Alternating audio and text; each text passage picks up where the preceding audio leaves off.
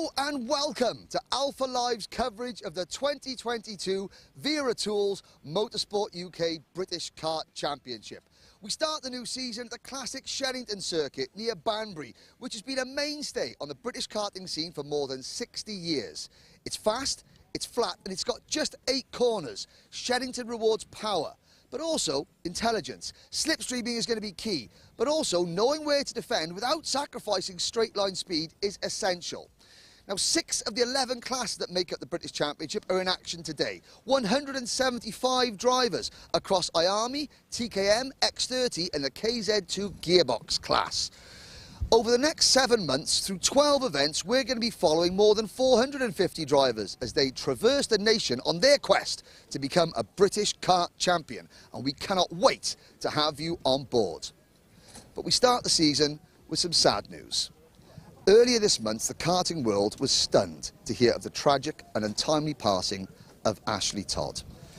For more than 2 decades, Ashley was a successful, popular and hugely respected member of the karting paddock, not just in the UK, but all over the world.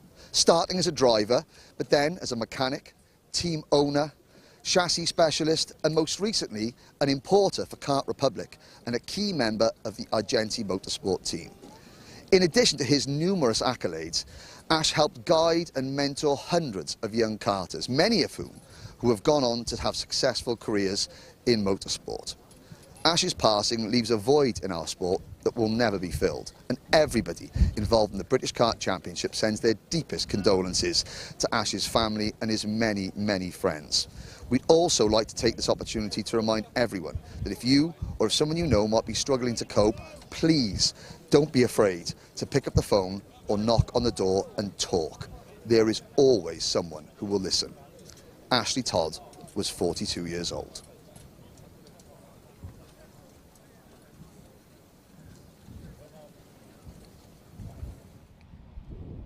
Well, thank you very much, Henry, for that brilliant introduction to the first round of the 2022 Wera Tools British Kart Championships. Welcome, ladies and gentlemen, to the Wera Tools British Kart Championship. I am your commentator, Anthony Jordan. Henry Burdett joining us as well. We're here, Shenington, the sun is shining, and we're here for an absolutely fantastic day of racing. Plenty of races coming up, and of course, for the ladies and gentlemen at home, yesterday was a fully filled day of racing. Also, we had heats all the way through the day, unfortunately, but we couldn't cover those. But we will give you the results for those, and the results, of course, will be on Motorsport Dash Timing. You can head there. Ian Rogers yesterday working in timing. Absolutely fantastic job.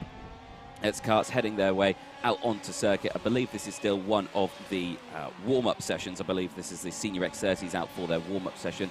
They have not yet started the first heats of the day. Heat 1 of the day will be race 9 of the weekend. Junior TKM, they'll be going out a little bit later. Hopefully their race start time will be about 10 o'clock. Then it's race 10, TKM Extreme, KZ2, Junior X30, Junior TKM, TKM Extreme, and KZ2 back out there. And then it goes to the lunch break. Ladies and gents, while Henry makes his way up from the pit lane, we'll take a short break. We'll be back in just a moment until the first heats head out on circuit.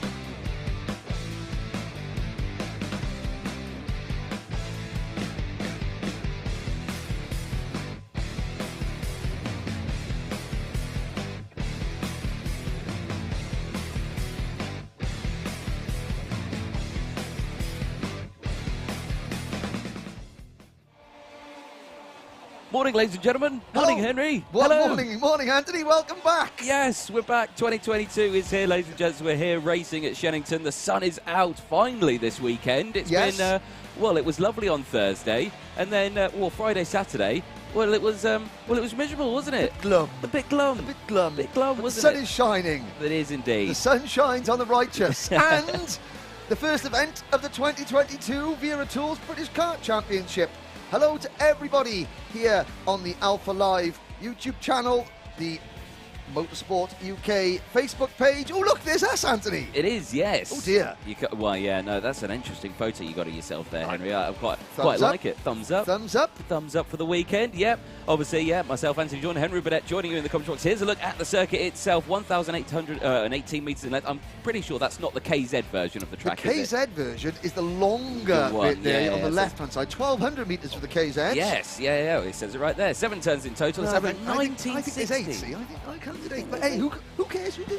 What's a corner between friends? Yes, yeah, exactly like that. Established 1960. It's nearly as old as you, Henry. Nearly as old as me. Nearly as old as you. 26 feet of elevation. Well, I don't know where those 26 I don't know feet where are. that 26 feet is. It's It's flat as a pancake. Yes, I think that's a bit of a second that one, but it's fine. Look at the weather though. Sun is out. There's scattered clouds. It's still a bit murky, but as you can see there, lots of blue sky. Absolutely fantastic. And you know what? It's so good to be back. There is no chance of rain today. Nope, zero, none. Yeah, very much looking forward to today. It's going to be sun's out, guns out. sun's out, guns out. That's the one. Exactly that. But you look out on the track and you can see marshals and stewards and all sorts out there, all wrapped up, coats, woolly hats, everything like that. Yes, well, it's not that warm. No. It's still April in the UK, Banbury, Oxfordshire, so it's not exactly Tropicana. Yeah. But welcome aboard, everybody. Welcome to everybody on the live chat. Hello. Hello, everyone. Yes, we've got Jan Exelman's joining us. We've got Reece hello, Jan. Porter. Yeah, Mr. Kias? Mr. Cruz, Cruz. Monde Junior Canini, our South African-based driver, who is racing with us this year. Excellent. So that's going to be good and plenty It more. will. So please keep your comments coming in on the Alpha Live YouTube channel. Now, if you're watching this on the Alpha Live Facebook page or the Motorsport UK Facebook page, you can't chat. But if you're watching on the YouTube channel, you can. We'd love to hear your comments. What's up next, DJ? Junior TKM, race 9 of the weekend. Heat 1 is coming up next. Lovely.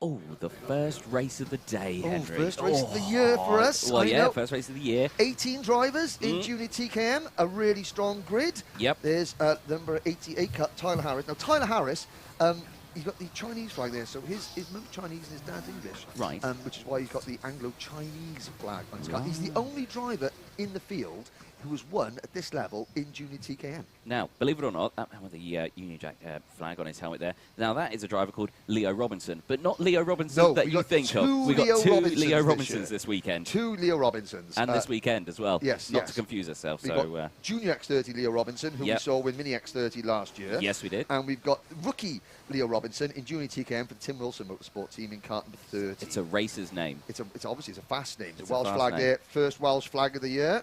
That would be on Sasha Bagley. That's Sasha, young Sasha. She's making her debut in the British Kart Championship this year. Seth Hathaway, a fellow in the Stilo crash helmet there, a fellow Welshman from down Pembroke Way. Classic motorsport driver. Yes, the grid is coming up very shortly. Say 18 drivers. 2 of the top 10 seeds from last year are back. Leon Frost and Olivia Jakins, the 7 and the 8. Lots of other drivers moved on. Aidan Mitchell is back. Also, we're looking for Dara McInerney, the E-plate holder. I believe that was one here last weekend. Something like that, Something like that. Dara's the one that designed his own crash helmet. Designed and paints his own crash helmets, is Dara. Ah, excellent. So there we go. Well, I wouldn't know the first place of designing a helmet. Well, Would I mean, bit of colour. bit of colour? Splash of colour. Bit of paint? What sort of paint would you use? Well, I mean, you got it's a reflection of your personality, Anthony. Is it? I So, don't have a personality, so... There we go. Mine would be very dark, and yours would be bright pink.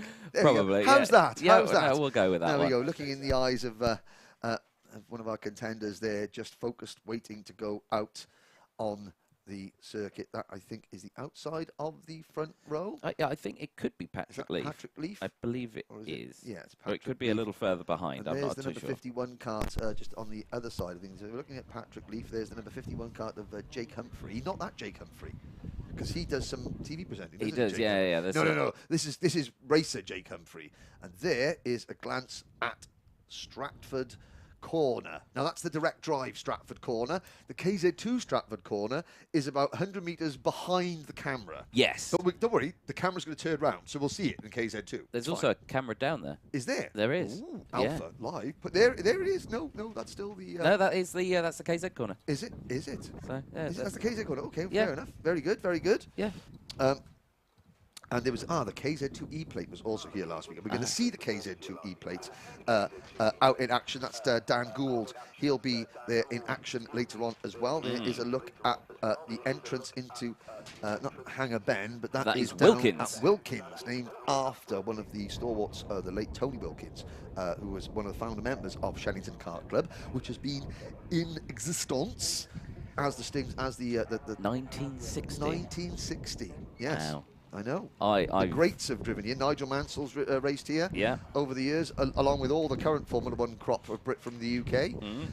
Over the years, many famous names. But we're waiting there. There's the number 51 kart. Yeah. Jake Humphrey in the 51 there, you could just see. And there's our outside pole sitter. Yes. Patrick Leaf.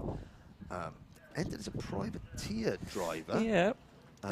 Behind him there's Tyler Harris, and behind Tyler there you can just see, now there's Leo Robinson with the Union Jack on the top of his crash helmet. Yep. That's TKM Leo Robinson. TKM Leo Robinson. Yes, we're gonna have to differentiate between the two. We are. TKM Leo Robinson, X30 Leo Robinson. Yeah. Should we have a look at the starting grid? Let's have a look at the starting grid, ladies and gents. First time of the year, why not? Let's do it. Pole position and the front row, the number 7, Leon Frost and Patrick Leaf, like we were saying on there. Darren McInerney and Tyler Harris will round out row number 2. Row number 3, Jake Humphrey and Leo Robinson. Row 4, Ollie Rands and Aidan Mitchell. Lovely stuff, look at that. Row number 5, Luke Bate and Joe Cheek.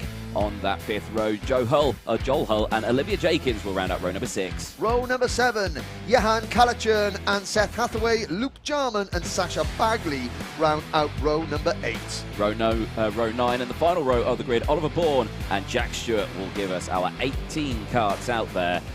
What are your predictions for this one, Heza? Well, in true TKM fashion, they're going to be all together. There's going to be lots of slipstreaming, lots of good racing. Indeed, I don't think we're going to get a breakaway in this class at all. As the lights change to green, we're off and racing in 2022. Into the first 2 corners we go, and already we've got a spinner, and that would be the number 30 kart of Leo Robinson has gone off, and he's taken a few more with him. The number 18 as well of Luke Jarman, another one of our rookies. Meanwhile, Leon Frost leads us up to Stratford Corner on lap number 1 of this 10 minutes plus 1 lap race. Yep, good start then for, well, the majority of the field. Obviously a bad start for a couple others as they go through. Then they come through the Bruno chicane.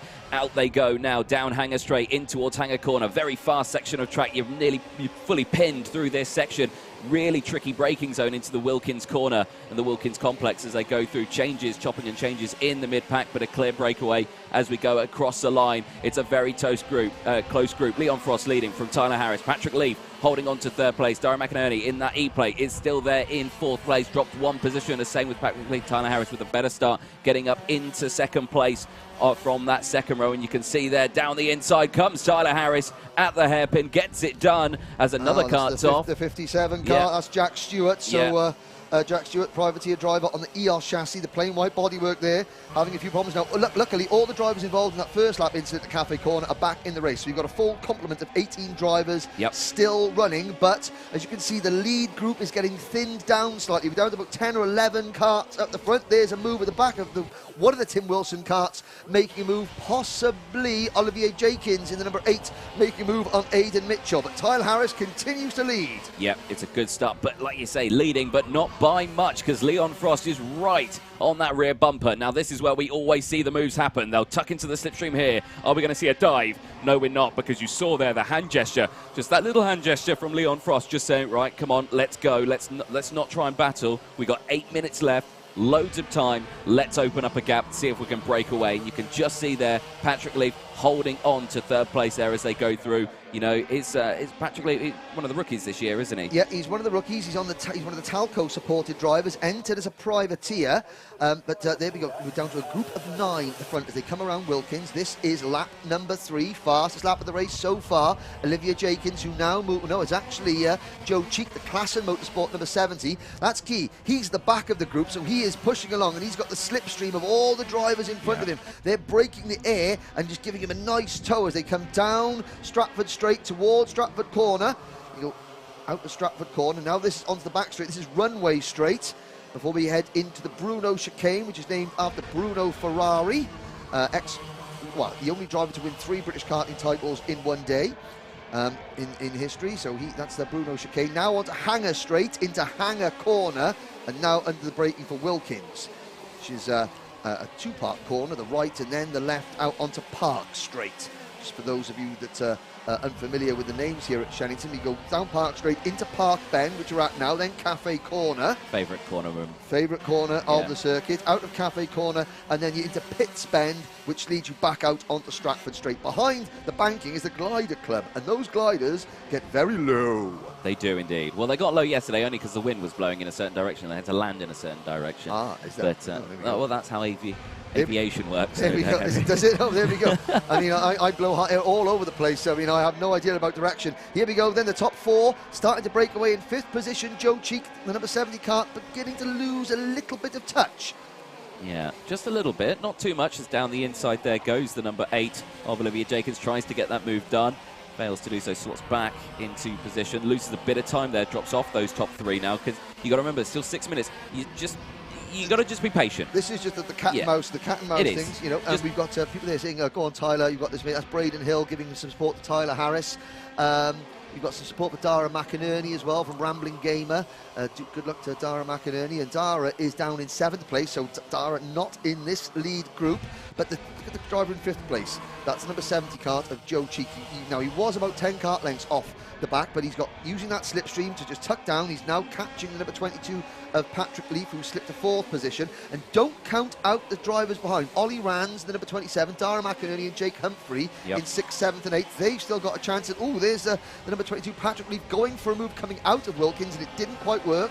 Unsettles the kart, cost him a little bit of ground. Yeah, just a little bit. You know, it's just the waiting game for this first half. Still 5 minutes to go. We're only halfway through the heat, so still plenty of time to get this done. Now, like you were saying, fast lap of the race on that one was Joe Cheek in the 70. He's had a great start to this race, up 5 places. Also, Oliver Bourne as well in 11th place, the number 34. He's up 6 places. Sasha Bagley also up 3. So there's plenty of moves happening through that mid-pack and down in the lower end of the field as well. So just keep an eye, and remember, when these start battling at the front, everyone else behind will close in. They will, and here comes a move for the lead. Olivia Jenkins takes the lead.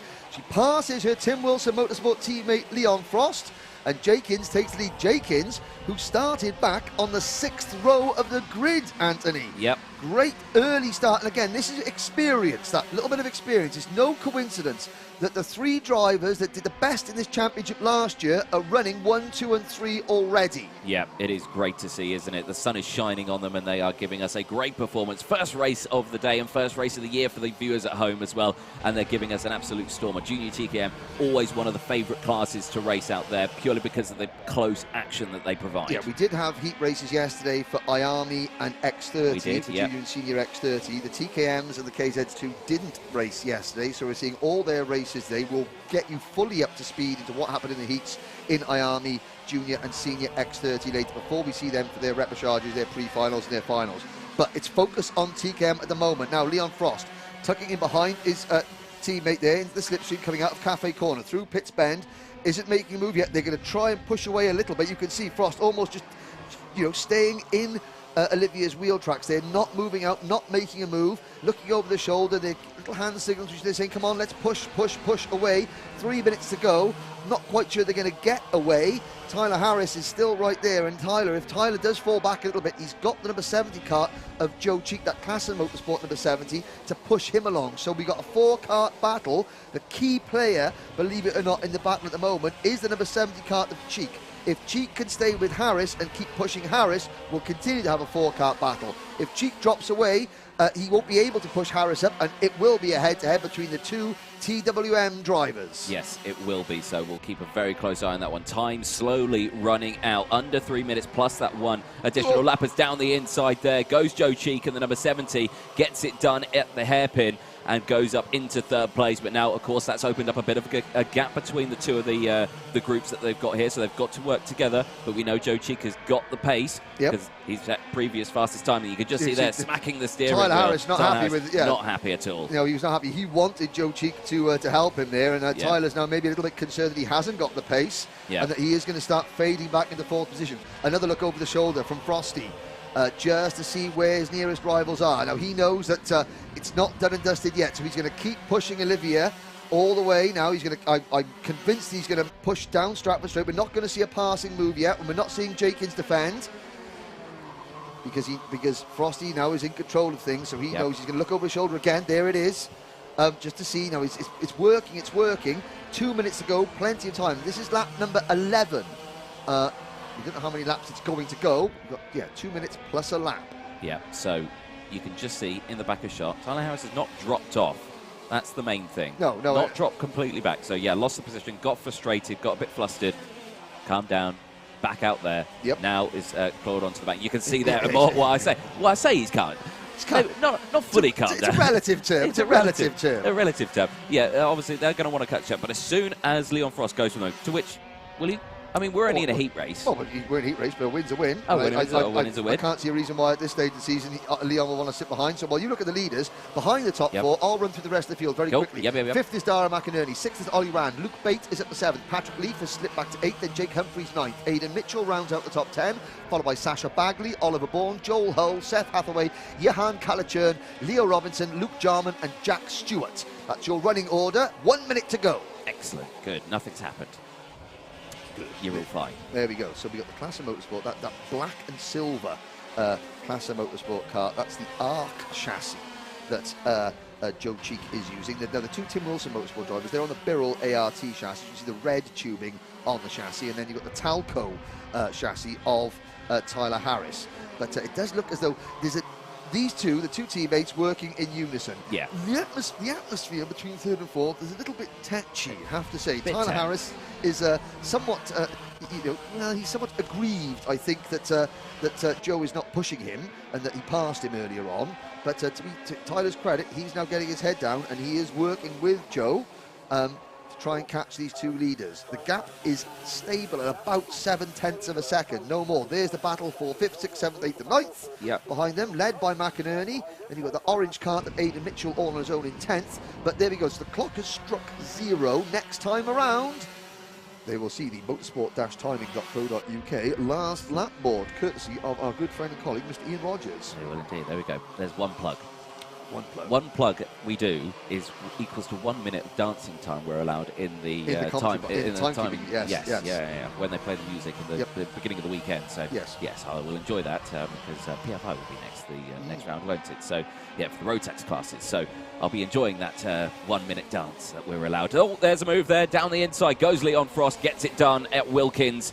Olivia Jenkins tries to fight back but can't quite do it. Now this is crucial because Olivia's now in the prime position to go for a move in the final lap. And do you know what? Leon Frost has timed that perfectly because he hasn't given Olivia any chance to really figure out where Leon's kart is strong. He's let Olivia lead all the way and now we've got less than 1 lap to go. So Leon's only got to defend once into each corner, which he's doing. The second, the 3rd and 4th place karts are closing right in. It's a 4-kart battle right to the end, but watch Leon hug those white lines now. He's got to defend, coming down Hanger Straight and into Hanger Corner, but there's a move for second, and that's given Leon Frost an incredible advantage as Cheek makes his move. Yeah, Cheek makes a move. Tyler Harris comes through as well. Tyler up into 3rd place. Olivia Jenkins now down into 4th place as they go through, but Leon Frost now after that has got a nice advantage. 1 more corner to go out of the final heat of the day, and Leon Frost is going to take it for Junior TKM across the line. From neck and neck across the line, Joe Cheek just takes it from Tyler Harris. Olivia Jenkins crosses in 4th place. Luke Bate will cross in 5th place from Dara McInerney. The E-plate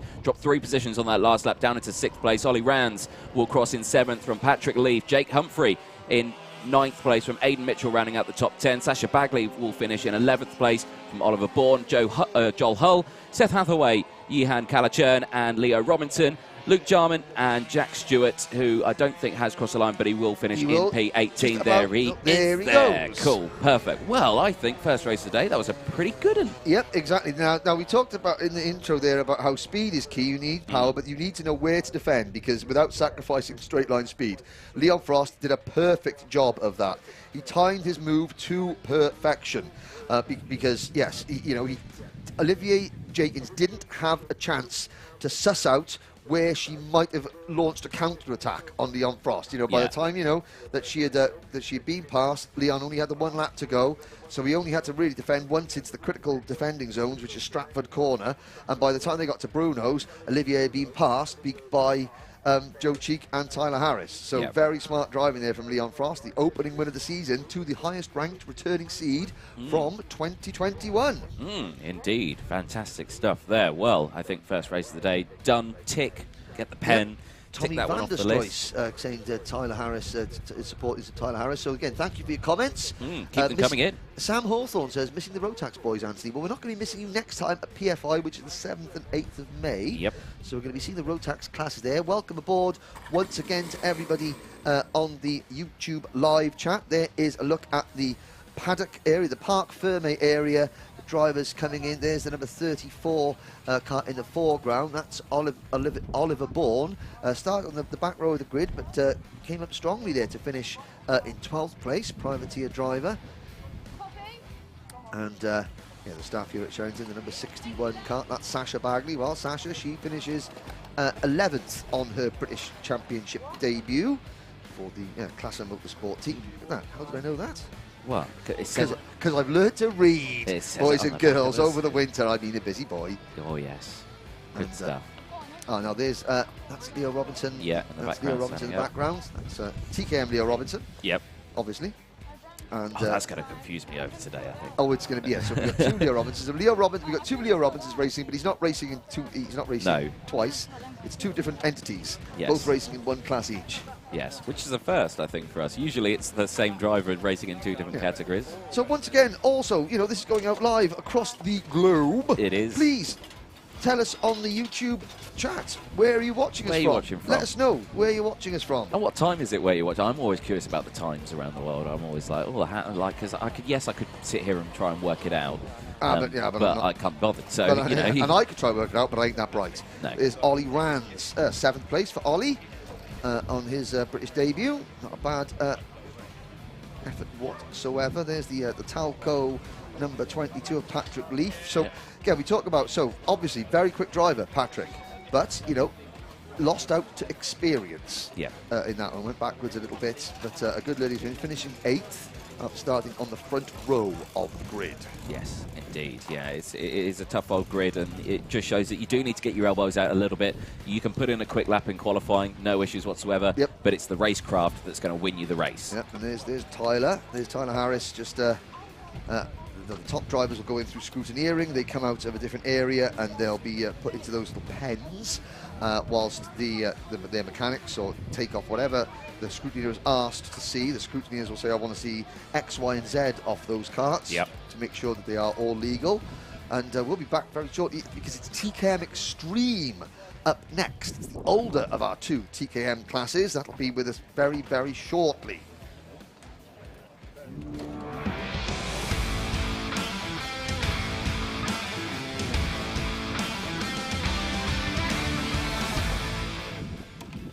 Yes, indeed. Yes, indeed, as Henry was saying there, TKM Extreme race 10 of the weekend, but their Heat 1 will be heading out onto the circuit in just a moment's time. They're all lined up on the dummy grid, but have not been released yet. Their start time for this race is 20 past the hour, so it is in a couple of minutes' time. Ooh. So we've got about 2.5 minutes. 2.5 minutes. To be precise. Oh, there you go. 2.5 minutes of chinwag time, ladies and gents. Get your comments in, get your questions in. Let us know where you're watching from. Mark Hilditch watching in Utrecht in Holland. Hello, the sunny town of Newmarket. Ooh. Irina Farrell's watching on the motorway. Is she coming here, or is she? Or is she in a traffic jam on the motorway, or is she a passenger? I'm hoping she's a passenger in a car on the motorway. Yeah. well, there we go. Kate Cole joins us. Good luck to everyone this weekend, especially Croc Promotion, all the way from Ireland. And Paddock is watching from India. It's 2:46 in the afternoon out there. Oregon in the US now. That's Western states. Right. US, so it's not Eastern Standard Time, which is 5 hours behind. It is Pacific Coast Time, which is 7 or 8 hours behind. It may or may not be 2 a.m. here. But you know what? When it gets to 2 a.m. and I'm still awake, I'm not quite sure what hour it is either, I got to say. No, but good to not. have you on board wherever you are. Now, let's have a look at some of the personalities in TKM Extreme. There's Harvey Roth, the number 63. Now, hang on a second. Now, bear with me. Harvey's dad gave me some there. The 17-year-old Harvey Roth. Now, Harvey's dad always gives us some great stuff. He's sponsored by M2 Computing Limited, and he's given us there. Now, what is Harvey doing? He's at Chichester College studying a level 2 motorsport course. And then works at Brighton Karting, at an indoor karting circuit where we both started out in life. Yes. Yes. Though, well, no, I didn't start in indoor. I started on outdoor. But there we go. I'll forgive you for that. I started indoor karting. Well, there you go. Boring the tyre bale on the pit bend. Spencer Lane, the privateer on the Talco chassis, and you can just see in the lovely orange. Yeah, yes, orange, yes. Gold, yellow, gold. I don't know. It's like a can of tango, basically. It is. Or. Not saying it. No. Not saying it. We'll wait there. The elixir of the gods. No, it's Shenington Go on. has Iron Brew for sale in the burger van. You almost fell over when you saw that, didn't wow. you? I mean, my cup of joy overflowed. There we go. There's enough of that. The elixir of the gods. Oh. Why does everyone think I miss road tax? Well, I don't know. Do you? Anthony's missing all the road. Well, I mean, yeah. I mean, when we were road tax, you missed the IAME Well, drivers. yeah, exactly. But don't worry, Cole and Sam Hawthorne. We'll be back with you with the road tax drivers. Yes. The next round of the British Championship on May the 7th and 8th. Yes. TF International. We're IAME. We're TKM, and we're KZ this weekend, ladies and gents. Yes. Hello to Matteo Tabarelli. That's a proper Welsh name, that is. Yeah. Here we go. The signal has just been given, and TKM Extreme are coming out onto the circuit. Let's have a look to see how they line up. Yes, indeed. Chris Whitten and Adam Sparrow will lock out that front row. Lee Whittingham and Harvey Roth will round out row number 2.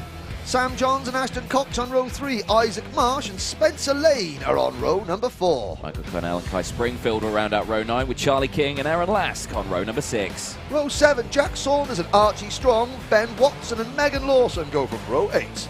Row 9, Tom Johnson and Charlie Gromit. Row number 10, the top 20, Kim Bennett and Fen Chapman. I'll get that right. You'll get that right. It's early, it's early in the season. It's early in the day. Yeah. And you stayed at my house last night, and we all know how much you snore, so... Well, I mean, people don't, but they do now. I thought I was very well behaved. You only had to throw 5 things at me to wake me up this morning. It's quite funny. Literally, you've been throwing things at me. I did. Across the spare room to wake me up. But none of that. Here we go. Lights are not green. False start. Oh, so we're going to have to... So Sam Johns is getting support. So we've got some returnees to the championship. It's good to see Louis Bevan, former competitor, and Sam. Very sad thing. Sam Johns is the only member of the last driver competing in the British Championship who was a member of the Landau Kart Club before Landau Kart Club went away. Yeah. And became another thing. Became an international. Yes, international karting. But so Sam Johns is the last member of the Landau Kart Club, still racing in the British Championship. Which there you go. Go on, Spadders. Adam Sparrow. He's in kart number 19. Starting on the front row. Yep. So we're going 2020 champion. 6th in last year's champion, but didn't want to use that number. No, he didn't. No, he was quite specific about that. He said, no, this is number 19. I haven't used number 19 for 5 or 6 years, but it was my original number. So there you go. Which is fair enough. Chris Whitten, number 5. Good to see Lee Whittingham back in the championship. Lee, number 34, top 10 driver in 2020. Had family issues last year, but he's back this year. Now lights are green. Now we're off and racing. Yep, good start then from the front row. Chris Whitten gets an early breakaway, but Will Sparrow get that inside. A bit of a jostling there as a couple karts starts running wide, but everyone gets round. And somebody, one of the Tim Wilson Motorsport karts there right at the back in trouble. That possibly could be Fen Chapman, or it could have been Charlie King. Now, Charlie King was the only driver that raced in juniors last year and has moved up this year. So he's the only junior graduate. But we've got Harvey Roth and Jack Saunders. They're in their second season as a senior. Oh, we've got two karts spinning off there. And that's the number 7. That's Spencer Lane. And the number 40 kart. Isaac Marsh. Oh, so again, two of the more experienced drivers. Yeah. Having a little bit of a territorial dispute at Bruno Chicane on the opening lap. And it has meant that the lead group has sort of separated itself. The top 5 have broken clear. Now, Chris Whitten was very, very fast yesterday in practice. There was a few drivers there a bit concerned, thinking, oh my goodness, is Chris going to be able to get away at the start? Well, he's leading at the moment, but Adam Sparrow and Harvey Roth are in touch, and they're going to do their best to hunt him down. Now, what I would say is that if the drivers are concerned about how fast Chris Whitten is, in terms of they think on his own he might be able to break away, instead of slipstreaming, watch how they try and drag him into a pass. They'll try and get involved and sort of peg him back, get him into a group of karts, because if they think, oh, a one-on-one scrap, then he's got the pace. Yeah. So I'm going to need to manufacture a big group at the front of the field. Start line investigation for Spencer Lane. Well, I don't think that was a start line investigation. I think that's for the Bruno chicane. It was an incident, a lap 1 investigation. So we've got 5 karts at the front: Whitten, Sparrow, Roth, Whittingham and John. So there were 2 returnees, Lee Whittingham and Sam Johns. John's the number 27 kart are up there. There goes Sam Johns into P4. Now, they'll all be very careful, because they'll know, the whole grid will know that Chris Whitten has got the pace to beat at the moment. So we've got to be very smart. If we start battling, we're not going to, even working together, we might not catch them up. But Sparrow and Roth doing a very, very good job. Interesting to see how Harvey Roth, what's the word? How he maintains his composure. Last year he was quick, but he did ruffle 1 or 2 feathers with some somewhat aggressive driving, shall we say. So it has Harvey's maturity in the class, and already we're seeing him. He's not making a move, he's sitting and watching and waiting, which is good. Yes, it is good. 7.5 minutes to go, plus that 1 additional lap. Adam Sparrow goes to the fastest lap of the race, 45.060. Pretty quick time, you know. It's about a 10th faster than Chris Whitten on that last lap. But like I say, he's not going for the overtake, but it shows that Sparrow has the pace to potentially go for that overtake if need be. If he starts to see Chris Whitten starting to pull away, he's going to absolutely kind of lick the stamp and send it in a corner, just to prevent him from breaking away and bring him back into that group. Yep. Who's the 2 that are just behind there as well? Charlie King and Ashton Cox. Believe so, yes. So King for the Tim Wilson Motorsport team, Cox for the Klassen Motorsport team. Then you've got Saunders in 8th, Lask in 9th, Springfield is 10th, Archie Strong, Ben Watson, Michael Cornell, and the rest: Tom Johnson, Megan Lawson, Cian Bennett, Spencer Lane, Charlie Gromit, Isaac Marsh and Fen Chapman. Yeah, I think Fen was a bit slow out of the Wilkins corner there on the last lap. I'm not sure what happened. Maybe a kart issue, or maybe driver missing his apex issue. Yeah, well, not too sure, but yeah, it was a 52.6 last time compared to all the 45s that we're seeing for the rest of the field. So yeah, something clearly didn't go to plan. New fastest lap for Cardiff's Sam Johns, 44.94. Sam, the last time Sam entered the British Championship, because we did the first round, I crashed, we done 1,500 quid worth of damage and went home. Right. Yes. That's how you do it. He's having a much better time of things so far this weekend. Yes. Good. I'm glad. Into the hairpin. Yeah, I'm glad for his mum and dad. Yeah. Oh, dear me. There we go. Well, there you can see the clear breakaway then. The top 5, Chris Whitten, Sparrow, Roth, Johns and Whittingham. No moves as of yet. They're in the lull. They're just, again, being patient. Keep an eye on Charlie King and Ashton Cox as well. Like you say, they're closing in. Well, when I say they're closing in, they're keeping a gentle gap at the moment. They're not too close. You know, they're at a good gap. As soon as this group starts battling. Mistake from Adam Sparrow. Oh, yeah. Ran a bit wide coming out of Wilkins, just clipped the curb on the apex, and just look at that. The gap has gone from nothing to 3 kart lengths in the blink of an eye. Yeah. All it took was that one tiny little missed apex from Sparrow, and he's lost it. But luckily, he's got Harvey Roth right behind him to help push him back up towards Chris Whitten. Johns and Whittingham 4th and 5th. Johns in the 27, Whittingham in the 34. These 5 have got a 2.6 seconds in hand over Charlie King. Then it is Ashton Cox, Archie Strong, Jack Saunders and Kai Springfield, your top 10. 4.5 minutes to go. We have just passed half distance. There's the first change of the lead, and Harvey Roth to the inside at Wilkins. He takes 2 for the price of 1 and makes the move. Well, we said he was aggressive last year, which upset a couple of his rivals. Now he's got that aggression, but he's got tempered with a little bit more maturity in the class, and that was a very good move. But now will he start to defend? Let's have a look. Not just yet. Again, another sign of maturity. He's not instantly reverting to that sort of like, you know, junior mentality of like, right, lead, must white line it. Yes. No. He's sitting and waiting. You know, he's going to have to defend pretty soon. We'll see what Chris Whitten does. Chris Whitten has, you know, he's been at the front. Now he's got to attack. He hasn't defended. We haven't seen him defend. But now is he going to come straight back up the inside? No, even though Harvey Roth doesn't defend. Smart driving there from Harvey Roth. Smart. Yes, we've got the top 5 still nose to tail. Yes, indeed. Yeah, good stuff from these drivers there. You just saw there as well, Lee Whittingham go a little bit defensive with Sam Johns. So they're you know, they're still at the back, but you know, they're closing in. What's the gap between themselves and Charlie King and Ashton Cox? Are they closing in? Yeah, they have closed in a little bit. So, you know, keep an eye on that gap. It was 2.5 seconds. It's now down just over 2. Yeah. So 3.5 minutes to go. Anything can happen. Yeah. Anything can happen. Yeah. So keep a very, very close eye on it through the Bruno chicane. Again, just line of stern. No, you can just see that. He's really just trying to get as much out of that car as humanly possible. But look, they're all closing up and down the inside there. The 2010. Yes, Sam Johns. Oh, 2 for 1. Look at that through Wilkins. Another spectacular move there from we've seen from the Tim Wilson Motorsport team down at Hanger Corner. That'll be. You know, one for the video montage on Instagram at the end of the weekend for Tim Wilson Motorsport there. So this is going to be interesting now because, you know, Harvey Roth has got a rear gunner. Yes. You know, he's got a rear gunner. Now, I'm not saying that Sam Johns is not going to try and win this race with the plain white crash helmet there, Sam Johns. But Harvey Roth knows him and Sam will know each other. They obviously, he'll think to himself, right, okay, well, he looks over his shoulder. He sees his teammate behind him. Now, will Sam Johns spring a surprise and just go for the inside again? He's close enough to, but will he? He's thinking about it. He's thunk about it. And he did it. Yeah, no, there we go. So he takes the lead then to Sam Johns.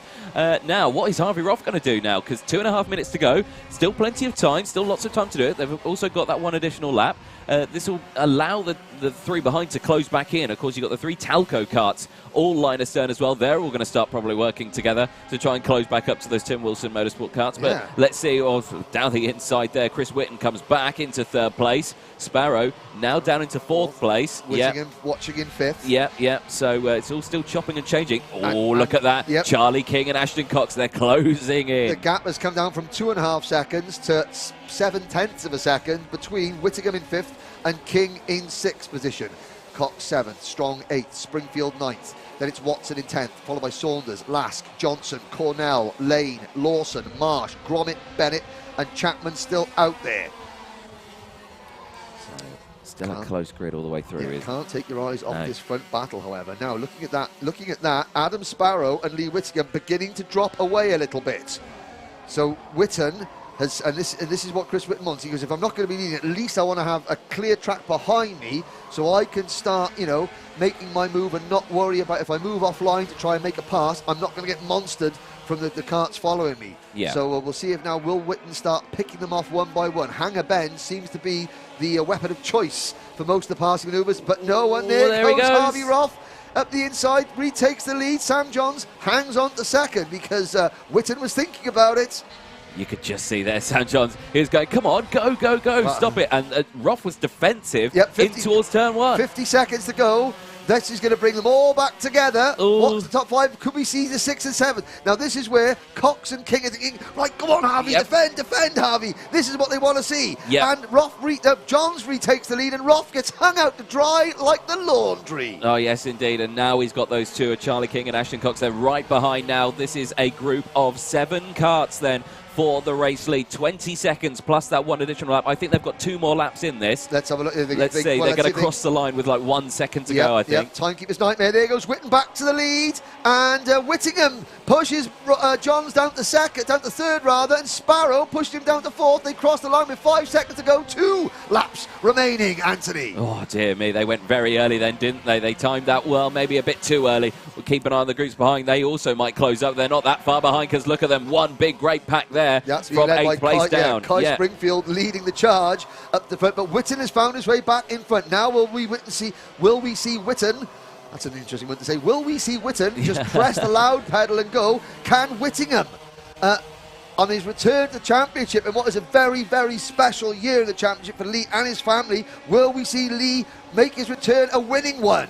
Here comes Whittingham. He looked to go to the inside there, but Whitten closed that door on the inside. We've done a complete swap around here now. It's now the three Talca, full switch around. Yeah, it was the two Tim Wilson Motorsport cars that were leading this one earlier on. Now a complete change. Final lap time, ringing the ding bell. Who is going to come home with this one? It's only heat 1 of their weekend, and it's absolutely fantastic what we're seeing here. Down on the back straight, in towards the hairpin then. Braro to the outside, trying to get second place, and gets hung up to dry again, and he's hit that curb, has to go defensive. Roth to the inside as they go into the Bruno chicane, and sideways and more, and that is... That's Charlie King. Oh, Charlie King and Adam Sparrow, up and over there, Sparrow. Oh, coming out of the chicane there, you know, Charlie King just moved across to try and take the line. Sparrow was still there, and sadly, you know, there was nowhere to go. But the checkered flag is out, and Chris Whitten takes the win from Lee Whittingham and Sam Johns. Harvey Roth finishing in 4th place. Ashton Cox on the red bodywork chassis comes home in 5th position. Charlie King in 6th. Adam Sparrow down in 7th. Then it's Kai Springfield in 8th. Ben Watson 9th. And Archie Strong rounding out the top 10. Jack Saunders, Aaron Lask, Tom Johnson, Michael Cornell and Spencer Lane were next.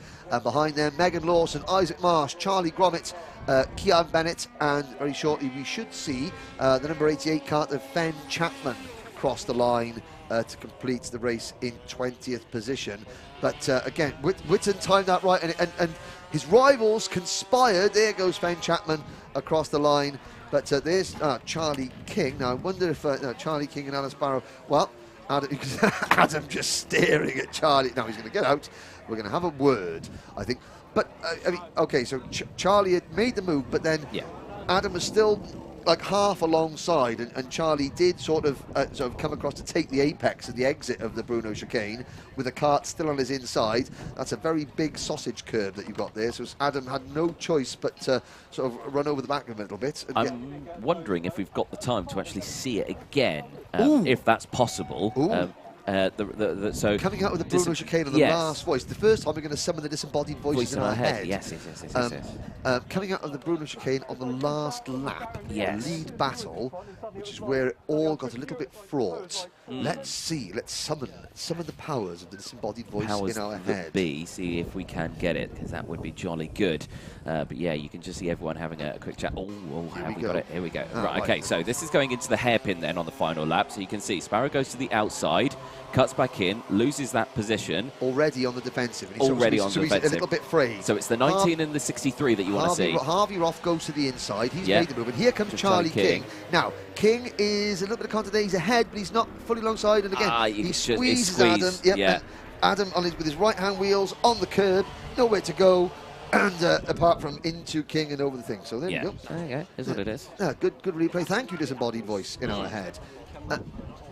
That's also known as producer James. Also known as, but it's this one. That's Megan Lawson and the number 36. Disembodied voice is better. That's what the disembodied voice in my head normally says. Normally, the disembodied voice in my head is called Trevor. But today it's James. Mine's called Steve. Oh, that's very nice. You need to be special to be a commentator. So Megan Lawson, she finished down in 16th position. There is the all-black, that menacing-looking black car of Kean Bennett. He finished 19th, and but some of the contenders. There is the number 7 of Spencer Lane. So he didn't really recover from that first lap incident at Cafe Corner. Oh no, it wasn't. It was at the Bruno chicane. It was at Bruno chicane, he didn't really recover. So that's not a great start to proceedings for him. So we're looking across here. There's that's Isaac Marsh having a chat with his mechanic. Surprisingly similar looking to Gus Lawrence. Yes. Same hairstyle. Yeah. Isaac Marsh, Gus Lawrence. Let's have a little look. Jake Robinson is looking forward to the KZ2 heat. So are we. Yes. Jake, so are we. He's cheering on Bradley Barrett, who'll be starting from pole position. Sam Baker, keep an eye out for Jude Fernihow in Senior X30.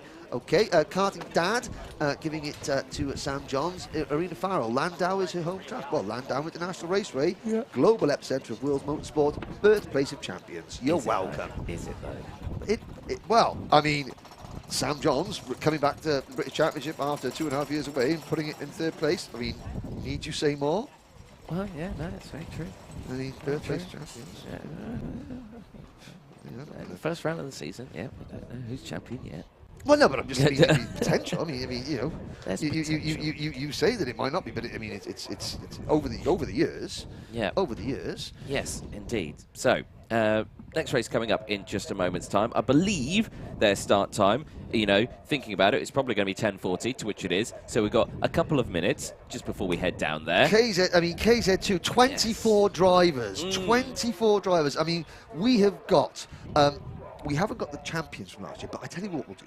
Why don't we intro the race first? We'll intro the race, and then we'll talk about it. Let's intro the KZ2 race, then we'll talk about it. How's that? Sounds good. Marvellous.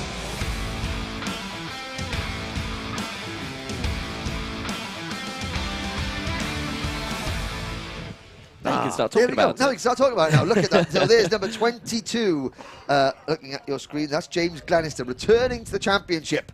He did a half season last year and not to become a new dad. Now there are 5 or 6 newcomers to the class that are under 18. There's the E-plates. That's Dan Gould. He won that at Shenington last weekend. One of the very, very strong Rush Performance team drivers. Looking back here, so I mean, we've got the 2018 champion Dan Kelly back in the championship this year. He is going to be starting this one from from the front row of the grid, the centre of the front row of the grid. Yeah. But I mean, look at the new names. Okay, so we've got the O-plate winner Shane Daly, the E-plate winner Dan Gould. We've got the 2020 British champion, the number 3 seed Joe Charlton. We've got the number 4 seed Charlie Turner, the 5 seed Alan Kenyon, the 6 seed Paul the Bradley Barrett, the 8 seed Lee Ward, the 9 seed Ashley Lewis, the 10th seed ex-BTCC driver Josh Price. And then you've got James Glenister, who's always a championship contender, former British champion Dan Kelly, and we haven't even got to the newcomers in the class yet. Tom Adams out of Rotax, a former double British double English champion in Rotax. Miles Murphy, the number 7 seed, is back. Caden McQueen, we've seen him win many races, has moved over from X30, well, he's into KZ2 on the Croc chassis. Yep. Morgan Porter, 2020 British senior Rotax champion. Del Boy Morgan in the number 48 kart is out. Lewis Halliday, Sam Ward is back in the championship. The Cup of Karting Joy in KZ2 overfloweth. Here's a look at the starting lineup. Yes, indeed. Bradley Barrett and Dan Kelly will start on that front row with Lee Ward alongside. It's a staggered grid, so it's a 3x2 grid. Yeah, it is indeed. Grid. James Glenister will start on the second row and row 2. Alongside James Glenister on the second row is going to be Miles Murphy. Then on the third row we've got Dan Gould, Ashley Lewis, and Charlie Turner. That's row 3. So now we've got the 2 drivers on the fourth row. The grid will be Joe Charlton and Josh Price. When we get to row 5, Anthony. Yes, it will be Caden McQueen, Alan Kenyon and Derek Morgan on row number 5. Tom Adams and Hannah Lang will round out row number 6. So row number 7, there's 3 karts on row number 7. Charlie Cole on the inside, Lewis Halliday in the middle, and Byron Kittle on the outside of the row. Yeah, Morgan Porter and Robert Cronin will round out row number 8. Spencer Shinner, Sam Ward and Ashley Goodley will round out row number 9. Row 10, the O-plate. Yes. After problems, more racing's Shane Daly. Yes. So, strap yourselves in. This is going to be the longer circuit. It's going to be the 1,200-metre circuit. 2 dozen, the biggest KZ2 grid of the British Championship. Yes, indeed. So it's going to be absolutely fantastic, this one. I can't wait for it. KZ2, some of the fastest short circuit karts in the UK racing. Forget the sum of the fastest short circuit karts in the UK. Graham Smith is shaking his head. I know, Graham. I know we do 210 national and we do other stuff there, but we do in this British Championship. These are the fastest. These are the fastest. There we go. You can argue with us all day. There we go. But as you can see, lots of the karts just getting lined up there on the back of the ring. You can just see the 66 of Charlie Cole just getting into position. The KZ2 got 94 miles an hour. 94 miles an hour. That's 3 before the braking zone. That's 3 points on your licence and a speed awareness course in anyone's book. Right, but not here. Here we go, and we're taking a little bit of time to get them into position. Number 6, Bradley Barrett, there on the left-hand side of your screen, top left, the Sodi Vitesse driver. The Andy Fearless Racing number 29 of Dan Kelly, front and centre of the front row. Lee Ward, privateer driver, the Irishman, in kart number 8 on the outside of the front row. Are we going to get a clean start? 24 drivers, you've got to get them all safely around the first couple of corners. Green flag waves at the back of the grid. 3 reds, 4 reds, lights are out, we're off and racing. It's a poor start from Caden McQueen, but they all miss him. They just about do. And at the front, it looks like the pole sitter and Dan Kelly have got away very well. Know it from the outside of the front row. It's the number 8 kart of Lee Ward that's made the best getaway as we head down towards Stratford Corner. This is where we get up to nearly 100 miles an hour before we hit the braking zone. Oh, there's 1 or 2 drivers there. Oh, the problem. dear. Oh, that is Hannah Lang, who has gone up and over one of the Rush Performance drivers. They get away, he's okay though. Hannah Lang in the MK Racing number 91 there, just missing her braking point. But it's the all-white car, number 8, Lee Ward, the Irishman, leading from 2 of the Rush Performance drivers, and then Dan Kelly. Where is our pole sitter? I'm not sure of our pole sitter. Is that our pole sitter at the back? Is that Bradley Barrett, who got run over at the front after a poor start? It might well be, you know.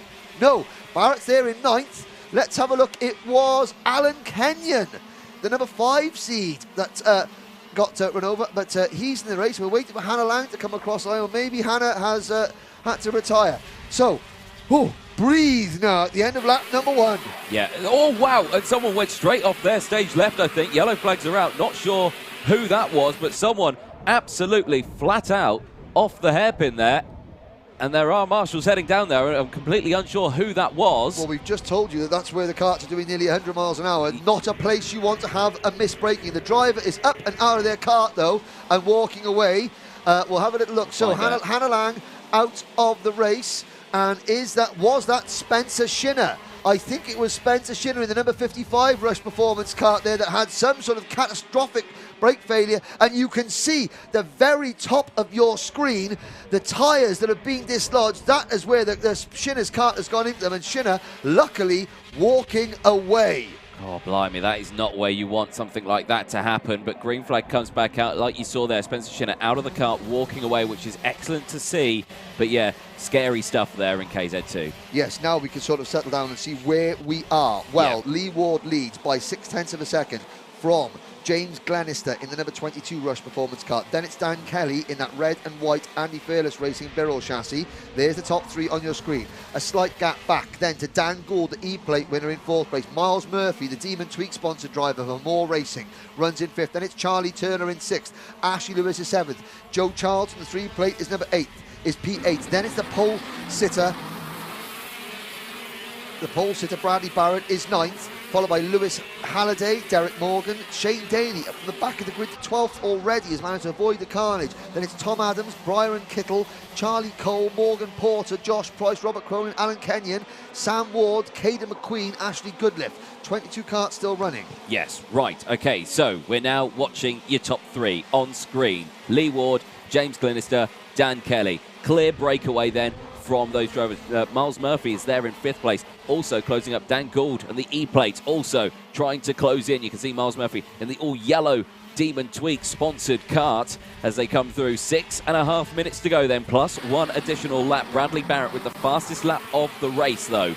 Bradley's still there in 9th place. He's closing in, obviously, our pole sitter. He knows he's quick out there. He knows he's got the pace. He's just going to have to try and work his way through there. Glenister has now taken the lead of this race. Lee Ward has gone down into 3rd, and it looks like Dan Kelly's now up into 2nd place. It is. So switching around all the way through the top section of this top 3 as well. That's allowing the group of 3 behind to close in. Dan Gould, Miles Murphy, Charlie Turner, they're all starting to close in. This is the closest KZ2 race I think I've ever seen. And there's 3 more behind them as well. We're talking about Charlie Turner and Miles Murphy and Dan Gould, Ashley Lewis, Joe Charlton and Bradley Barrett in that 3rd group of 3. Yep. They're also closing in. So it's a very, very close group. Yeah, Lewis Halliday, the privateer driver in the Energy Core chassis. There's a move down at the Stratford corner that looked like it might have been Charlie Turner going for a move on Miles Murphy down at Stratford. We'll look up. There's Dan Kelly up in the 2nd place now. So Lee Ward is down in third. There's the energy course, number 56 of Lewis Halliday in 10th position. And the next car along after a little gap will be Shane Daly. But Shane Daly, we know how quick he is, the O-plate winner. He started last because of a problem in qualifying, not because of his pace. He is moving up there. And yes, you can see Charlie Turner is now ahead of Miles Murphy. So Turner elbowed his way through at Stratford Corner. Yes, he did indeed. So he got that move done and the rest of them closing in. But I have to say, Glenister, Kelly and Ward, they are starting to open up quite a sizable gap now. It's about 1 second. They're still pulling away as they go into the top hairpin.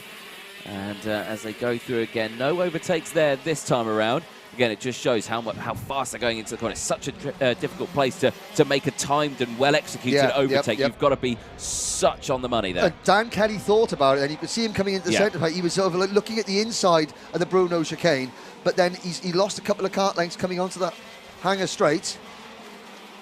So he's now back right up behind Glenister. Yeah, 4.5 minutes to go, plus that 1 lap. Plenty of time left in this race. Line astern all the way through. Again, oh, look at that, just so quick out of Cafe Corner, aren't they? They just really get the power down so early, screaming it round this corner. Absolutely pinned as they go down into the hairpin. Looks like there was a little move there. Couldn't quite see who that was, but I think that was potentially the move for 4th place, so that was possibly Charlie Turner getting on Dan Gould. There's a move a little bit further back as well. That was possibly Derek Morgan having a go with Stratford Corner, but the top 3 are stable at the moment. Glenister, Kelly, Ward, and then look at this 5-kart battle. Gould, Turner, Murphy, Lewis, Barrett, Charlton, and then Halliday. He's not out of this one yet. Halliday's got a little bit of work to do. Is Bradley Barrett now having a little look at Ashley Lewis coming into Park Bend there, but can't make the move stick.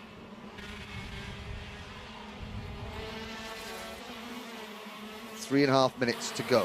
You see Caden McQueen flash into the screen, and he's back up to 19th place. Just to go show you how hard. There's a move at the Stratford Corner coming out. That is one of the Rush Performance drivers, possibly Tom Adams passing Derek Morgan there further back in the pack.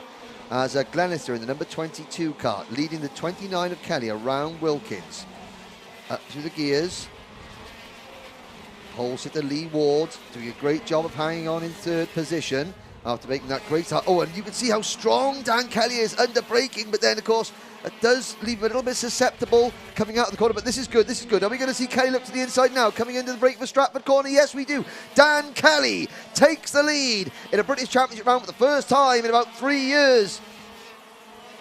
As Kelly, Glenister, Ward, the top 3 now, followed by Turner, Murphy, the 37, then it's Gould, the E-plate kart, then Lewis, the 9, Charlton, the number 3 plate kart in 8th position. Barrett has slipped back to 9th with Halliday 10th, then it's Adams, Daly, Morgan, Kittle, Price, Porter, your top 16 at the moment. Alan Kenyon has recovered to 18th place, Caden McQueen is 19th, then it's Sam Ward, Robert Cronin, Ashley Goodliff.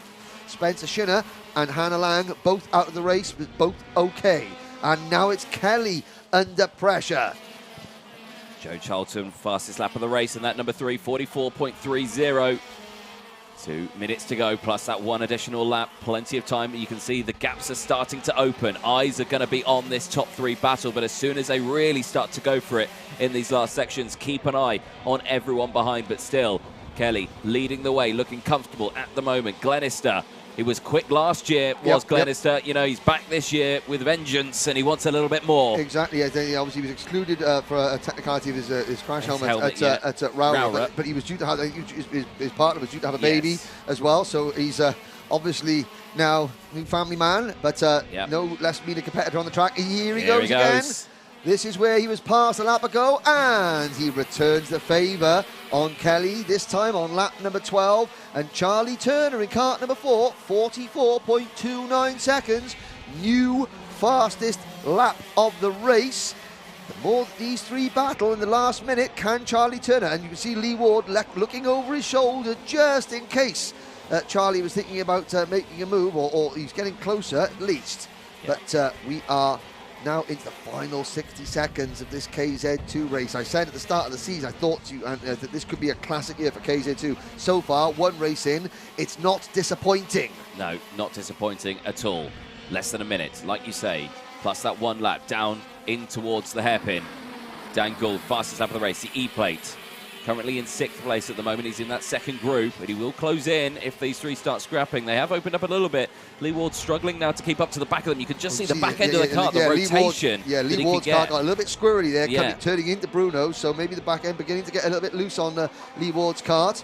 But Dan Kelly, well, he's been very strong under braking, and you can see again, he's always, throughout his career, has been excellent under braking.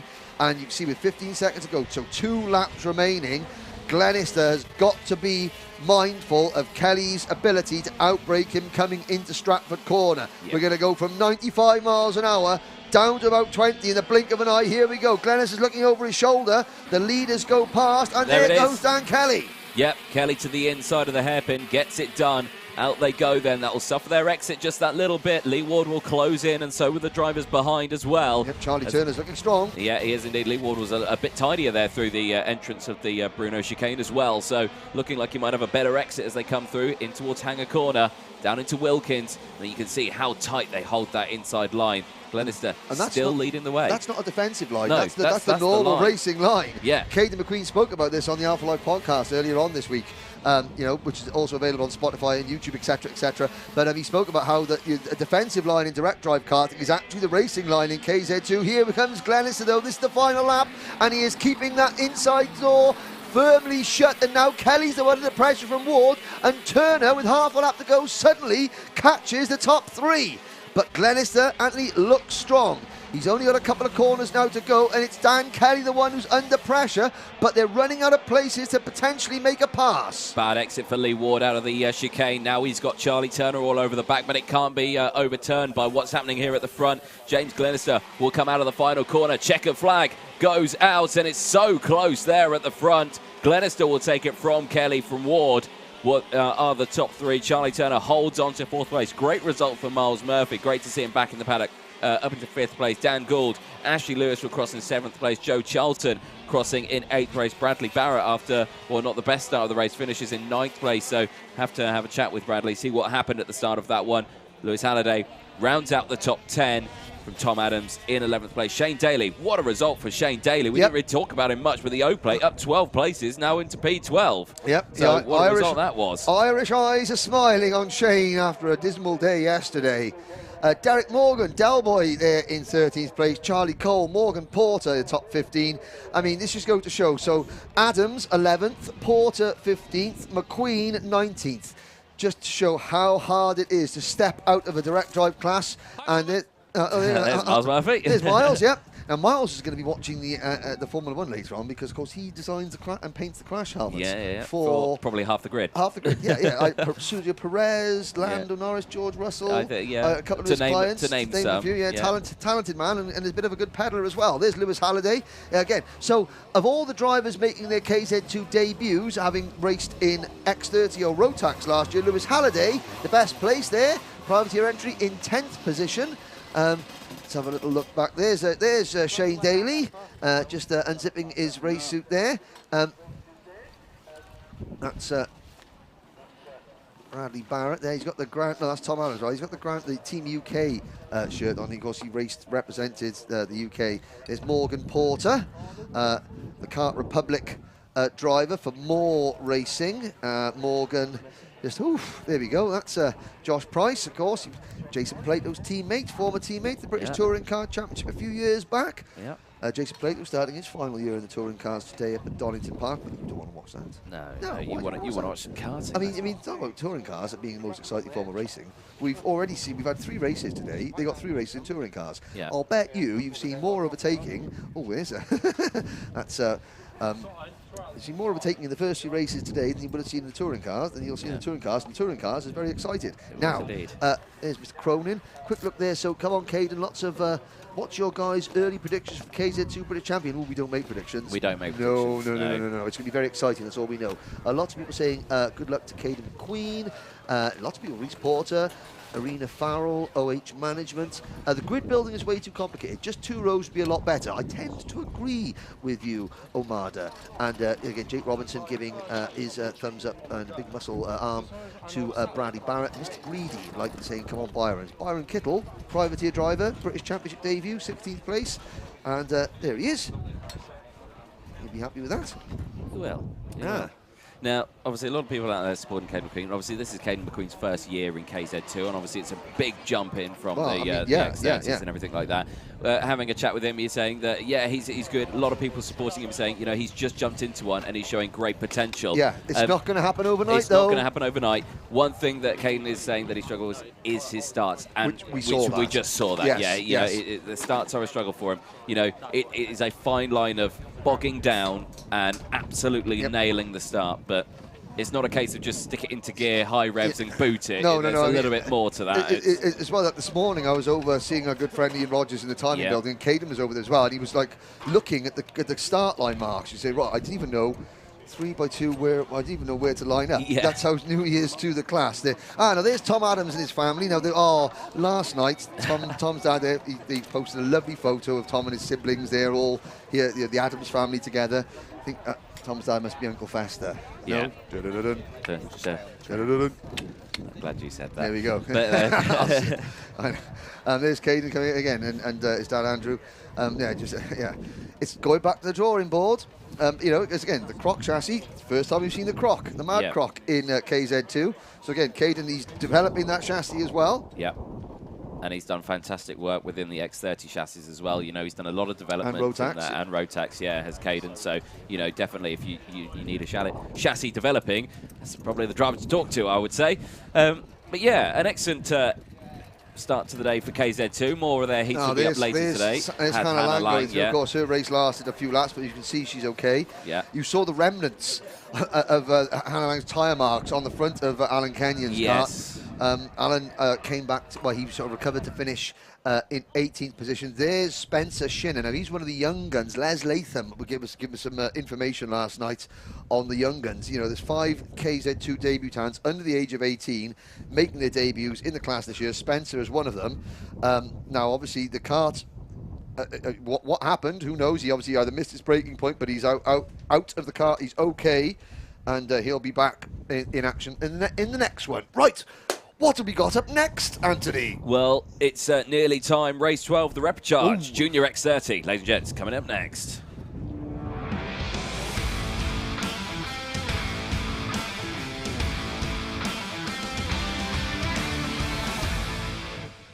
Yes, so Junior X30. It's they're midway through their weekend already. Yes, They've already had their heats, haven't they? I'm shuffling papers. Because what I shall do very, very quickly, Anthony. We have an entry of 47 Junior X30s. Gabriel Stilp, the IAME International champion from last year, won that race at Le Mans.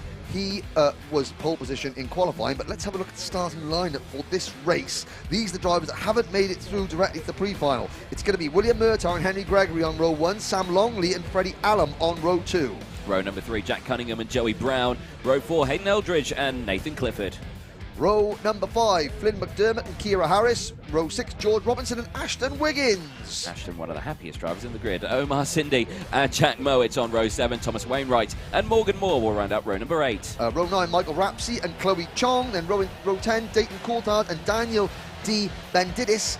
Daniel had a horrifying accident yesterday in the number 55 kart. He is okay. That right chassis that he was on was a write-off. But we'll get to that later on. So these are the drivers that haven't qualified automatically. The top 28 drivers after the heats have gone through. 6 places remain. Top 6 go through. Everyone else goes home. It's a false start. So a quick recap of what happened yesterday. Gabriel still pole position in qualifying. Macaulay Bishop won the opening heat from Brandon Carr and Leo Robinson.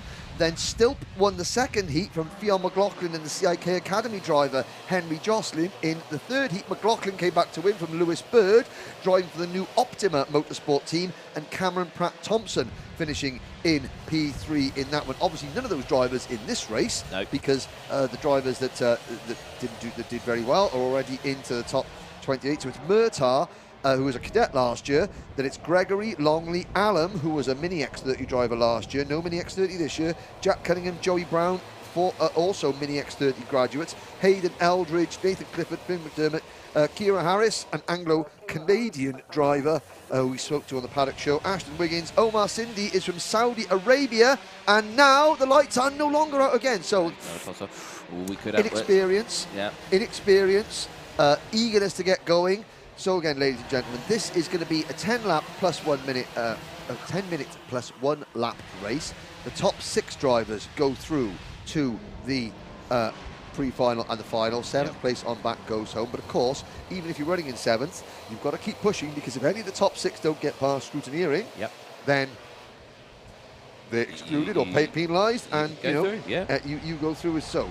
There is experience in the grid. I mean, not maybe at this level, but I mean, Murtagh was strong in Cadet IAME last year. Freddie Allen, Jack Cunningham, Joey Brown, Hayden Eldridge, all good in Mini X30 last year.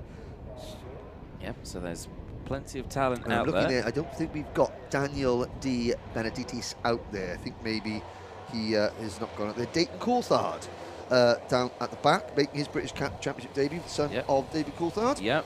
I'm sure he's off in Imola at the moment. I'm sure he's watching. Oh yeah, I'm sure he's watching. I mean, what else should we be doing? Well, yeah, exactly. He's got this live stream on in the paddock. Exactly. I mean, I'm sure he has. Yeah. He told me. In fact, he told me. He told you. He watches it all the time. Here we go. There we go. 3rd time lucky. Yes, we're off and racing in the repechage for Junior X30. Murtagh, Gregory, Longley, Allen into Cafe Corner for the first time, and they all get round cleanly. Look at that. First time of asking. Now down towards Stratford Straight. It is the Fusion Motorsport number 25 of William Murtagh leading. So this is going to be new territory for Murtagh. Murtagh, a front runner in IAME Cadet last year, not used to being in a repechage. So don't defend, just drive away. Oh dear, and there's the number 20 kart. That's the new Optima Motorsport team. Yeah, that's Flynn McDermott. And Flynn went fleeing coming through that corner there. Came back onto the circuit, almost collected Dayton Coulthard there as they go through.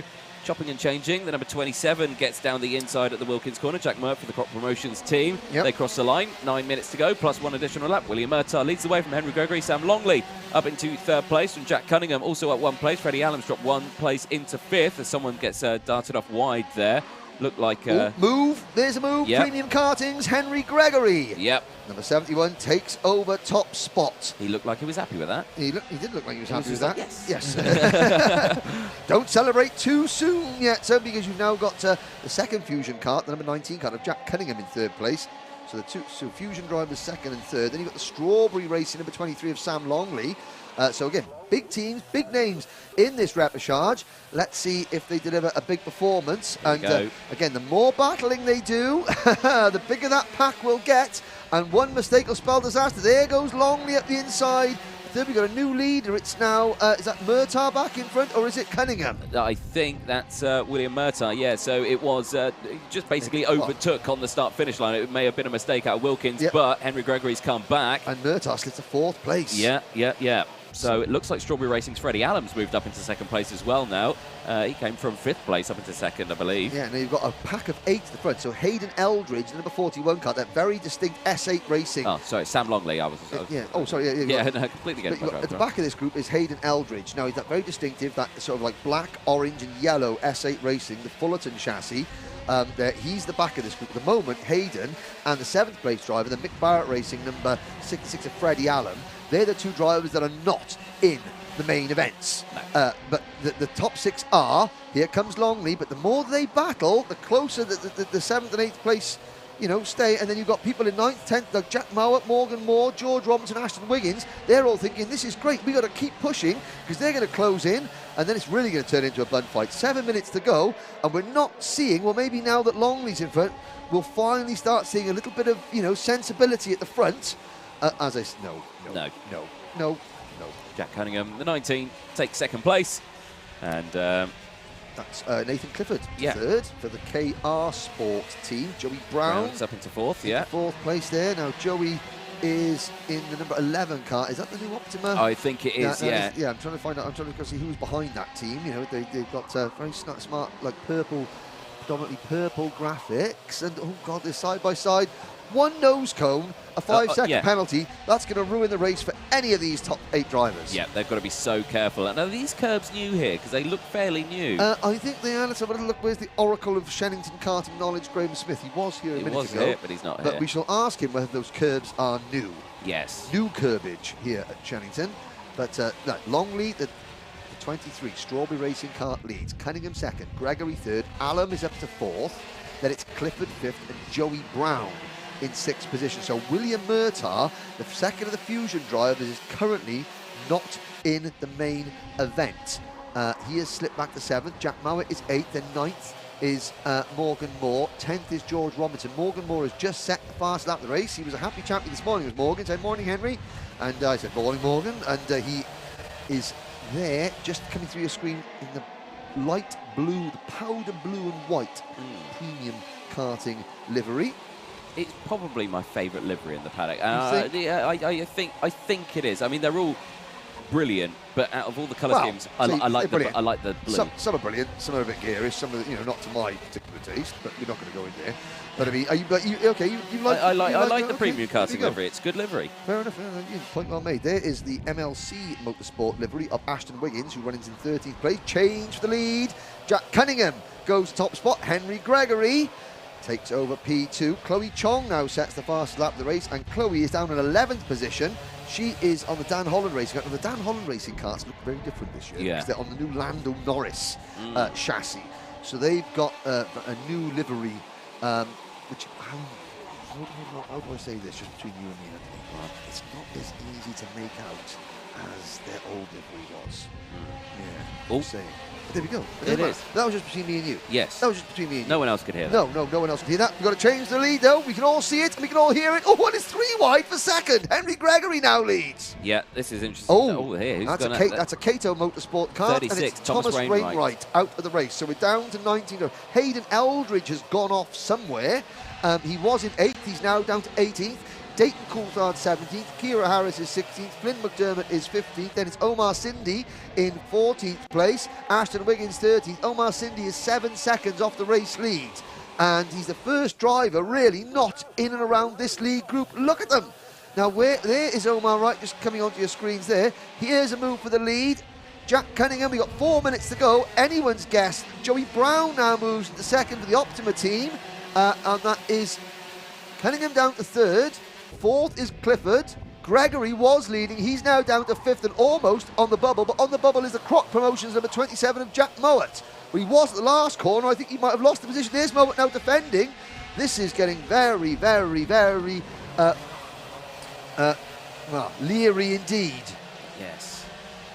So we'll keep a close eye on all of these drivers as they go through. 3.5 minutes plus that 1 additional lap. Now, like we were saying, nose cone penalties are going to come into effect on this one. We're keeping a very close eye on one of the karts, though. That's the number 19. That's the Xperit chassis of Jack Cunningham there. Maybe, well, it looks okay. We'll see when they come in at the end of this race what the the nose cone penalties say. But I mean, of course, you look at that down there. There's the number 57 kart of Ashton Wiggins in 13th place. The last time. Oh, and there's a problem there now.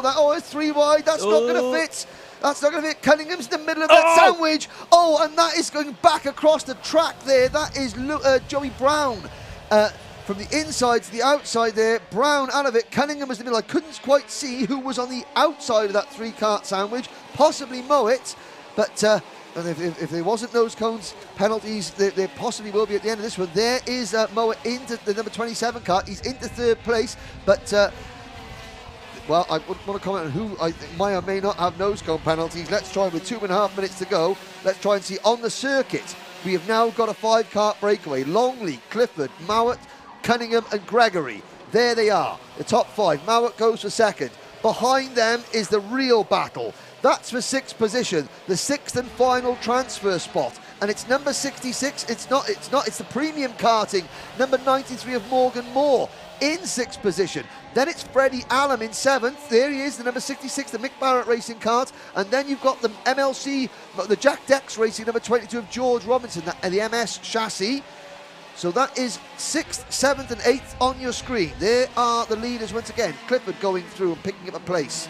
That's Clifford into P2.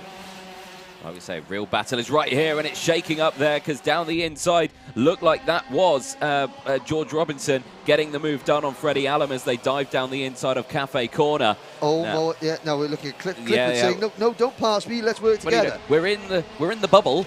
Let's go. Oh dear. And Mowat gets spat wide there, so does Clifford. This is going to bring Morgan Moore. Here comes Morgan Moore to the inside. Here comes George Robinson. Mowat's going to be run out of it with 1 minute to go. Freddie Allen is there as well. There goes Robinson. So Robinson puts himself into what I believe is now a 7th place position. No, he's up to 6th. Mowat back to 7th. Michael Rapsey for the BMR Restart team is up at 8th place. Allen has slipped to 9th. Then it's Murtagh. What happened to William Murtagh? Down to 10th. Wiggins 11th. Chong 12th. Then Cindy, McDermott, Eldridge, Harris, Coulthard and Joey Brown down in 18th place. And I think Joey's the last kart still running. Well, Sam Longley's been gifted this repechage, really, hasn't he? So who could you pick to go through? Or who do you think has got the edge? Well, there's Clifford. Now, Clifford is 4th. Let's have a little look. There on your screen, the number 27 kart is Mowat in 7th place. No, he drives into, oh, he misjudged that one. That's Allen misjudging the move on Mowat. So Freddie Allen, the Mick Barrett Racing driver, and Jack Mowat, they're now out of contention.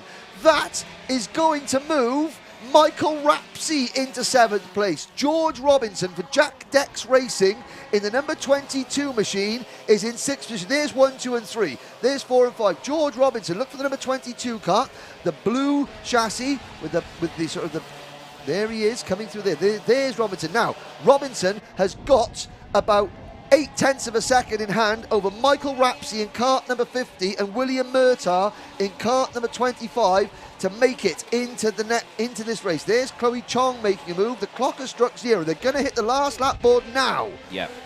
Longley, Gregory and Cunningham, they are just about safe.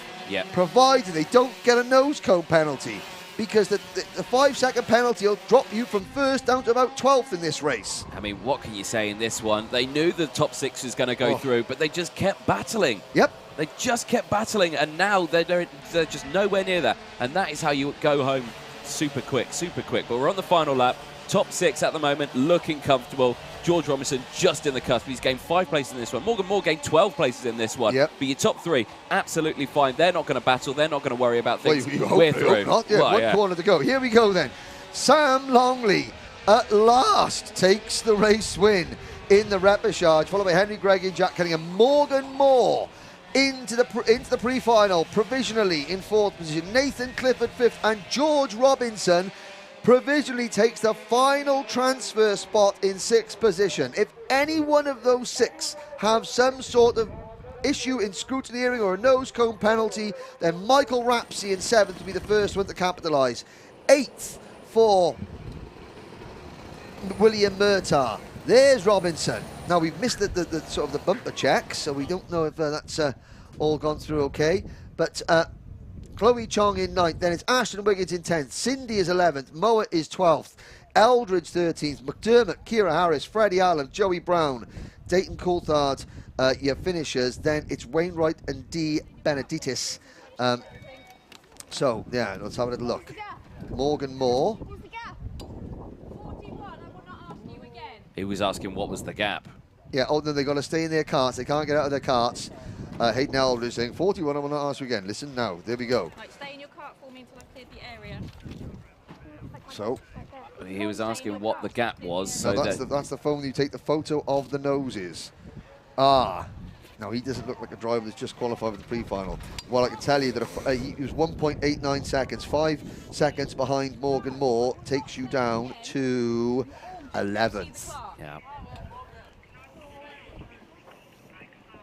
And another photo coming out. Yep. So that's Chloe Chong. Chloe Chong in the 18. So was 9th. Michael Rapsey. Is that another photo? It was okay, so hang on a second now. I mean, if you're only taking the top 5. Yeah. So like, hang on a second. There's the 49. Okay, so Michael Rapsey finished 7th. Now William Murtagh, number 29. Did he get one? Did he go through with it there? Oh, Jack Mowat. Well, that was to be expected. That was to be expected after the incident that he was in. Well, William Murtagh in 8th position. If he didn't get a penalty, and if visually what we're seeing is correct, and that they're having their photos taken, if they've got nose cones, we've seen Morgan Moore and we've seen Michael Rapsey take a penalty. So that's the 4th place finisher and the 7th place finisher. Murtagh might just squeeze in here. We'll have to see what happens later on, because obviously there's a lot more scrutiny that has to happen before we get an official results page after the heat. But Will you please sit down? So sit down. Well, no, that's they're the rules. So just sit down. To stay in carts, yeah. So no, they do it. This is being done so because they cannot until the whole field has been checked. Then they can be asked to relieve their cart because, of course, you know, drivers. We have seen in the past. Now they can told to leave the cart. Drivers in the past have tried to put their noses back in. Yeah. Which of course is a big no-no. Yes. So the best way to do it is to just keep theirs. Dayton Coulthard at the back there. So welcome to the British Championship, Dayton. It's a learning experience. It is indeed. Shall we say that? It's hard work. Let's see what happens. We've definitely got a couple of nose cone penalties. Longley, Gregory, Cunningham, the top three going to scrutiny. So we didn't see those drivers, but Morgan Moore, Nathan Clifford, George Robinson provisionally the qualifiers. But I think Morgan Moore may have had a penalty. There's Dayton, and he's got the SWRD team, so the right team running Dayton's car. He's got a familiar Cross of St Andrews crash helmet. But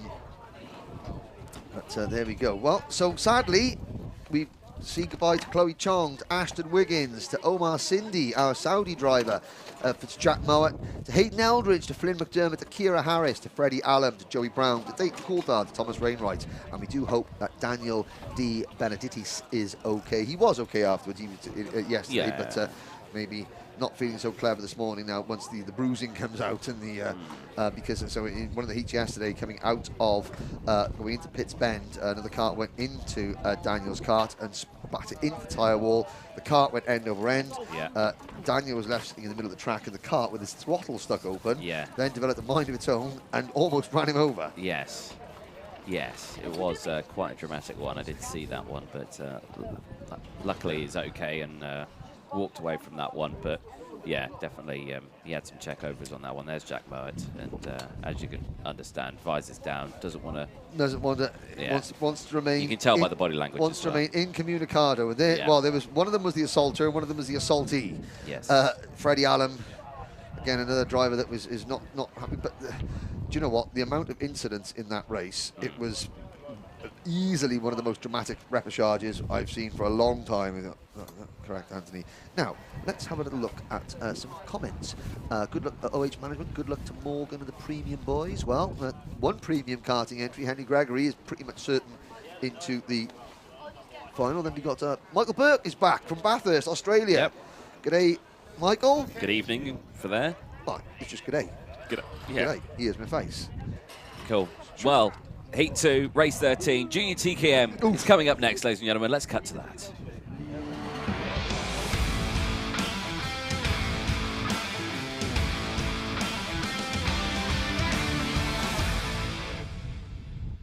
Karts fire up. TKM heads out onto the circuit once again for their Heat 2. Here's how they're going to line up then for their second heat of the weekend.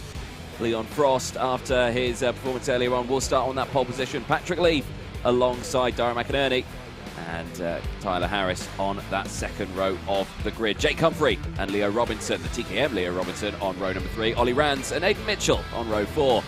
Luke Bates and Joe Cheek on row 5 with Joel Hull and Olivia Jakins will round out row number 6 from Yehan Kalichern.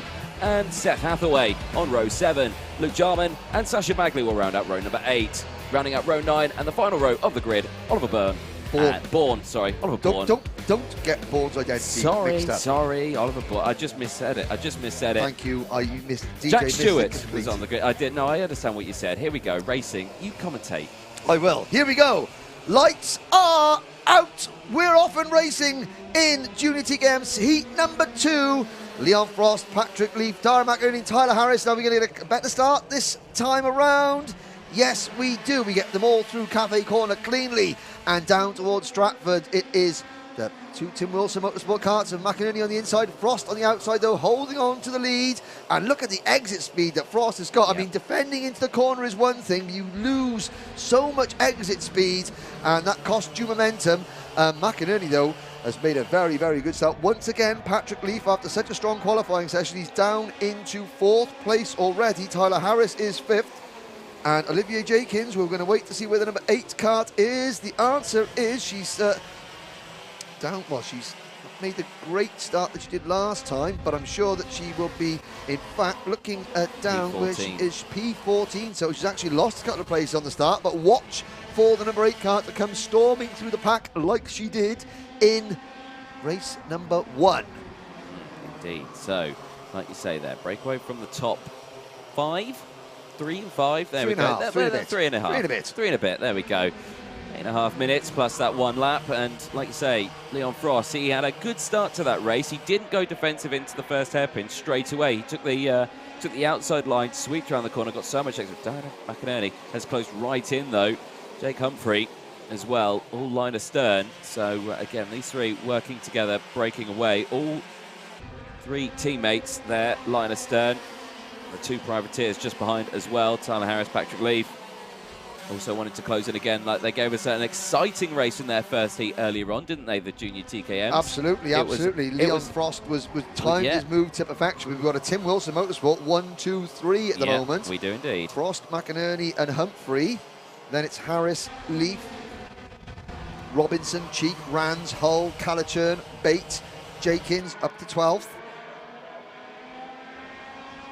Behind Jenkins is Jarman, Mitchell, Bagley, Stewart, Bourne and Hathaway. But again, you can see that there's a great start, a great getaway at the front. Now you can see Olivia Jenkins already start to making a move. So again, poor qualifying, but Olivia Jenkins. Now we go, Dara McInerney. Is that the first time that Dara's led a British Championship round? Well, he's led about 3 corners of one now. Tyler Harris also trying to come through. 7.5 minutes to go. Plenty of time left in this race. Leo Robinson with the fastest lap of the race. Number 30, currently in P6 at the moment. I say he's in P6. I think he's now in P4 after a double move through the hairpin. He is indeed, yep, you can see there. Don't know by his helmet, very distinctive helmet livery on the top there, very easy to spot. Tucking in there, Tyler Harris. Again, Tyler struggled, I think, in Heat 1. You know, dropped back a little bit, came back. It's one of those things that he won the last race of 2021. Yeah. So, of course, his last memory of the British Championship was winning. And then you get drivers that have finished ahead of him in the championship moving on. So he thinks, right, I won the last round. The drivers that were ahead of me in the championship mainly have moved up. Yep. So I'm the best, I'm going to win. And then, of course, when you get dragged into battle, you can have a little bit of frustration. So again, you know, there's no divine right to win. I think as a young driver, he thought, well, why wouldn't I win? I won the last round. Yeah. And the main championship players, as Tyler goes into second place, have moved up. So his mental attitude will have been, well, I'm going to win. Yeah. Simple as that. Exactly. Which is not a bad attitude to have at all. No, that's it. But then, of course, when you realise, oh, actually, I'm getting, you know, things aren't going to be as easy as I thought it was. You had that one race where a little bit of frustration showed through. But now we seem a little bit calm. We're seeing less hand gestures from Tyler in the kart. Yes. Yeah, which tells you that he's had a race to think, okay, that his team or his parents, his family have said, listen, calm down. You know, calm down. It's just a commercial. No, calm down and just, let's focus. You can win. It's not going to be easy, but you've got, you know, let's not get frustrated. Yeah. Well, despite that late lunge there at the Bruno chicane on the last lap from Tyler, they've managed to close back up to Dara McInerney in first place. Leo Robinson has closed in to this top 3. Now a group of 4 with 5.5 minutes to go. Everyone hugging that inside line and down the inside. There goes Tyler Harris, and following is Leon Frost. So Dara McInerney from first to third. Looked like he ran a little wide into the entrance and down the inside as well. Leo Robinson looked like he tried to go for the move, couldn't quite do it. He stays in 4th place. Again, with this happening, keep an eye on that big group behind is going to close in. Yep, indeed. And someone saying there, Michael Burke mentioned that there's lots of karting going on in the UK today. But, you know, your attention is obviously fully focused on here. You know, you can look back on YouTube, the Alpha Live YouTube channel, afterwards to see the other events that are going on today. But this is the Premier one. This is where you want to be. This is what you want to be watching right now. And someone's saying, Sam Holder, when Sam Shaw Racing? That'll be in the Senior X30 pre-final, which goes out at 1 o'clock local time. There we go. That was a look at some of the gliding club in the side of shot there, obviously just on the other side of that mound. there is a full runway with lots of planes and lots of gliders and all sorts taking off. You'll probably see a few of those throughout the day. We discussed the Glider Club on the Paddock show last night, which will be replayed during the lunch break today. So you can watch that live. You can watch that, not live. You can watch the full Paddock show during the lunch break to keep you entertained whilst there is a break between racing here at the track. Harris still leads from Frost, McInerney and Robinson. Then a gap back to Joe Cheek and Olivia Jenkins, who are next long. In fact, Jenkins now back up at the 5th position. Now, Olivia Jenkins, I think, has passed. I mean, Shane Daly passed a load of people in his KZ2 heat. Olivia Jenkins did the same in this one. Under investigation, Johan Kalachern, Class and Motorsport number 28, who's running in 8th position at the moment. And I think the under investigation means that somebody on the circuit thinks he may have gained one of the 5 positions that he has in this race by methods that may be contrary to the official rulings. Possibly. Got away with that one. Here is Harris, and Harris leading that train of 4 karts with Olivia Jenkins closing in. Or before long, there will be a quartet of Tim Wilson Motorsport drivers sniffing around Tyler Harris's rear bumper. Yes. And with Joe Cheek in 6th position for Class and Motorsport, and then Jake Humphrey in 7th for Tim Wilson Motorsport, there could be a quintet of TWM karts, all poking around Harris's nether regions, shall we say, karting-wise. I think we got away with that one. What? 5-second penalty for Johan Kalachern. Right. So he was a naughty boy. Right, but for what? We don't know. He's not the Messiah, he's a very naughty boy. Yes, but for what we don't know, there we go. No. So we'll find out when we get the official timesheets, the result sheets, because it will say what it was in there, and then it will give us a number saying what offence it was, and then you go in the big blue book, the big blue book, and you look to the page and go, right, it was that, and then it would still make no sense to me. So it'll be either driving in a manner incompatible with general safety, which is the Motorsport UK's route for hoofing someone straight off. Yeah, basically. Yeah. Yes. Harris. Or false start. No, that's a 3-second penalty. False start, moving out of the tram line to the start is a 3-second penalty. There we are, see? I'm not just a pretty face. Well, you're not that either. I'm not just a hairy face. Right, Woods, Frost. Harris, Frost, Jenkins, McInerney, Robinson, Humphrey, Cheek, your top 7, Kalachern 8th. But with that penalty, that will push Johan down to 13th position behind Oliver Ball. Inside, There's a move. There's Frosty. And well timed. Yep, and again, Harris just doesn't defend it, and you can see, there's the difference. Harris isn't gesticulating, about being passed like he was in the first race. He's just like, okay, we're going to go dive straight back up the inside at Cafe Corner. Doesn't quite work. And that's going to leave the door open for Olivia Jenkins to take over P2. So, from 14th at the end of lap number 1 to 3rd, and Harris goes back to the lead, and Jenkins follows him through to 2nd. So, from 14th at the end of lap 1 to 2nd, halfway around lap 12, Olivia Jenkins, I was going to say man on a mission, woman on a mission. Yep, indeed. Yeah, 1 minute to go, plus that 1 lap, and of course this will all count towards where they're going to be starting for their final later on today. There's no pre-final, there's no repechage for junior TKM. They will go from their 2 heats into their final later on today, and of course the points that they've accumulated from today will determine where they're going to start from this one. Of course, the least points that you've got will determine where you start for your final. Leon Frost with 3 points is joint with Tyler Harris, also on 3 points, but I think with Frosty with the fastest lap, I think will start on pole. And it's worth remembering, so heat points are not championship points. No. The drivers aren't scoring championship points in each race. No. The heat points, you get 0 heat points for winning, 2 for finishing 2nd, 3 for finishing 3rd, 4 for finishing 4th, and so on. Yes. And at the end of the 2 heat races, the lowest heat points on that scale, that decides who starts on pole position for the finals. Yes. There we go. Championship points is a different kettle of fish altogether. Yeah. They get dished out in the later on. Yeah. In the finals. At the end. We'll bring those to you later on. Yes. Karting is a complicated beast. We will try and make it as simple as possible, but they have got 2 simpletons in the commentary box trying to explain a somewhat complicated system. It's better off just describing what we're seeing on track. And what we're seeing on track was number 51, no, the 70 kart of Joe Cheek there, making a bit of a mistake going into Cafe Corner as he tried to get 4th place away from Leo Robinson. It's cost him a couple of places. He's dropped back behind Darren McInerney and Jake Humphrey, but we have 7 karts battling for the race lead, Anthony, as the clock strikes 0. Yeah, they cross the line with about 3 seconds to go. Back down the inside there goes Joe Cheek, moves back up one more place. And gestures there from Olivia Jenkins just saying, come on, think, don't go for the move down the inside. And Leon Frost isn't going to go for the move down the inside. What Leon Frost is going to do is get a great exit from that corner, takes the wider line, is potentially going to go for a move on the inside here. Last lap board comes out. And Tyler Harris leads the way as they go in towards Cafe Corner. Absolutely no moves here, but expect something from Leon Frost in towards this hairpin. He'll have looked behind the shoulder. He does that all the time. He will have seen that the gap takes the wide line. Tyler Harris goes defensive. Look at Leon Frost, gets the switch back, times it perfectly, side by side with Olivia Jenkins, but puts his hand up and says, I can't get alongside. Yep, so he slots back into line, you know, and again, smart move there from Leon Frost. He's going to think to himself, okay, I'm not going to win this one, but the best hope I've got is that if Olivia gets at the inside going to hang out, I can follow her through and finish second. But Tyler's not going to do that, and Frost is going to try and go around the outside and cut back underneath coming out of the final corner. Is he going to do it? The answer is no.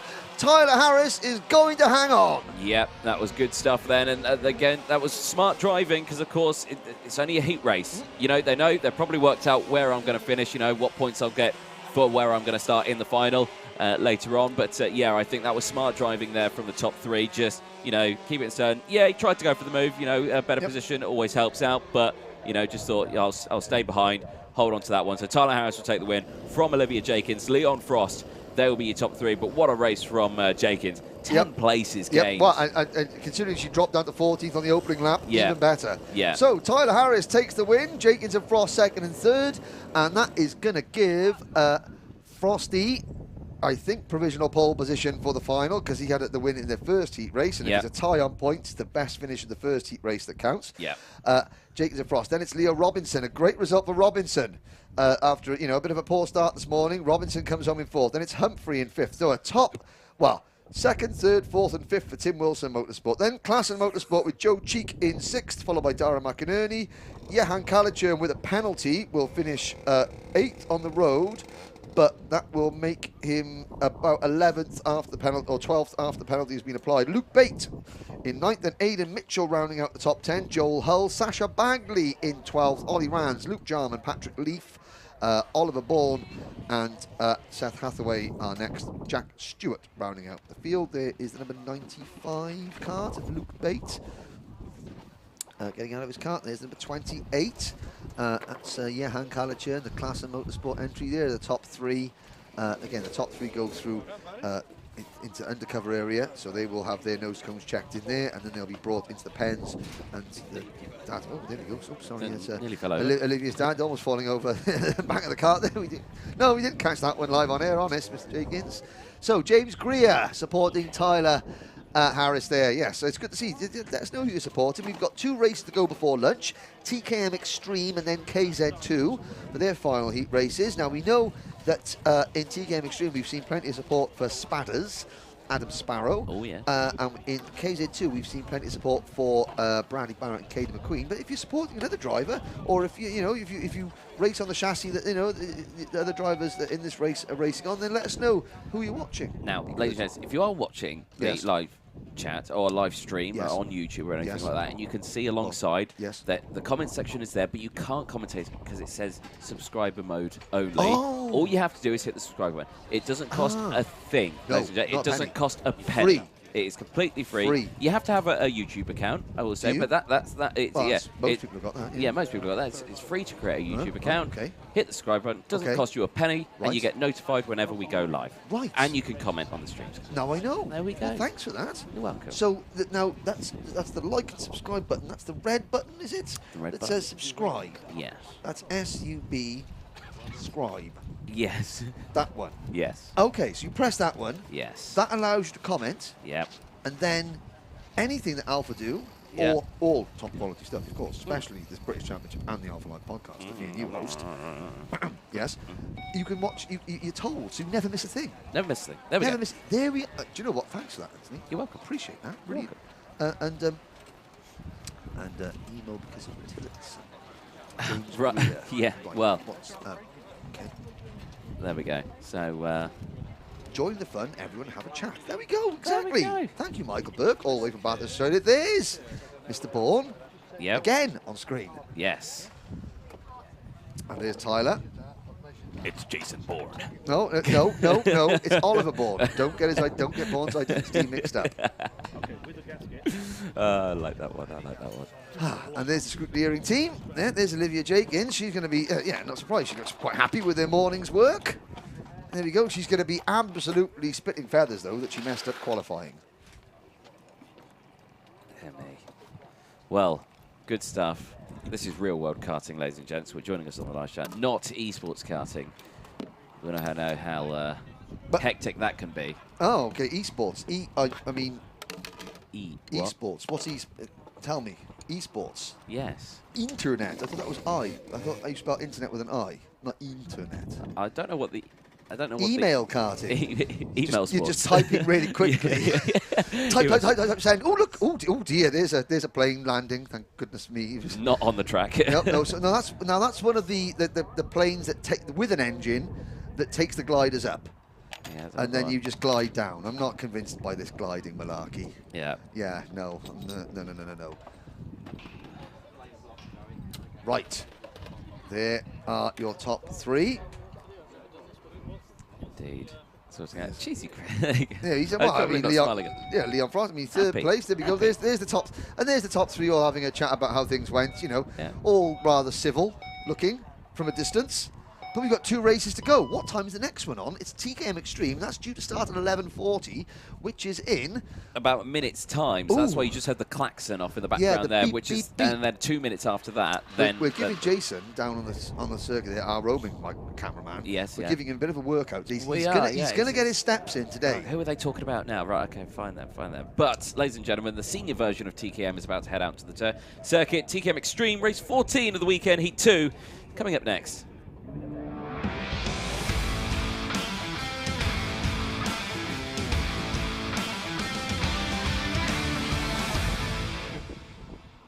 There is a very close look at the eyes of Adam Sparrow, the man who's starting on the front row in the number 19, who has got the seeded number of number 6, but didn't want to run it. Yep, didn't want to run it. There's the number 40 kart. Tim Wilson Motorsport entry of Isaac Marsh, also known as Gus Lawrence's stunt double. Yep. Yeah, there we go. And now someone's opinion, here we go, it's a footballing question, Nancy. We know how much you love your football. I hate football. Opinions on Sean Dyche? I don't have one. But don't you? No. After 10 years at Burnley, keeping it in the Premier League, and then getting sacked with 8 games to go in the season. Although they did have a good result, the other day. They got a win. It's either them or Everton to go down in my book. The ladies and gents are not here to talk about football. They're here to talk about racing. All right, okay, no problems at all. I think it's a race to the bottom. I think Burnley will stay up. Personally, I think Burnley will stay up. If 606 don't want me, that's fine. There's Michael Cornell, old school crash helmet, number 33. Now he's running number 33 this year. Now he normally runs 85, this Michael. There we go. There's the number 32 car on your screen, Jack Saunders. Saunders. Now you will see on the grid all the drivers have their photographs. Yes. I'm thinking one of the last drivers in the entire paddock to have their photo taken was Jack Saunders. Yeah. Late to the party, but he's there eventually. Finally. So, there is our sponsor. So this is the Wera Tools British Kart Championship, brought to you by Alpha Live. Here we go. Starting grid. Chris Whitten, the race 1 winner, and Alan Sparrow on row 1. Lee Whittingham and Harvey Roth on row number 2. Row number 3, Sam Johns, Ashton Cox on that row. Isaac Marsh and Spencer Lane will round out row number 4. Row 5, Michael Cornell and Kai Springfield. Row 6, Charlie King and Aaron Lask. Jack Saunders and Archie Strong on row 7. Ben Watson and Megan Lawson will round out row number 8. Final 2 rows of the grid, Tom Johnson, Charlie Gromit, Kian Bennett and Ben Chapman. They are your 20 starters. Heat 2, of course. Their first heat earlier on today. Look at that. Oh, there we go. Sean Dyche is... Can we boot Henry off for 10 minutes for that discussion mention of football? Yes, yes we can. This is my Sean Dyche impression. We had a good game today. Oh, I've got a mute button. Oh, how fantastic is that, ladies and gents? There we go. Perfect. Here we go then for the racing start there. TKM Extreme, false start. They're going round again. So we've got a bit of breathing time then before they head back for their race start. But yeah, fancy thing, that mute button. It's a game of 2 halves. Yeah, it's a game of 2 halves. There we go. No, there we go. Sorry, MDT Photography. I'm just in font of all knowledge. No. just not about the wrong things. Yeah, well, that's true. That's fair. Have fond knowledge about racing, karting, motorsport, all of that. You keep that other sport that only requires one ball. We were going to, discuss about how to get more interaction there. You challenge the beard of knowledge about motorsports. Yeah, you're looking a bit like Father Time there. I am Father Time's catching up with me more than most. But yes, no more football-related impressions or questions. Even though I think Burnley should stay up. Even though it's a travesty they sacked Sean Dyche. No more. Sorry, Sean. It's a great game. Love that. He doesn't have an off button, do you, Henry? Yeah, well, I have. Got a mute button. You pressed it, yes. There we go. I still hear you in the commentary box. There we go. Here we go then. Go on, Anthony, take it away. Yep, here we go, into the tram line. Much better start this time. Green flag's out. We're off and racing. 10 minutes plus that one lap in towards Cafe Corner for the first time. Everyone round a little bit wide on the outside there. Bit of chopping and changing, as it looks like that was either Harvey Roth or Sam Johns getting high and skywards. Breakaway at the top three, absolutely sideways, a little late on the brakes there for the number 5 of Chris Whitten. Absolutely pinned round there, holds on to the lead. Harvey Roth goes up into second place. I think Spadders now down into third. Coming through Bruno Chicane, there's Charlie King coming through the inside. Now, Bruno Chicane was where Charlie King had that incident with Adam Sparrow in the last race. Much cleaner first lap for the Extreme drivers than we saw in race number 1. Of course, first race of the season, they dusted a few cobwebs off. Yep. Chris Whitten will try and make his escape like Steve McQueen in the film. Yes. On a bike. Not on a bike and not diving over things. Yes. Harvey Roth, Adam Sparrow, Sam Johns, Ashton Cox, Isaac Marsh, Kai Springfield, Spencer Lane, Aaron Askin, Archie Strong rounding out the top 10. Indeed, good start there. And bit spread out, no lunges for the time being. Looking pretty comfortable. Expect that to change. Yep. Expect that to change. I've got to say, I've been impressed by the number 58 cart of Ashton Cox. Class of motorsport driver, but in the red chassis, not with the black and silver class and livery. He's doing very well. There goes Harvey Roth up into P2, passing Adam Sparrow. Oh, two class and carts tripping over each other there down at Wilkins. But this is what the drivers were worried about, Chris Whitten getting away. Now in race 1, Adam Sparrow was able to stay in second place for most of the first half of the race and keep Chris right with him. That move from Harvey Roth has cost them both a little bit of ground. Can these next 4 drivers, Roth, Sparrow, Johns and Cox, work together and push back up to Whitten, or will Whitten do what is normally not possible and break away at the front of a TKM Extreme race? Well, put it this way. Sector 1 from Harvey Roth was a 10th faster than Whitten. Sector 2 also just under a 10th faster as well. And look, closed right up. So Whitten's not got the waft in this early start of the race. Maybe due to tyre pressures, the tyres could come in a little bit later on in the race. We're yet to see that. But at the time being, he's not managed to break away. And this top 5, super close. Well, I have to say, the top 5, the top 10 are super close at the moment. Because Springfield, Lane, Strong and Lask are all there, and a change the lead as the one of the gliders comes into land, and I've got to say Roth landed that perfectly there going into Stratford Corner to take over the race lead, and this could now turn into a race-long battle because Whitten was past the first race but then managed to get himself back in the lead when it counted and it mattered most at the end. Now Sam Johns is going to try and follow his teammates through into P2. You've got Sparrow there in 4th, then it's Cox, Springfield, Strong, Lane, Lask. Now Lee Whittingham is down in 11th place in the number 34 cart. There he goes, flashing across your screen there. He's sort of out of position compared to where he was in race number 1. And here comes Sam Johns. There we go. Sam Johns. Oh, there we go. Oh, who was that? 37. Was that the 97? That was Kai Springfield almost getting involved there. This Springfield in that blue and white livery again, 10th in last year's championship, but using his preferred number as well. Yeah. Now Springfield in the first heat that we had earlier on was kind of in that sort of mid-pack further behind. This time he's right on this lead group. I say that he's just going to be nerfed out slightly wide there by the number 7 of Spencer Lane. Yeah, and this is the first time we've had to see Spencer Lane as well. Yes. Spencer Lane was involved in an incident at Bruno's at the first lap. So we didn't see his true potential in Heat 1, did we? Now we are seeing the number 7 kart show what he is capable of. And again, so you say that the wonderful thing about TKM is that every time drivers leave the class, either to go to X30 or Rotax, something like that, you know, they're replaced instantly by new drivers that can challenge. It's remarkable. Again, close engine parity. You know, only got a grid of 20 this year, so the numbers in seniors is down slightly on last year, but the action is no less spectacular as Witten tried and failed on this occasion. But look at there's the number 50, Ashton Cox. Yeah, really strong performance there. He's got the no graphics kit on his car. Now that's probably because you can see Ashton, he's a bit of a bigger lad than most. So again, we're going to, you know, graphics kits weighs a few grams. Yeah. So we're going to trim it off. And there's Witten. Now, Chris Witten seems to be able, every time he loses the position, he looks like he's capable of retaking that place with ease. Yeah, he really does. He's got some good pace, good track skills out there as well. Oh, little wide there, Harvey Roth. Little wide out of the Bruno chicane. He might struggle going into here. He holds that inside line, but then down the inside comes. Seamless. Yeah, absolutely seamless. Chris Witten takes the race lead back, but that was a mistake. Straight back at him, though. Oh, Johns, and fair play to Sam Johns. He kept it pinned, and now Witten finds himself on the outside line for the entrance to the cafe corner, losing another place. So Roth back in front of Witten into P2. Sam Johns leads again. Yep, indeed, chopping and changing. Witten back down the inside. Yep. Seamless.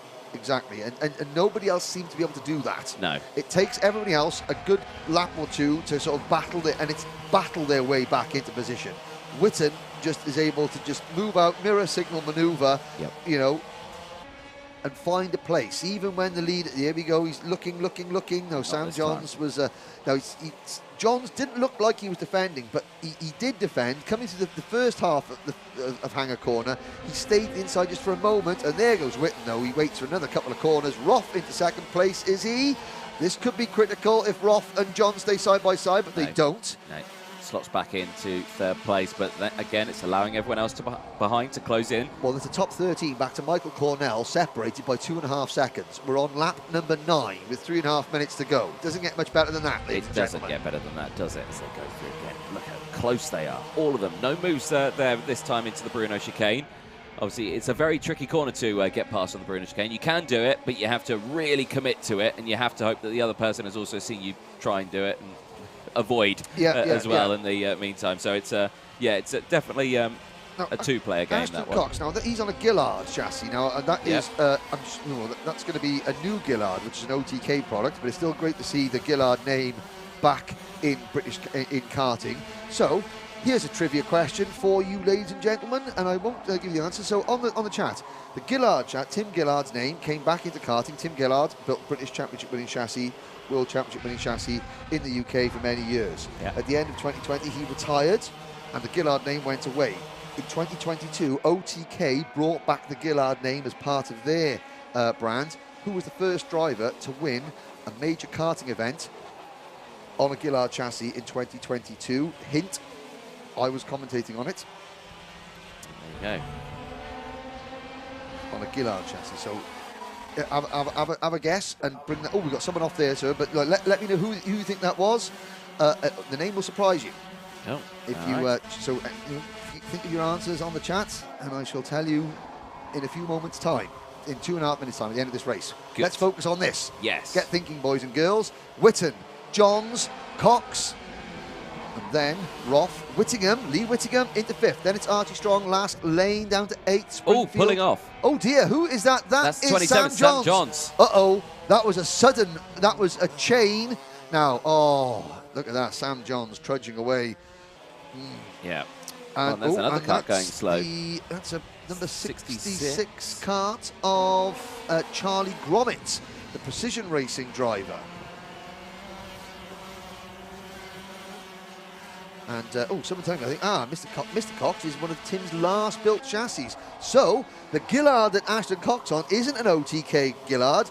It's an old school British built Gillard from Tim's fair hands himself. Now, right, so there we go. There's a reason for the underdog to cheer.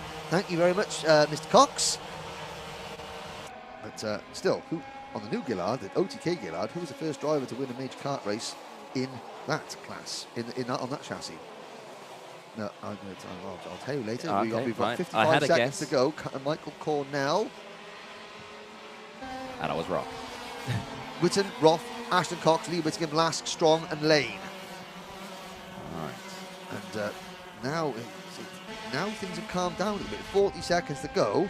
Yeah, Witten has got that breathing space that everybody else was worried about. Yeah, I mean, he's got the pace now, hasn't he? I mean, compared to the first heat, obviously it was very close, and like you say, Spowders was able to, you know, keep it. Yeah, he's way down the order. Way down the order, back down where in 14th position. Yeah, that's not where he wants to be, really, is it? So, no. 14 seconds left on the time. They'll have 2 laps left. They'll cross the line before that timer strikes 0. So last lap board won't be out this time around. It'll be out this time now as they cross the line. Yeah, I think it's been a pretty fairly calm race at the moment. Harvey Roth there, he's still under pressure from Ashton Cox, and like I say, Ashton Cox is storming. I'm very, very impressed. You know, he hasn't taken. I mean, but he's now forcing Roth to defend. So I mean, the lead that Witten has gone. The lead is now being decided, and for the first time now, Ashton Cox is really putting the pressure on Harvey Roth. Oh, they're taking a lot of curb on the inside there at the entrance. Lee Whittingham, 34 kart is there, but yeah, that was plenty of curbing. Yes. That was chiropractor style curbing. That was, Yes. Yeah, trip to the dentist. Oh, yes. A lot of curbage, but yeah, no, it's definitely been a different style of racing this time around. I think from last time they calmed down a little bit there. That was Jack Saunders going down the inside of Isaac Marsh. That was for 10th place at the moment. Final lap board is out. And at the moment, closest battle on circuit is probably those top 2, Harvey Roth, Ashton Cox. As Harvey Roth's gone defensive now. Yeah, defensive, and now the rest of the group behind, they've seen that, and they've also gone for it. You would have thought they would have stayed line astern to see if they could catch up, potentially. Lee Whittingham's got his hands full here with the number 93 so. of Aaron Lask, the number 7 of Spencer Lane, the 97 of Kai Springfield, the number 16 of Charlie King, all in that group. But Chris Whitten's going to make it 2 wins out of 2. And Easy does it eventually, cross the line, so Witten takes the victory, and second place Roth by 1/10 of a second over Ashton Cox. Lee Whittingham in 4th, Aaron Lask is 5th, Spencer Lane is 6th, 7th for Kai Springfield, and 8th for Charlie King. Michael Cornell comes home in 9th, Jack Saunders 10th. Michael Cornell, he's doing karting the right way. He's got all his, family event in the van, got the kids there, enjoying things. There's a group of them out. I think Kai Springfield's out in the same part of the paddock with him, finishing in 9th place. Jack Saunders rounds out the top 10 of Archie Strong, Isaac Marsh, Adam Sparrow, Ben Watson, Kean Bennett, Megan Lawson, Tom Johnson, Ben Chapman, and sadly Charlie Gromit and Sam Johns failed to finish. So the answer to the question of who took the first major win on the new OTK Gillard was in the Florida Winter Series, the Rotax Florida Winter Series, which was held at the Orlando Kart Center. It was a 4-round championship, and the Rotax Max Masters champion on the Gillard chassis, winning the first big event, was none other than Brazil's Antonio Pizzonia, ex-Formula 1 driver, who got his ticket to the Rotax Grand Finals on the Gillard chassis number 2 from the OTK line. Well, the second one. The second one. Oh. There we go. And so Antonio Pizzonia Jr., ex-Jaguar Williams Formula 1 driver.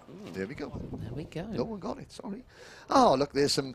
there's a sensible person in an aeroplane with an engine. With an engine. And a not sensible person in a glider with no engine on a windy day. Now, look at them. Oh, gosh. Need my tablets just looking at that.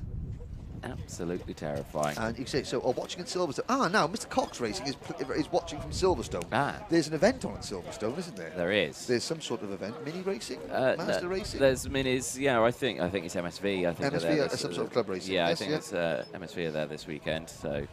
There we go. So there we go. That's the first, you challenge the beard of knowledge on one karting question already. Nobody has had an answer for me. No. Well, no one's got an answer for me generally. No. But so I think the next question you've got to try and let's engage the viewers. There we go. There's Isaac Marsh, who will reappear later on as Gus Lawrence. Yeah.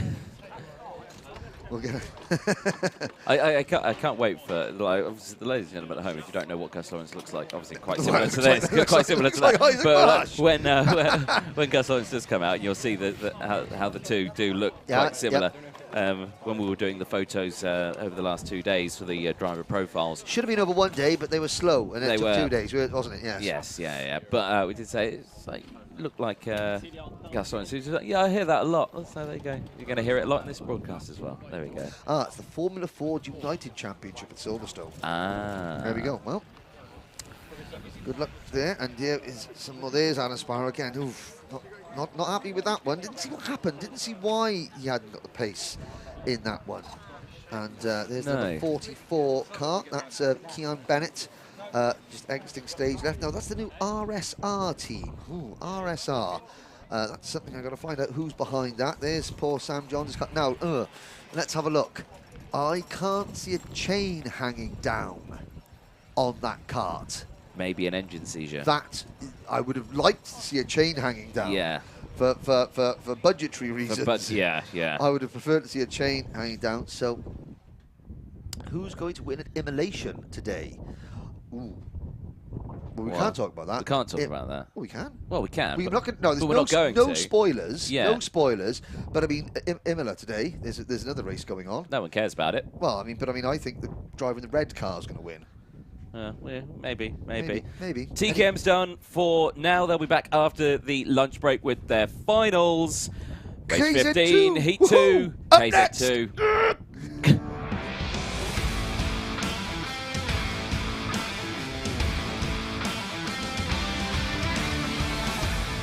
I try my hardest to keep it professional in this commentary box, but the loose cannon of Henry, you make it difficult. But I'm excited. Look, we had a great race in the first one. We did. 24 drivers set to go in heat number 2. It's the last race before lunch. Yep. Which is my favourite part of the day, to be fair. I mean, if that's not anything to get excited about, I'm nearly out of Scottish carbonated orange drink. Thank goodness. Well, I mean, that's what the lunch break's for. Well, rehydrate, and recarbonate. He can't even speak anymore. Oh, brilliant. There's the number 17 of Tom Adams, starting on row number 6. And the Rush Performance car, it's got Hannah Lang alongside. Now, of course, in that last one, Hannah Lang was involved in that incident with Alan Kenyon, wasn't it, with the number 5? Yeah. Yeah, there's Sam Moore. Sam Moore, what a mean kart race. I mean, let's say mean. He was an absolutely superb KZ2 driver in his day. There's Shane Daly. So, man on a mission. The O Plate winner, Shane Daly. From the back of the grid, again, one of those things, ruining the fact that he obviously had some sort of problem in qualifying that put him in the back of that long grid. That is a big grid. Now, again, this is the kart is 3x2, not 2x2. So the grid graphics are going to be slightly misleading for this one, just because, well, KZ2 is an anomaly. Yeah. An anomaly. I love how you can say that word, but you can't say rehydrate. Rehydrate, no, that's me. I can't even remember the word that you said. Hydronate. I was trying to say hydrated carbonate, recarbonate, and hydrate. There we go. There we go. So we got Mr. Greedy supporting Byron. Byron Kittle, who did very well in his debut in the British Championship. Now there is the Spencer Shinner kart, which is good to see back. The number 5, the 55 after his failure early on. Morgan Porter. Let's have Jason there taking us up the grid. You've got the number 48 kart there. That's the Derek Morgan's kart, privateer driver on an MS chassis. And engines are fired. Off we go. There's the E-plate of Dan Gould being released. There goes Alan Kenyon, the black liveried Sodi kart. Not part of the Sodi Vitesse team. That's Bradley Barrett's outfit. And there goes Shane Daly. Daly, Synergy kart. So it's a Synergy chassis in the KZ2 for more racing. Now, here we go. The grid. Yes. Row number 1. Bradley Barrett on pole, Dan Kelly in the middle, and Lee Ward on the outside. Row 2, James Glenister and Miles Murphy. Dan Gould, Ashley Lewis and Charlie Turner will be the 3 karts on row number 3, with Joe Charlton and Josh Price on row number 4. Row 5 sees Caden McQueen on the inside, Alan Kenyon in the middle, and Derek Morgan on the outside. And row 6 sees Tom Adams and Hannah Lang. Charlie Cole, Lewis Halliday and Byron Kittle on row 7, the 3 alongside. Morgan Porter and Robert Cronin on row number 8. Row number 9, Spencer Shinner, Sam Ward and Ashley Goodliffe are back on row number 10, but watch the O-plate, more racing, Shane Daly. How high can he go in this one? Well, watch now for, the key thing is the new drivers, Lewis Halliday, Caden McQueen, Tom Adams, Morgan Porter. Watch them. So you've got Halliday at the start. Halliday Adams in the 17, Halliday in the 56, Porter in the 46, McQueen in the 42. Watch them at their starts. It's going to be hard. It's a birthday cake now. For those who watched the Paddock show last night, Mrs. Shaw has brought us a bit of birthday cake in the commentary box. It's Sam Shaw's dad, Big Rob. The big man himself, is hit the half century today. Happy birthday to Rob Shaw. And we'll be investigating that birthday cake later on. During the lunch break. Yes, we will. But yeah, let's see. I had birthday cake the other day as well. Louis from Chaos Sport. Louis from Chaos Sport. He's 39 years young. Oh. How come he looks older than Rob Shaw? No, I'm only joking. Louis, because you're very big and you're very strong with lots of muscles and you'll beat me up. But okay, right, so again, now we're going to look at the back of the grid. So we're going to find, Caden McQueen, the 42, he had a poor start in the first one. We got Derek Morgan, the 48, he's new to the class, can he get away? Tom Adams, the 17, look for his start, because this is going to be the new drivers. There's the 56 of Lewis Halliday as well, the 46 of Porter. Watch them at the start. Will they get away cleanly? It's almost as important because these cars accelerate so much, so quickly. It's almost more important to see the middle and the back of the grid than the front of the grid. You know the front row starters are going to get away cleanly. But it's the concertina effect that happens if one of the newcomers to the class doesn't get a clean start. Green flag in the air. Let's watch and see. Oh, look at the front, Anthony. You check out the newcomers. Lights are out. We're off and racing. It's a good start from Bradley Barrett, who holds on to the lead, but they all somehow get away. But one of the Rush Performance drivers struggling. Yeah. Into Cafe Corner, Barrett leads. Yeah, it was the 22 of James Glenister who had a bad start there. He got swallowed by the pack and has fallen right down the order here. Absolutely line astern as they whiz past the first corner, straight down into the second. Is everyone going to get round okay this time around? Hold your breath. Yes, they do. So Glenister, one of the contenders for victory in the first race, already at the back of the pack. And it's Barrett who made a cock-up of his start in the first race. He's made a good start this time, and he's leading. Ward, second, and Kelly, third. Yeah, Lee Ward was very, very sideways. He came into the Bruno chicane very hot there and nearly didn't stop for the corner, but manages to keep it under control. So they cross the line. Barrett leads from Ward, Kelly, Murphy, Turner, Gould. Then it's Lewis, Price, Charlton, Morgan, Lang, Kenyon, the top 12. Adams, Cole, Kittle, Halliday, McQueen, Daly, Porter, Cronin, Ward, Shinner, Goodliffe and Glenister. Glenister, I don't think Glenister has I don't think he's crossed the line. So James Glenister out of the race. That's a disaster because Glenister was, finished the top 3 last time, but out of the race early doors this time. That's going to be a big, big hindrance for him to try and make progress in the final. Barrett, Ward, Kelly. Oh, and there is Lewis Halliday running wide there. Lewis Halliday, Morgan Porter. They locked horns in Rotax, but they're going a lot quicker now. Don't forget, ladies and gentlemen, at the end of the Stratford straight before they hit the Stratford hairpin, these carts are doing 95 miles an hour. Yeah. Blistering speed. So confirmed that James Glenister has come into the pit lane. That kart has retired from the race, so the bad start may have been mechanical issues, and that kart goeth no further. Bradley Barrett under pressure here from Lee Ward. Lee Ward looking like he was going to go for a move on the outside here, slotted back to the inside, and they will stay in position. But Barrett, much better start this time around. Charlie Turner, you're pointing at? No, it's Miles Murphy. Miles Murphy and Charlie Turner, 4th and 5th, very, very close as well. The 37 of Murphy, the 4 of Turner. Then it's the E-plate of Gould and the 9 of Ashley Lewis. All really close in contention as they come into Hanger Corner and down towards Wilkins. But 2, 4, 6 in a line. Barrett, Ward, Kelly, Murphy, Turner, Gould. Then Lewis, Charlton, Josh Price, Hannah Lang up into the top 10. Kenyon 11th. Then it's Morgan, Adams, Cole, Kittle, McQueen, Daly, Halliday, Porter, Ward, Shinner, Cronin and Goodliffe. 23 carts separated by 7 seconds at the end of lap number 4. 7.5 minutes to go. There is one of the Rush Performance drivers making a move down into the hairpin. I think that might have been Turner or Gould. Was it? It was maybe Gould trying to pass Turner. They're still side by side. And it does look as though it's the E-plate. No, it's Murphy defending 4th place from turn, you've got the 3 Rush Performance karts chasing the Demon Tweaks more racing entry of Murphy, but and it's allowing the top 3 to just ease away, with Lee Ward now assuming the lead and Bradley Barrett dropping to 3rd place. So Ireland leads with number 8 Lee Ward, but for how much longer?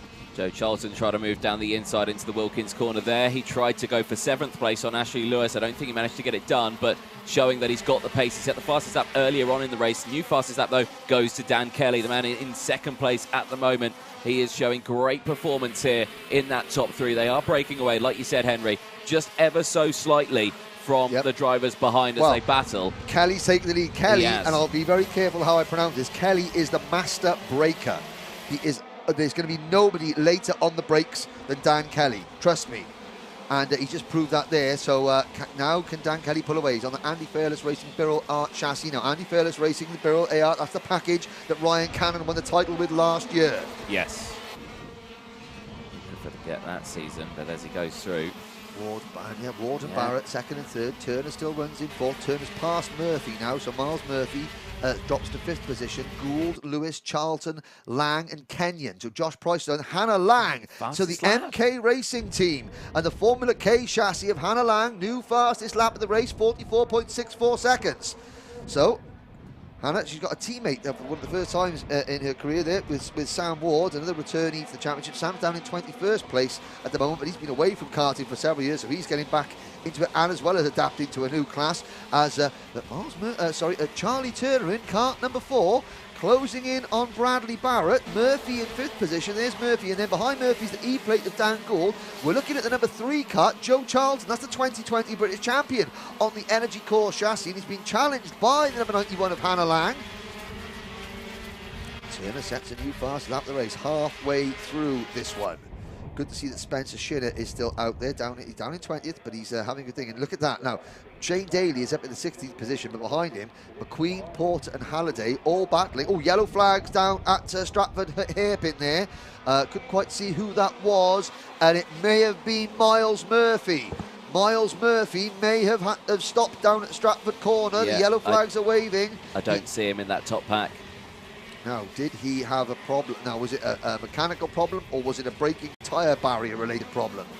Well, we'll soon see. There'll be a camera down there when the drivers come around next time. Hopefully we'll see Miles out of his car standing in absolutely okay.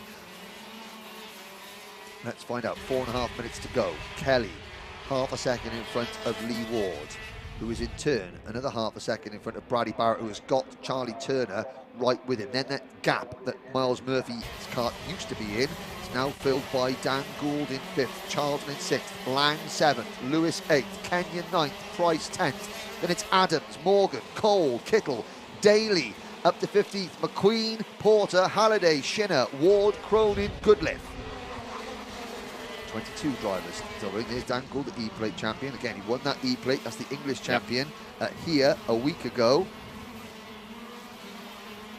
Here's the number 48 with Derek Morgan going through.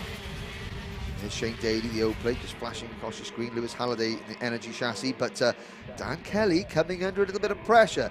Lee Ward, last time around, 44.36 seconds. That's the new fastest lap of the race. 3.5 minutes to go. See all the absolute cornucopia of colours here on a sunny day in Shenington. British Karting Championship is back in full swing. Not great for those of you suffering with any sort of hay fever, however. Yes. As Lee Ward continues to work on the rear bumper of Dan Kelly's car. We're on lap number 10. Out of Cafe Corner we go. Up towards Pitts Bend, Park Bend rather, and the Stratford Straight. There's the 56, the 55 going across your screens there. That was Spencer Shinner in 19th position. But here comes Kelly, then all white, Lee Ward. Then the orange and black Sodi Vitesse livery kart of Bradley Barrett. It's great to see that we've got, so Dan Kelly on the Birrell ART. Then we've got the number 8 kart of Lee Ward on a Synergy chassis. In 3rd place, Bradley Barrett on a Sodi kart, and the Charlie Turner on a Maranello in 4th place. So 4 very, very distinct, distinctly different chassis up the front here in the British KZ2 Championship, showing that variety is indeed the spice of life. And Charlie Turner in 4th place on that Maranello kart for Rush Performance, just sets a new fast lap, 44.34 seconds. And there they go, up Hanger Straight now. That's runway straight into the Bruno chicane. And Joe Charlton on the energy course and Hannah Lang on the Formula K chassis. So they're 5th and 6th. The top 6 have got 6 different chassis on display. Great stuff. They're having a much better race this time around, aren't they? Heat 1 wasn't in their favour, was it, for Hannah Lang and Joe Charlton? They struggled a little bit, but this time around, much better as well. Lee Ward, he tried to go for the move there into turn 1. Struggled there. Lee, you know, that's the thing, because Dan Kelly is so good late on the brakes for slow speed corners, Lee Ward's thinking, okay, I've got to try to do something at a higher speed corner where Dan Kelly hasn't got such an advantage on the brakes. But Lee Ward has got that kart dialed in, that all-white Synergy chassis. For privateer entry. Again, he's out in the back of the paddock. He's around the Michael Cornell, Kai Springfield sort of area, part of the paddock. Yeah, a real old school, you know, lad and dad sort of family van. Chassis in the back of the van, easy up hauling at the side of it, showing that you can still do it, ladies and gentlemen, in that fashion and be successful in the British Championship. There is Charlton, there is Lang. This is Hannah Lang's best drive in the British Championship that I've seen in many years of commentating on Hannah. She's doing a fantastic job, top 6 running. Then it's Lewis, Price, Gould down to 9th, Adams up into 10th place, Charlie Cole, Alan Kenyon, Byron Kittle, Shane Daly only 14th. So this is 30 seconds to go. We're not seeing all the overtaking manoeuvres yet, but this is intense racing. The top 4 are separated by 0.6 of a second. Somebody else brings their kart into the pits beneath us. I think that might be Ashley Goodliff in the number 34 kart. He was running down in 22nd position and now he's out of the race. So 15 seconds to go. It's Lee Ward who's back in front. So I missed where Lee Ward made the move there. Sorry about that, ladies and gentlemen. I missed it too, don't worry, Henry. Kelly down to 2nd. Barrett, now will Kelly respond at the braking for Stratford Hairpin this time around? Will there be an instant response? We look at the rest of the field go through. Down towards Stratford. We wait. No, Ward still in front. Kelly 2nd, Barrett 3rd, Turner in 4th. Out of Bruno's. Onto the Hanger Straight. Next time around, it'll be the last lap board. And Ward does defend.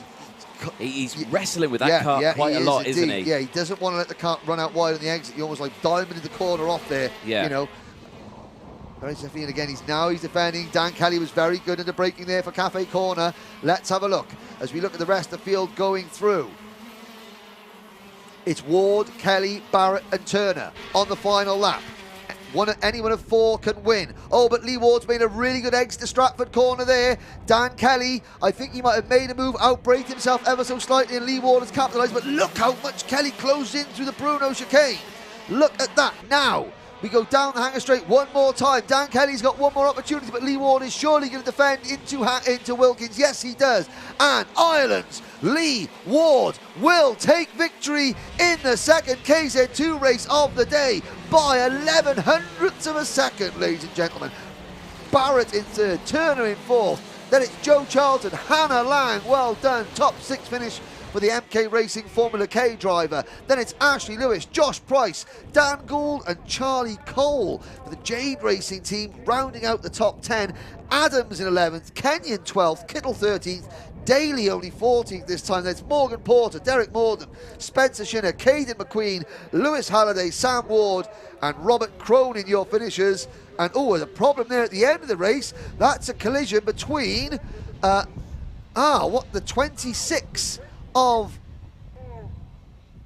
Robert Cronin, and I think that Morgan Porter may have stopped and Derek Morgan may have run into the back of Morgan. So what happened there, we don't know, but certainly damaged the rear bumper of Morgan Porter's kart, and I'm sure that there's damaged the front end of Derek Morgan's kart. Well, that will look bad when it comes to the nose tone check. Yep, there'll be a penalty. It doesn't matter when it happened. It's an unappealable penalty. There's Alan Kenyon, the number 5 car. There's Sam Ward getting out. Caden McQueen chatting with Shane Daly. There, Shane managing to get up into the top 14. There's the number 56 of Lewis Halliday, the E-plate holder. Halliday Now, Halliday and Caden McQueen were battling, and they were battling for 15th and 16th, and then they finished 18th and 19th, and I got a feeling Halliday was having this photo taken of his drop nose cone, so something may have happened there. Yeah. Who knows? I don't want to say anything. Don't want to be presumptuous in any way, shape or form, but, you know, you look at the evidence presented to your eyes and you make an assumption. It's Dan Gould taking his helmet off, and you know, where did Dan Gould finish that? The E-plate. I mean, 9th place for the E-plate. You know, yeah, the fact that he won the E-plate here last weekend. Yep. You know, and 9th, he's going to be disappointed with that. There was a bit of a thumbs up there from number 88, Byron Kittle, and plenty of people giving Byron some support online. But I mean, the E-plate, the English Championship, obviously a major event. Yeah. But this is the big. There's Hannah Lang, so a top 6 finish for Hannah. Great result. Yep, drove extremely well, especially after overcoming that earlier incident where, has to say, she made a mistake, missed her braking, drove over Alan Kenyon and retired on the opening lap. So to come back strong in that one, so she'll be pleased with that. Although, yeah, I've got to say, it shows that this is the British Championship, and everybody brings their A game to the E-plate, but everyone brings their A+ game to the British Championship, and because it's the British Championship, and that's why there's there's from MK Racing there. That's happy there. She seems happy. A bit of a smile there. You go. There's a smile. You know, top 6. Oof. That was all right. There we go. Yeah, it was all right. Well, we've got to get it done in the final properly now. There's Joe Charlton's kart. Good to see Joe back with us. Again, that number 3. That chassis was waiting a long time to get that energy chassis last year. Stuck in Italy, wasn't it? It was stuck in Italy, customs. And there's Tom Adams. So Tom Adams, 11th place finish there for Tom. Got to be pleased with that. You know, you've got Adams, Porter, Morgan, McQueen, Halliday. They're coming from, like, they're used to winning normally, winning top 3 all the time. Now you've got to be pleased with a top 10 finish in this year. There's Charlie Cole, the number 66 kart. Again, Charlie, one of the youngsters in the class. You know, really good performance for him for the Jade Racing team, finishing in 10th place. There goes the number 44 Mad Croc entry of Caden McQueen. And there's the Sam Ward's number 63 Formula K kart going through. And there's the opener Shane Daly having a chat with Caden still, you know, going at the end of there. There's the comp kart. There's Sam Moore giving us a wave. And the comp kart of Robert Cronin for more racing. Well, Anthony. That rounds off this morning's action. It does indeed, doesn't it? Now tell us what's going to happen now. Well, tell them. We're going to have lunch. Yes. We're going to enjoy some cake. We're going to have some cakes. Yes, we're going to enjoy some cake. Thanks to Mrs. Shaw. For the viewers at home, you have got the Paddock show from yesterday evening to joyous. view now. Yes, joyous, lovely time. And as we're eating birthday cake, you'll see why we're eating birthday cake. Because you'll hear the beautiful tones of everyone in the premium karting tent. Yes, they will indeed. But I won't spoil it too much. Ladies and gentlemen, we're going to take a short lunch break now. We'll be back at 1 o'clock for race 16, Senior X30 for their pre-final. Ooh.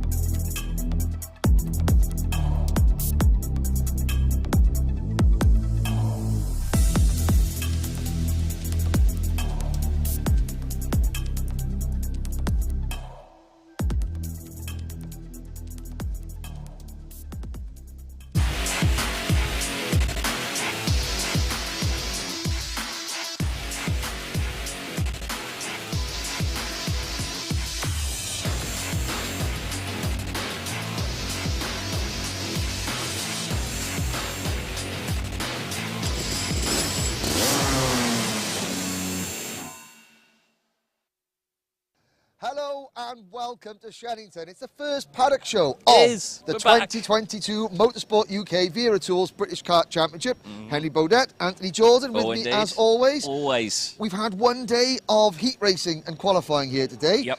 The live stream goes tomorrow morning. It does, You'll be watching this either tonight, in which case it will be tomorrow morning, or you'll have already seen some of the racing and you're now looking at time travel, Back to the Future, something like that. Yeah, That's okay. Yeah, it's fine. 175 drivers are here. Let's have a little wander around the paddock. We've had several races so far today. It's been very good, hasn't it? It's been a pretty good day. Yeah, the rain held off. It looked like it was it was a bit touch and go. I mean, you can see our new garments here. Some very tasteful new garments, but they are required today because it is a bit blustery. It is a bit breezy, yeah, but you don't have to worry about that. I'm going to worry about that. My hair looks absolutely fine. Well, maybe this bit of hair is a bit it's questionable. Okay, let's have a look around the paddock, shall we? Let's go for it. We're back. We're outside. I know we're back. Calm down, man. You're not even telling me to calm down, but no, we're back. Let's go and speak to Oliver Rowland Motorsport. There's drivers running away from us already. Now, the IAME Cadets, they've had 3 heats today. Jacob Ashcroft, come. So this young man, you won your first race today, didn't you? How did the other one go? Because you were starting at the front. Good day? Yeah, it was a good day. In the third heat, well, my second heat, me and my teammate just pushed off and we got 1 and 2. Yeah, so you and Henry Domain have won all the races so far. So you're looking good for the pre-final tomorrow? Yeah, we hope to do the same in the pre-final tomorrow, push away and hopefully win. Now, last year, let me get this right, number 8 seed last year. So there's 4 seeds coming back this year. You know, yourself, Kit Bolofsky, who's the number 10 seed. You've got Henry Domain and George Edgar as well. So you're one of the favourites for the championship, aren't you? I think so. I think I have a good opportunity to win this year. Okay, great stuff. And now you've got to say, though, Jacob's dad, Barry, I mean, he's half the man he used to be. He's done really well over the winter. He's like, you know, he's on the fitness buzz, isn't he? He's trying to keep up with you. He's done really well. Yeah, he's been losing a lot of weight recently ever since a trouble that we had on New Year's morning. Ah, yes, the trouble. Well, he's given it all to me, I'm happy to say. But yeah, he's doing... We can't call him Big Barry anymore. He's not quite as Big Barry, but Barry Ashcroft there. Going to be a championship winning mechanic this year, do you reckon? Hopefully. Maybe. We'll have a look. Well, let's have a little look inside the Oliver Rowland Motorsport awning. Do you want to tell you what, Jake? Come and show us around a little bit. What's going on in here? Lots of hard work. There's Noah Baglin. Who's who? Smile. Who's Noah. Noah. What happened to your head? What happened to your hair? It's a different colour. Does it look good? Oh, it's looking on point. Looking on point. Thank you. There we go. That's all that matters. All that matters. Here's Henry Carter. Great first name. You'll go far in life with a name like that, Henry. Yeah. Today's been a bit like on and off, but tomorrow's a different day, so we just keep on chipping away at it. So that's how it works. So you can keep on chipping away, DJ. Yeah, keep on chipping away. Exactly. Oh, now look at this. Here's a collection of cars. So this is the 3 cadet heats. 3 winners out of here so far. 12 drivers in the Oliver Rowland Motorsport awning. So 37 drivers, 12 in here, 12 are in Fusion. Yep. Last year, the top 14 places of the championship taken by these 2 teams. They were indeed, yeah. Can anyone beat them? We've got drivers from Jamie Green Racing, we've got drivers from Croc Promotions this year, SWRD, we've got some privateer entries. Can anyone beat them? You can see the number 74 kart there, Mr. Newstead. Now, Austin, where's Austin? He's right here. Where's Austin? Fresh out of Bambinos. Right, do you know something, Anthony? Go on. There's one driver in this paddock who has never, ever, ever lost a British Kart Championship meeting. They have won every single one they've entered. Do you know who that is? He's right in front of you. He's right in front of you, is he? Austin, you said you won 4 out of 4 as a Bambino last year. You're making the big step up this year. You've got big man Gill on the tools. How are you looking? Good. Are you going to make it 5 wins out of 5 tomorrow? Hope. Maybe. Maybe. Okay, so what's it like coming up? Okay, so last year in Bambinos, okay, you know, you were the king of the hill. You know, now you're the youngest driver here, aren't you? How's it like fitting in? It's really good because I'm joining a new team and it's a new community. Now, what's Mr. Rowland sent you? Has he been good sort of coaching you? Yeah. Excellent.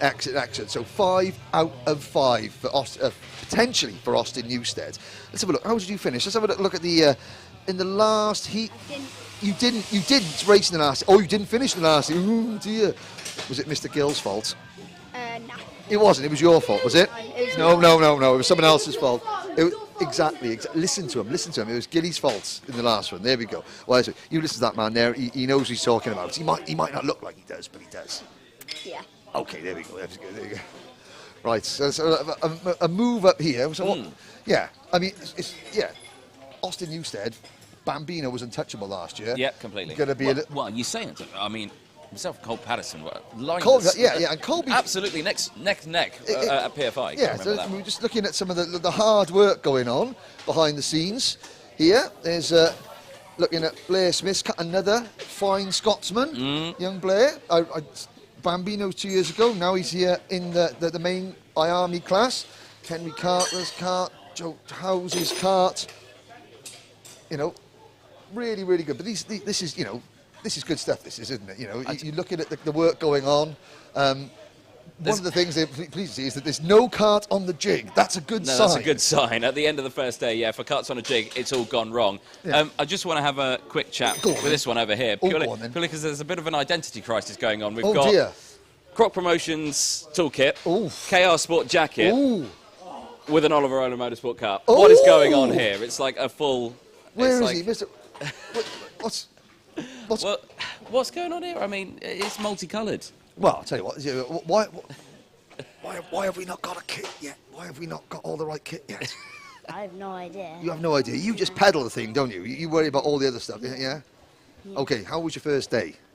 Quite good. Great. Okay. Second heat was good. Second heat was good. Well, let's have a look at the second heat. Let's have a look there. You buy my mobile telephonic device, which I've learned to use this year. Well, good. You know, good, right? Good. Where were we in the second heat there? Not the second heat. I mean, my second heat. Your second heat. Yeah, You in heat. Now I've got to move this again. Come on now. Right. Let's have a little look. This is great TV. This is. You know. There we go. Right. So there we go. How did we do? We were doing very well there, Kanish. Yeah, very good. So, okay, so you're your third season now in the British Championship because you're with Paul Munn Racing as well. Yeah, my third season. Now that Paul Munn's racing teams, that's gone away now. So you come over to Rowland Motorsport. You know, you fitting in well. Yes, it's a good team. Excellent, excellent. But we've got to find Ollie. I did see Ollie. Ollie was scarpering out the back that way. So the campaign to get Kanish his own race suit by tomorrow starts now, okay? Yeah. Okay. Good. Right, well, let's go and find out. Look at this collection. Yeah, I know they follow. They're like meerkats. They just... Like meerkats? They don't go away. Oh, that's all right. You what, sorry? I get called the meerkat in school. I don't You get called a meerkat in school. Why is that? Because you go... That's probably the wrong choice of words. Like on the adverts? Yeah. No, we're not sure. We're not sure. I don't want to interview on my hair. Right. I tell you what, we're going to ambush. We're going to ambush Ollie Rowland now. Ollie Rowland is up here with Toby George and Anderson Chilcott up here. So Ollie, we've got a problem. This is back there. We've got a serious problem. Right. Kanish Grau just done a brilliant drive, top 5 in his last heat. He hasn't got a race suit. I know, yeah. His dad says he can't have one. Dad says he can't have one? No, he didn't say that. He said that you deliberately... He's saving on tyres and he's even saving on suits now. Oh, you see, he's fibbing. He said that it was your fault completely. And I told me to come and sort it out. Yeah, well, yeah. All right, very quick. Okay, well, you've had a great day. 3 wins out of 3. Happy days. Good start to the new season.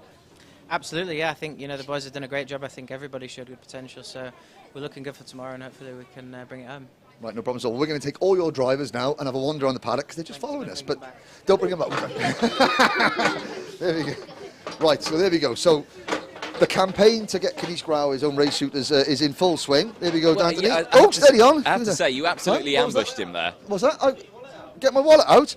Oh, I went to the pub last night. That's my problem. Right. Well, let's go down here. So there was a big day for Ollie Rowland Motorsport. It was, yeah.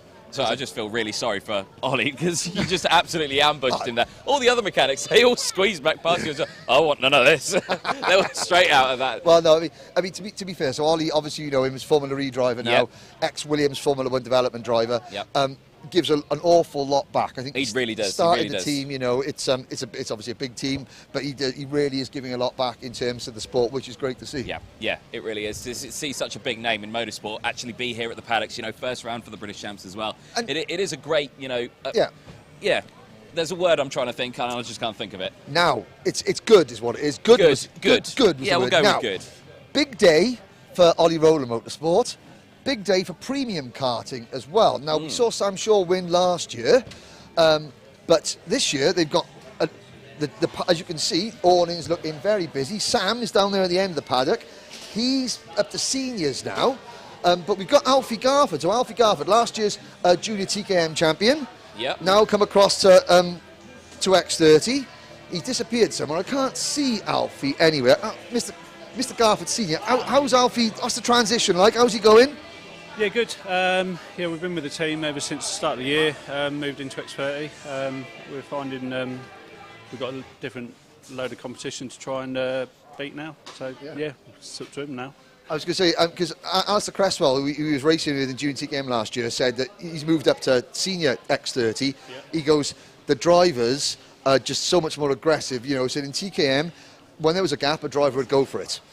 In X30, when there's half a gap, the drivers. Does that sound right? Yeah, absolutely. That. Yeah, it's different mentality, I suppose. Mental being the right word. Yeah, absolutely. Yeah.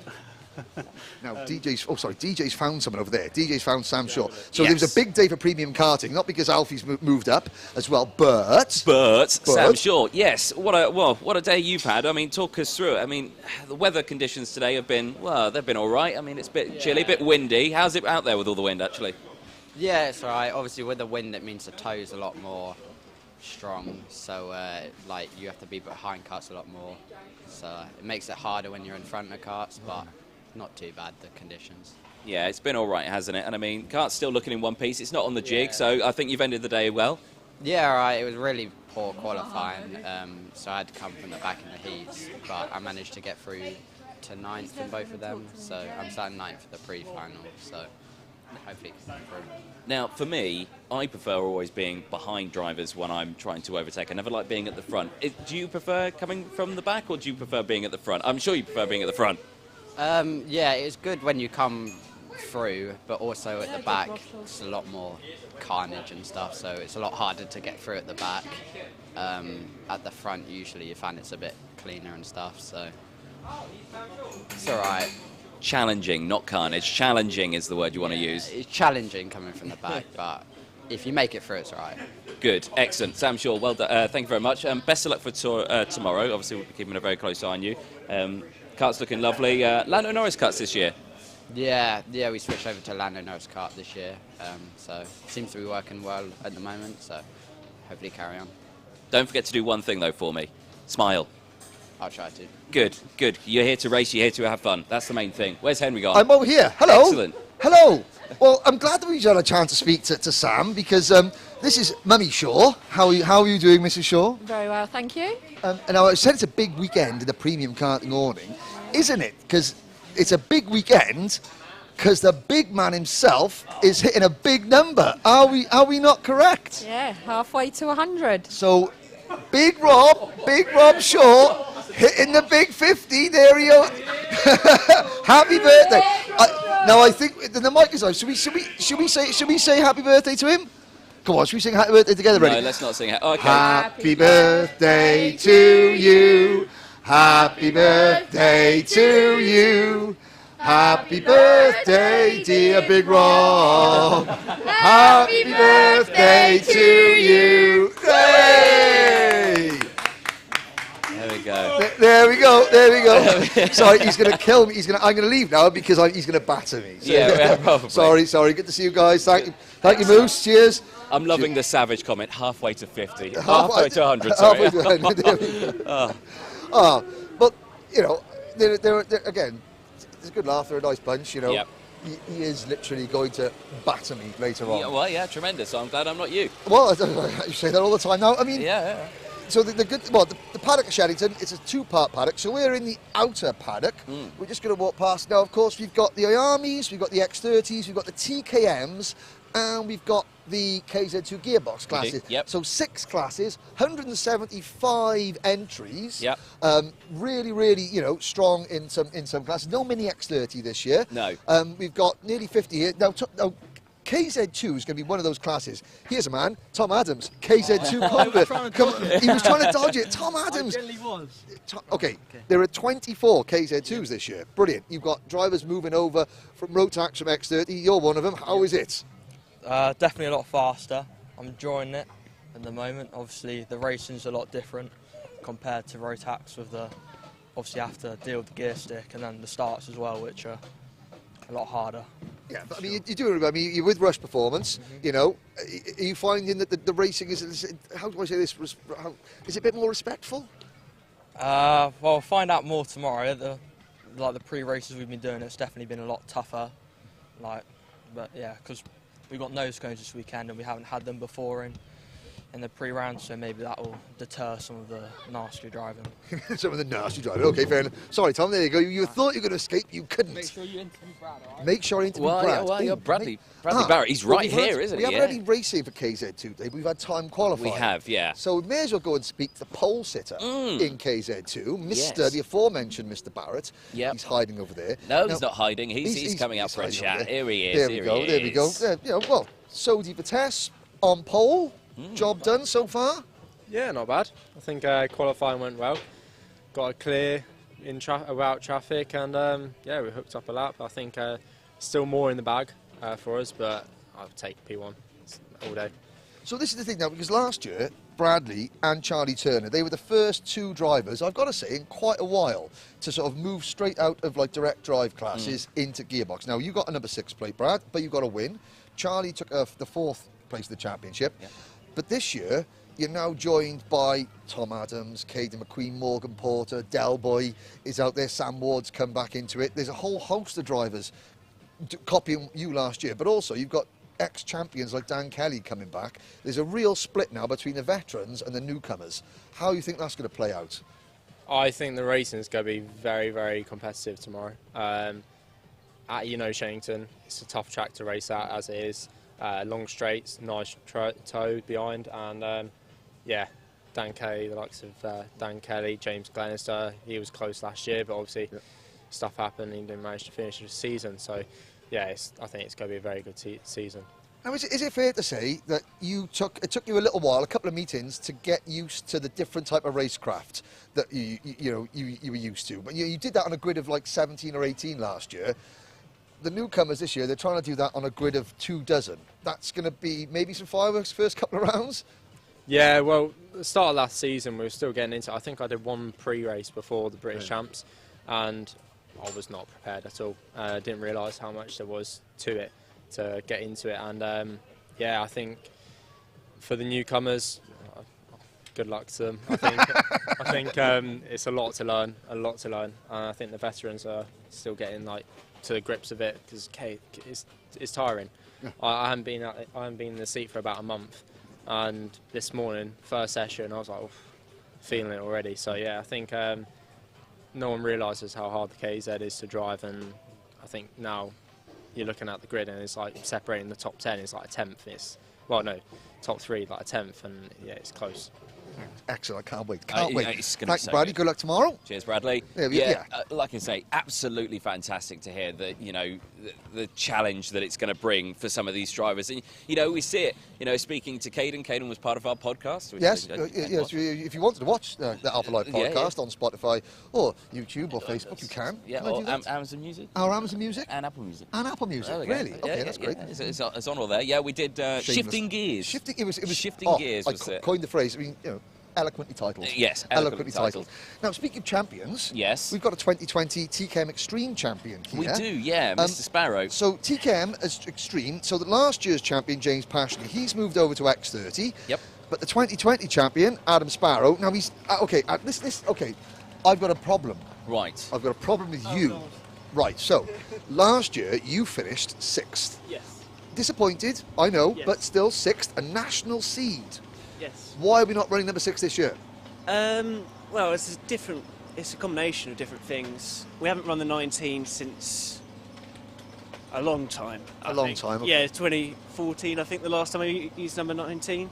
So we thought we'd give it back a go, and we just thought it was a little bit of a downgrade going from the number 1 to the number 6. So. I mean, so you thought 1 to 19 was even better? Well, I mean, it's my own number. It's the number right, I've been racing since I started juniors, and I've also been doing a bit of car racing as well, which I'm running there as well. So because you were saying about that, you've got a bit of car racing. Yeah. Well, it's basically TKM racing, but a car. There we go. That's a great advert. That's a great advert for it as well. So you've had a couple of drivers move out of the class, but you've got a couple of drivers come back in. Like I know Lee Whittingham's back, Sam Johns is back in the class, so there's still some really, really strong drivers, aren't there? Yeah, well, there's always going to be battles at the front until TKM keeps going. There's always going to be battles at the front because it's the nature of the class. Yep. Close engines, and yeah. Excellent. Well, good luck. Thank you very much. No problems. Let's keep on wandering. Yeah, keep on shimmying. How long have we got left? Oh, Let's we've got about 7 minutes left. 7 minutes? 7 We've minutes. done this entire show in the outer paddock. This is and I just noticed, have they closed the gate on us? Well, no, there's a small gate there there's to a the side. small But gate. we're fine, yes. Well, let's have a little wander down here. I mean, again, it's a nice evening, being a bit blustery.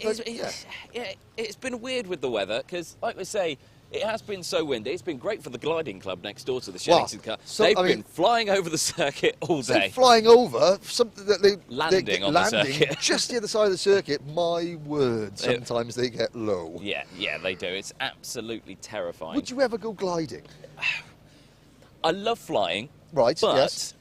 to go in something that hasn't got an engine. Yes, the only direction it's going is down. Down, yes. And if there's a problem, you can't flick a switch or press the accelerator pedal to go up. No. Or is that, you don't press the accelerator pedal to play what am I on about?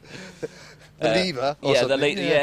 Lever, yeah. I mean, Okay. Summit to like a... Yeah. I'm sure there'll be aviation experts watching this, I'm sure, going, what on earth are they talking about? They have no idea. Well, we don't know what we're talking about when it comes to karting, let alone aviation and flying. Borderline anything. I wing life at the moment. So, yeah, it is what it is. But, like I say, yeah, walking through, scrutineering bays are here and here. Well, they were doing main scrutineering yesterday, was in there, but the scrutineering is in there. So there's the scrutineering is underneath there. Now, of course, first of 12 events this year. The British Championship this year. Yeah. 12 events, 11 tracks. Yeah. No, 10 tracks. 10 tracks, 9 or 10 tracks. A lot of tracks, 12 events. Number of tracks. 11 classes. Yeah.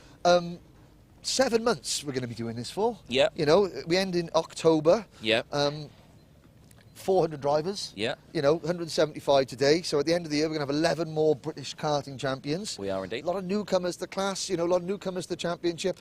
Yeah, plenty of rookies, but a lot of drivers still in the series that the viewers at home will be familiar with. You know, they're getting to know the personalities. Now, one thing I do, I know we were doing this last year. Yeah. But of course, what are we missing? What are we missing? Masks. Oh, yes. I know. We don't have to stay away like this, yeah, you we know. don't have to, which means I can give you a cut like this. You know. But no, I mean, it makes a difference. You know, there are no more restrictions. People can bring all their families and friends back to the circuit. Yeah. Which they couldn't do last year. So we're going to see a lot more of the drivers themselves. Uh-oh. You're being eyed up. Uh-oh, being eyed up. Someone wants... Go on. Head over. Let's just go and have a little look. Oh, we're in the John. This is Mr. Tom Grice. I just want to say, you brought this on yourselves, guys. You brought this Andrew, on yourselves. You were looking at my beard, weren't you? Yeah, it's lovely, isn't it? Stroke the beard. You love the beard. Okay, so how's Caden doing at Gearbox? How's his first day gone? James has just given me some money to come back and do Senior X30, so just debating whether to do it or not. Oh, and with Grice Power, obviously. Yeah, obviously. Tom said he's going to give me 3 engines and everything. Yeah. So. Oh, hang on, we missed that.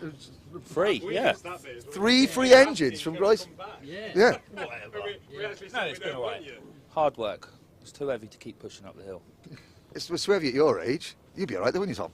No, it's too heavy for me, I know. Oh, fair enough, fair enough. Well, obviously the business side of karting is going on back there behind the scenes. Cheers, guys. We're on the wrong side. We're on the wrong side, Blasphemous. That's the first one of the year. It is. Stroke my beard. No. Go on. Absolutely not. Go on, you know you want to. Ooh, you love the beard. There we go. Who's he? Oh, yes, he is. Mr. Roger. Now, Hey! during the course of the year, Mr. Timing himself. we talk about how wonderful all the facilities are with Motorsport-Timing. Here is Mr. Motorsport, Ian Rogers. How are you, sir? Very good, thank you, very good. How was your day in timekeeping? You know, lots of buttons going beep, beep, beep, beep. Was that basically it? That's basically it, yeah. That's what you do, isn't it? No dramas. No dramas, no dramas. But everything that you see on the live stream in terms of the timings, the graphics, obviously the graphics are alpha, but everything that Ian does is fantastic. The combination, it's like the dream team. Exactly It's like the 92 men's basketball team. It's like the dream team. Alpha Motorsport Timing UK.co.uk, something like that. Something like that, yeah. Motorsport-timing.co.uk. There we go. There we go. There we go. Excellent. Ian, you like the beard, don't you? Not really. No, no one likes the beard, Henry. Always a bit. See you later. I'll be in that timing booth yet tomorrow, and I'll be going, right, can I have all the grids, please, for this one, this one, this one, this one, this one? All the grids, We're on all the grids, side all the grids. again. Sorry, We're on side again. so the We're gonna get karting run version over. of Ant and Dec. Oh, there's people trying to leave the circuit now. No. Rookies, here's one. Here's Kira Harris. Kira Harris. Hello. We haven't spoken to a rookie yet. Come this way. Don't. Come here. Now, several things. So, okay, the Anglo-Canadian angle. Okay, so we got a maple leaf as well. How has your first day in the British Championship gone? It's gone alright. Yep. We've just been lacking a bit of pace, so we're just trying to get stuff sorted for tomorrow. Okay, so it's junior X30, isn't it? Yeah. And in with the big boys and girls, you know, sort of thing. It's a really, like, nearly 50 drivers on the grid. You know, it's very, very tough, isn't it? You know, but I noticed you're out there. You was keep holding your own mid pack. Yeah. Yeah. What are your hopes for this weekend? Hopefully for a top 10 finish. No problem at all. Now tell everyone, tell all the viewers who they're going to be watching tomorrow. What are you going to be looking for? Number 21 in Junior X30. You want to tell me your name? Kira Harris. There we go. Hey, we're learning. It's first time. Good luck. Thank you. There we go. That's the first sort of dive bomb that we've had on some poor unsuspecting member of the paddock. So yes, Kira Harris jumping in there. Quite a few. You 4 minutes K. There's Lewis Mackey. Nanny June Mackey. Lewis Mackey not racing here this weekend. There's Sam Ward back in the British Championships for the first time in about a million years. How's it going, Sam? Not bad. Going okay. Jump back in at KZ2. Why not? Yeah, difficult qualifying, but yeah, with the practice, we had good pace in practice. Just couldn't quite get the qualifying lap together. So try and bring some pace back up for the heats. Now, back in day, you were up there with the likes of George and Lando in British Cadets, you know, and things like that. Took a bit of time, many moons ago. Took a bit of time away from the sport, earned some money, and have come back into KZ2. You know, just in the few years you've been away, how's it changed? How's this paddock changed? There's a lot more teams around now. It's definitely changed. You know, there's so many more awnings and people involved. I think the grids are higher than there was. There's more classes as well. So it's definitely grown from when we were last involved. But you know, it's still a great form of racing compared to, you know, I've done some cars in the interim as well, and it's always nice to get back in a kart, and how close the racing is phenomenal. It's really good. Brilliant. Thank you very much, Sam. Right. DJ, who have you found? No problem to you, Sam. Well, I found someone who switched from TKM to X30. Mr. Cresswell, how are you today? You looking good? Yeah, I'm doing good, yeah. Yeah, you're looking good too? Yeah, cheers. Yeah, thanks. Yeah, no, they're swish, aren't they? Yeah. I want one now. What do you think of the colour? I like it, yeah. You like it, yeah? Kind of matches you. You go in the trackies, tops and bottoms there. But how was your day today? It was a bit of a disappointing day. We had a good qualifying and a good second heat, but we had a nose cone in the second heat, and the first heat crashed out a bit. Got a bit rough in X30, so it wasn't too good in that, but we definitely got the pace. Now, why did you get a nose cone? I don't actually remember. I think the old excuse. I don't remember. I think someone reversed into me, but I can't really. Yeah. I don't believe these have reversed, but we'll brush past that. Oh dear me, messing around. Well, they'll all be laughing and giggling until one of them falls over and then they can't race tomorrow. But there we go. I know. It nearly happened as well. But yeah, Chris. Now, why the move? Well, I think I didn't really want to go the same speed, which is like extreme. I wanted to go a bit faster.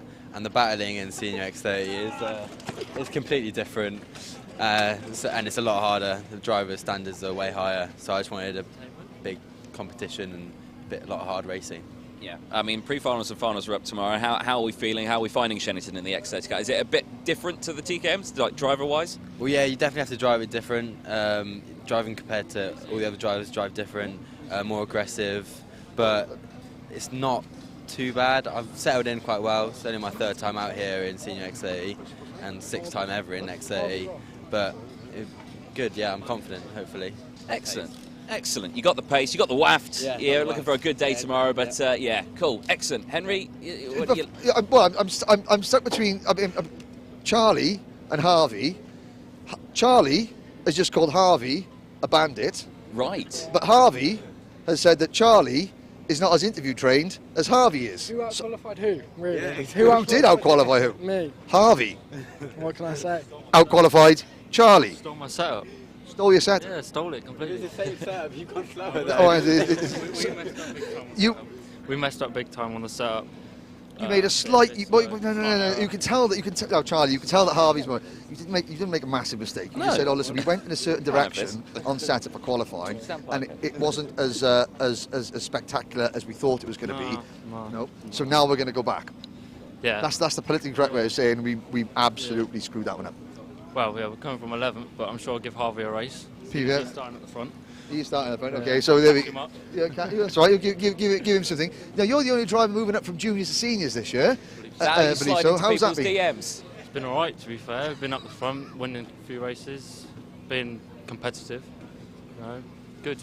Marvellous. Right, you've got to go and get him tomorrow because he's mullered you on that one. Sorry. I'll get him. Don't worry. Good. Well, there we go. Yeah, that's nice. Good stuff. Shots fired, banter. Good stuff to see. Yeah. Almost people falling over and dying on in the thing. I'm sure someone's got something to say about that a bit later on. I wouldn't like to be them in the morning. Right. But I think we're out of time. I was going to say, look at my mobile telephonic device. Yeah, we're in the first Paddock show. Look at that. The awnings. It's the British Championship. We're back. So, Anthony. Yes. When do people tune in tomorrow morning? For those of you watching on YouTube tonight. That's an excellent question. 11:45. 9:45. There we go. We would have missed the first 2 hours of amazing commentary, wit and banter, and some great racing. 9:45. Great racing, yeah. Great racing, yeah, great racing. Give or take the talking bit. Yeah. 9:45 tomorrow morning. Alpha Live, the Wera Tools, Motorsport UK, British Kart Championship. We're at Shenington. It's 2022. The season is starting. We cannot wait. Can't wait to have you on board. Let's go racing.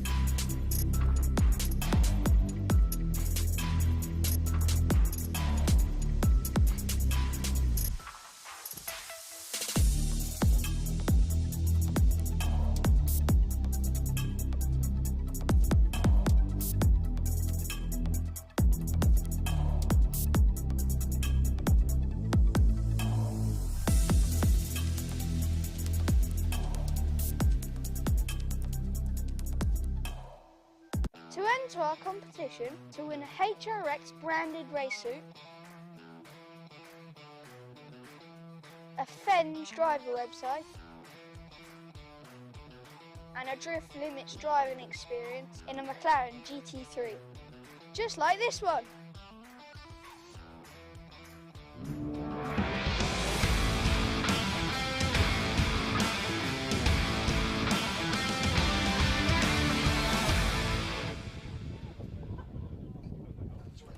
Well, welcome back, ladies and gentlemen, after the lunch break to Shenington Kart Circuit in the heart of the UK, just outside of Banbury. It's the lunch break is over.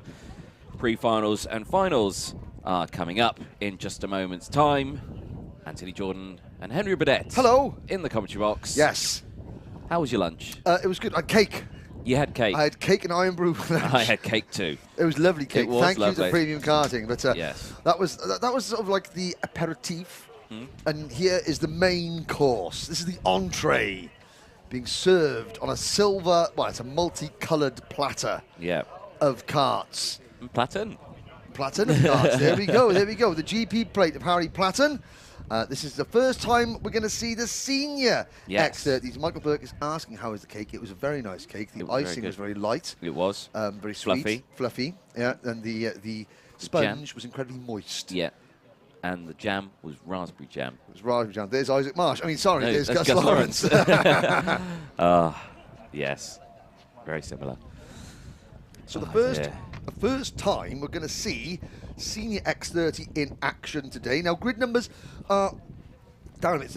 Everyone is in the pre-final. There's the birthday boy. There's Rob Shaw, centre screen there, just bending down the blue jacket. Halfway to 100, as his wife said. Yeah, as his wife said. Not us. We didn't mention it. No. As his wife said. Yes, we are good to go. There is Jonathan Paler and Moose Hingham from Premium Karting centre stage. One of the Lando Norris. It's one of the Dan Holland drivers, but it's the Lando Norris colours now. Yes. Which, as I said, it makes him a little bit harder to spot Yeah. than the old Dan Holland, but lovely livery nonetheless on the karts. Just a bit of a darker blue, isn't it? A bit of a darker hue of blue. Yes. So yeah, we're going to be. There's the BMR restart team, Harry Platten. Now, last year on a Xenon chassis, but now on a Tomy kart, I believe. You are correct. I'm correct. There's the number 3 of Thomas Fleming. So the highest seeded returning driver. No Clayton Ravenscroft this year. He is here. Yeah. He's worked for KR Sports. We're going to see Clayton, racing selectively this year. Thomas Turner not here this year, but Thomas Fleming, the highest seeded returning driver. There is a number 59 kart looking at on your screen. That's Oliver Greetham. Yeah. The S8 Racing team. They're getting bit of a difficulty getting that Fullerton chassis working yesterday, but hopefully there. And there's James Pashley, the number 52. So double TKM Extreme champion, always a privateer. Now he's running with the Jade Racing team. Jade Racing, everybody, they guided a certain Danny Curl to 2 British Senior X30 titles in 2019 and 2020. There is Marcus Littlewood, the teammate to Pashley in the number 11 kart. Always remember Marcus Littlewood with the Spirit of Senna livery kart, but he's obviously running for Jade. There's the Jack Dex Racing number 53 of Jude Ferneyhout. Now, a couple of people said, watch out for Jude potentially as a race winner in this one. Right. Yeah. So a quick little glance at the results from yesterday's. Aaron Walker won both heats yesterday. Very impressively indeed. So Aaron for Strawberry Racing will be starting up top. Thomas Fleming was fastest in qualifying, but then from Harry Platten and Walker. But then in race number 1, Walker won from Marcus Lucio and Platten with Gus Lawrence in 4th and Bart Harrison in 5th, Bart's first season as a senior. And then Walker beat Fleming, Harrison and Lawrence with Harvey Ryby in 5th position in the second heat race of the day. So 27 drivers in total, and they're out onto the circuit now. It's about time we saw a starting lineup, Anthony. How about that? I think we should see that, yeah. Here it is then. Aaron Walker, Gus Lawrence starts on the front row. Bart Harrison and Harry Platten round out row number 2. Row number 3, Marcus Lucio and Harvey Ryby with Oscar Joyce and Brad Pennell on row 4. Sam Shaw and Tom Fleming on row number 5. Jude Ferneyhout and Callie Atkins on row number 6. Row 7 is Marcus Littlewood and Archie Tillett, Sam Heading and Oliver Greetham them start on row number 8. Row 9, Louis Johnson-Cool and James Pashley. Row 10, Connor Clifford and Nat Thomas. Row number 11, Ewan Wilson and Alistair Cresswell, coming over from Junior TKM. Yep. Brandon Templeton and Harry Cottrell. Gary Edwards and Alex Moody round out row 13, and on row 14, Alfie Baxter-Davis, the 33rd spot on the grid. So this is going to be a 12-minute plus 1 lap race. It's the pre-final. Let's see if we go first time of asking. No, we don't. So we're going to go around again on a beautifully sunny day here at Shenington, Oxfordshire and Banbury. And I've got to say is that I had to go and get some of the grids from our good friend and colleague, Mr. Ian Rogers, over in the tyre building. Yep. The one thing is the paddock, the paddock and the parking area is full because spectators are allowed back. And you can see there on the camera shot, you know, crowds of people up on the banking, and it's great to have spectators back at the circuit. Yes, indeed. Yes. Oh, dear. Well, I mean, the next round, for those of you that are in the UK, the next round is at PFI on the 7th and 8th of May. Now, we're live on Sunday, the 8th of May. Yeah. PF International, come along. Yeah, You're allowed. Spectators are welcome. We want to see spectators there. We want to see, while you're spectating, to have the live stream on your mobile telephonic devices. Of course, without a shadow of a doubt. Oh, yeah.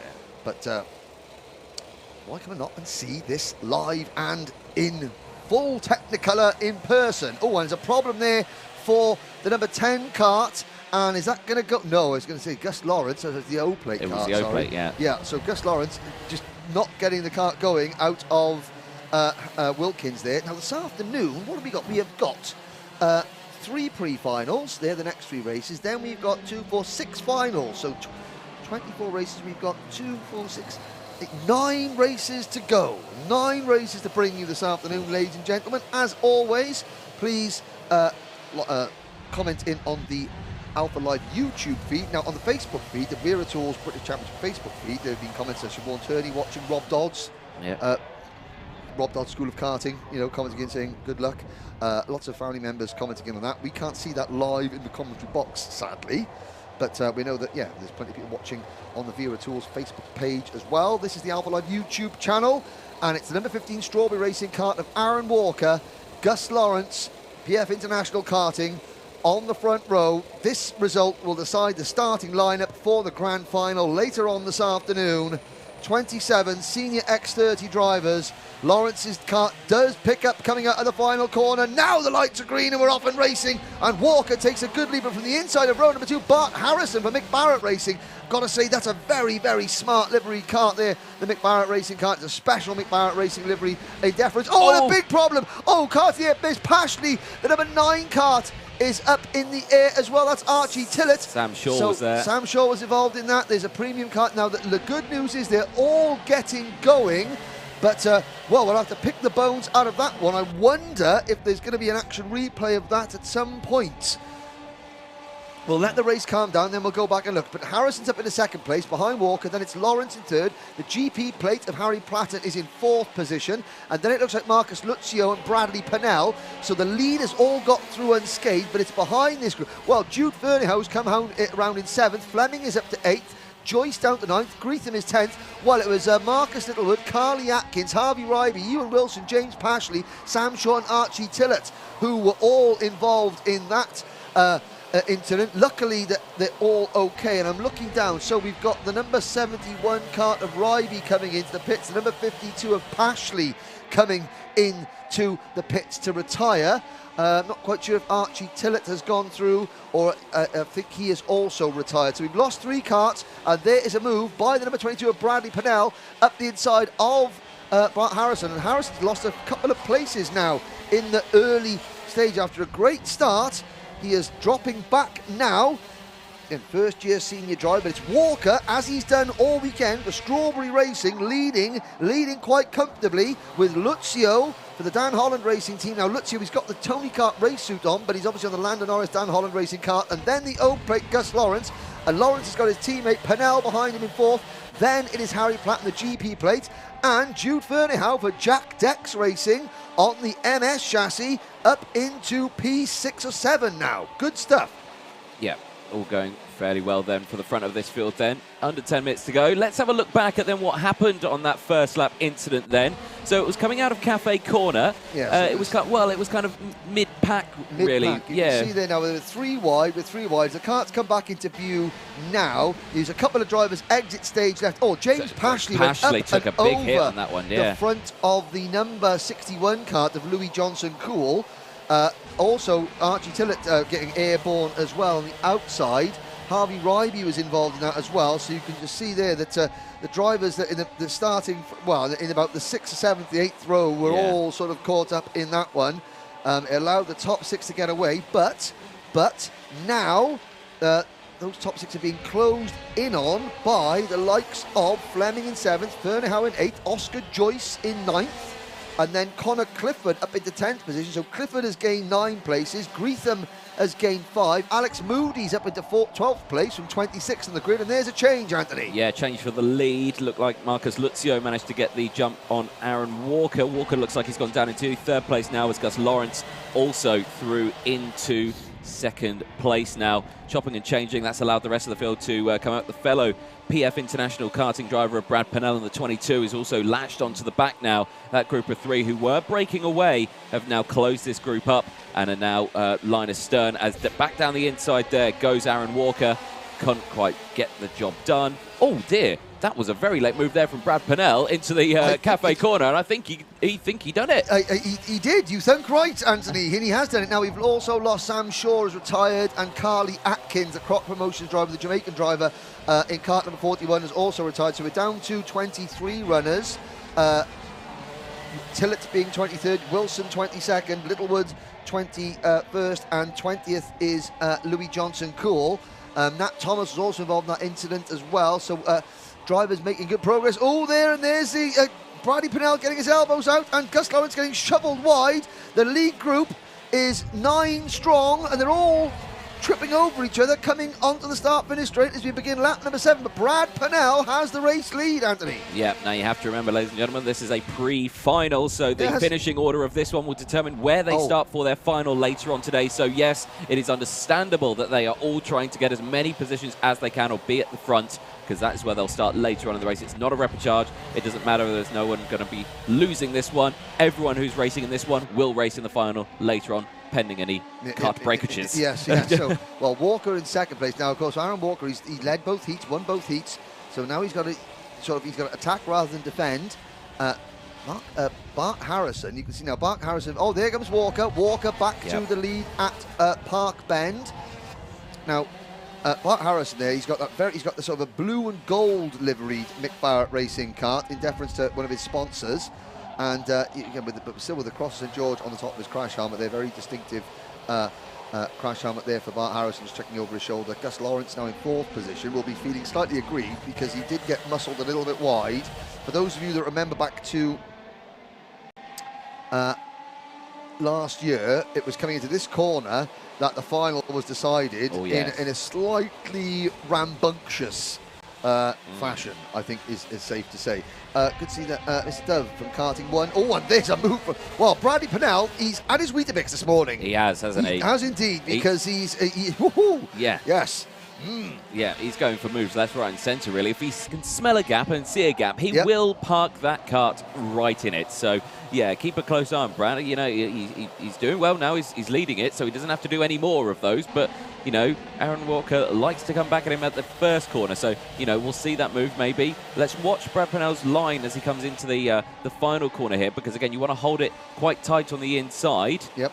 And he does so. He kind of puts it in the middle of the track. Yeah. Well, so we've got 5.5 minutes to go. We're already being pretty defensive into the last corner. So this kind of tells you which way this race is going to go. Mr. Dove from karting1.co.uk, yes, pointing out quite correctly that Jude Fernhow on the MS chassis amongst a sea of OTK products of various different colours. Of course, the Tony kart, being the Tony kart, the Lando Norris kart, etc., all from the same factory, just same tubing, different colours. Yes. But not the MS chassis, from the Czech Republic is the MS. Jack Dex Racing has been at the forefront of MS chassis racing in the UK for quite some time now, showing that you don't have to be on an OTK to be running at the front, and they've got a good driver with Jude Fernhow. He's the tail end of this lead group, as there goes Aaron Walker through for the race lead. So Walker now leads, Pennell 2nd, Harrison 3rd, then it's Lawrence, Luzio, Fleming, Platten, Joyce. Get to Oscar Joyce. Look at the number 95 premium karting Oscar Joyce. He's got a very interesting NASA panel on that kart. The design of which he's drawn himself, but he's going to be selling as an NFT, whatever that is, to help sponsorship. I don't know what NFT. Yeah, there's no something or other.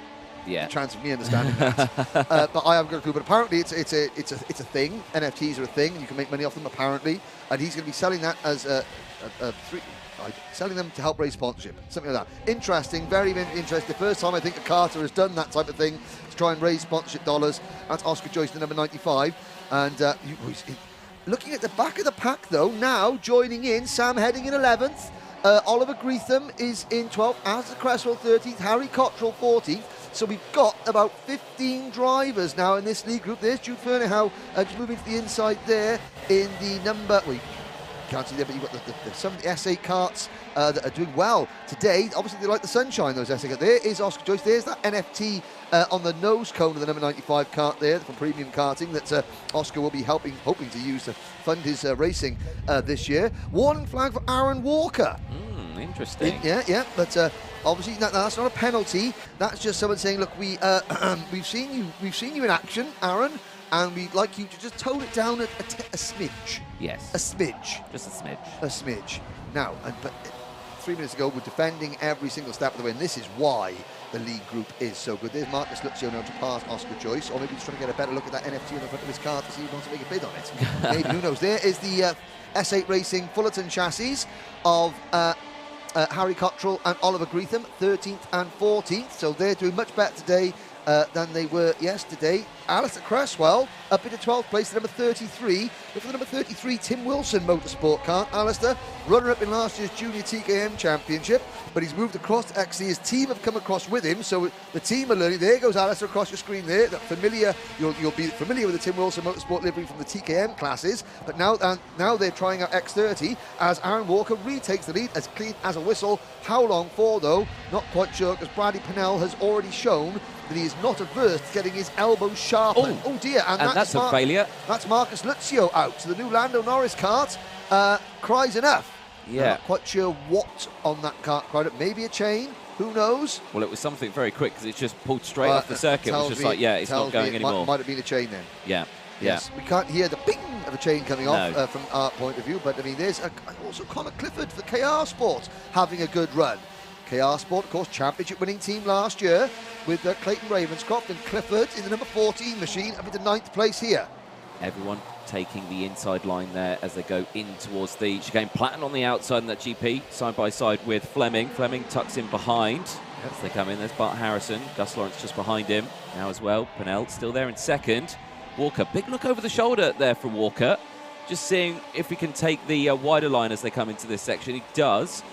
And going through, and again, just nothing really between them at the moment, but Walker's holding on to it. Now, this is good. Is Pennell just waiting, though? Is he waiting for that opportunity? Just sussing out, where is Walker really struggling? Where is he really struggling around this track? Exactly. That's just what he's doing, because, you know, it's going to be a bun fight from here on in. There's no chance that anyone's going to break away with a minute to go. And there we go. So now Walker defending. Now, Pennell's going to get a good run. He's going to get a good run, but he backs out of it. He didn't want to get his nose at the inside of Walker coming into the Bruno chicane. He's going to get a good exit, though. Onto Hanger Straight is Bradley Pennell. Walker checks again. Here comes Pennell. Oh, that's in the hanger corner. That's a risky move. But again, does he throw Walker off his mark? Now, Pennell has got enough of a gap behind him to try and size up Walker for a move coming into the first corner, into Park Bend. Is he going to dive to the inside? He swings out wide. No, but 30 seconds to go. You can see Pennell definitely staying aggressive, but there's not a lot to do if Aaron Walker just defends solidly right around the inside of the track. It's very, very tricky for anyone to pass him, but Pennell is certainly trying. Is he going to try the crossover move now? This looks good. This looks good. Has he got the waft down the back straight? He's going to keep his nose in. No, he's not. Had to back out of it. Second warning just went out for Aaron Walker as well in the 15. Not sure if that was just a replay of the first one, just to make sure he definitely saw it. Or excessive defending. Maybe. These drivers are told, look, no defending from the word go. Yeah. Especially here at Shenington. You see the circuit layout. It's one of those things. Now, Harrison is third. Lawrence is fourth. Platten is fifth. Walker defending the inside line. Now we're on the final lap. Now Aaron Walker's got to defend Oh, compel or high water. Yep, definitely so, because Brad Pennell is trying literally everything he can to try and get past. Here we go, switches to the outside. What a direction change that was, and he tucked back in. Nearly got caught up by Bart Harrison there. Tries to get alongside, he just hasn't got the pace out of the corner, has he? No, but he's chasing, he's trying, but now Pennell's got a problem because if he swings out wide to try and do the crossover move, Bart Harrison is going to stick his nose at the inside and grab second. Yep. So this is going to be Pennell's predicament, and it looked like he was Bart doing it Harrison there. almost thought about it, but Aaron Walker continues his undefeated start to the season in the Wera Tools British Kart Championship by winning the Senior X30 pre-final from Barry Pennell by 0.09 of a second. But Harrison is third, Gus Lawrence is fourth, Harry Platten is fifth, half a second separating the top five, Anthony. That's not bad. That's going not at all, bad, is it? No. Sixth for Thomas Fleming, seventh for Oscar Joyce, Sam Heading in eighth, then Connor Clifford, Alistair Cresswell rounding out the top 10. Note the two top fastest time. Yes, 42.6, identical. Identical.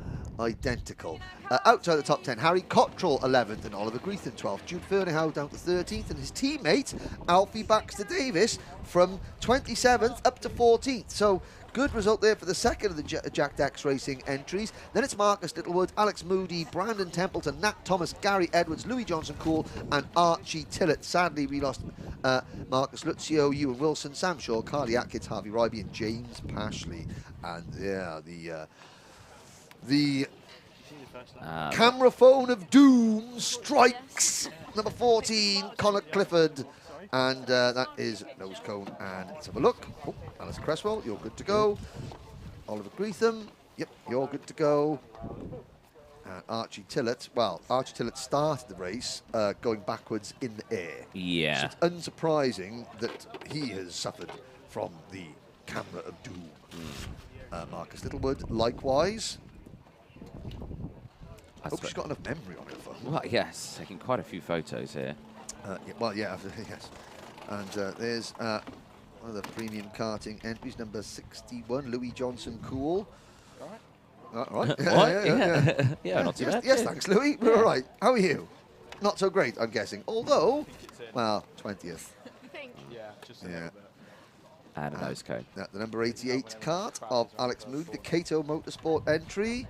Let's have a look. Is his Moody going to be good or bad after this photograph taken?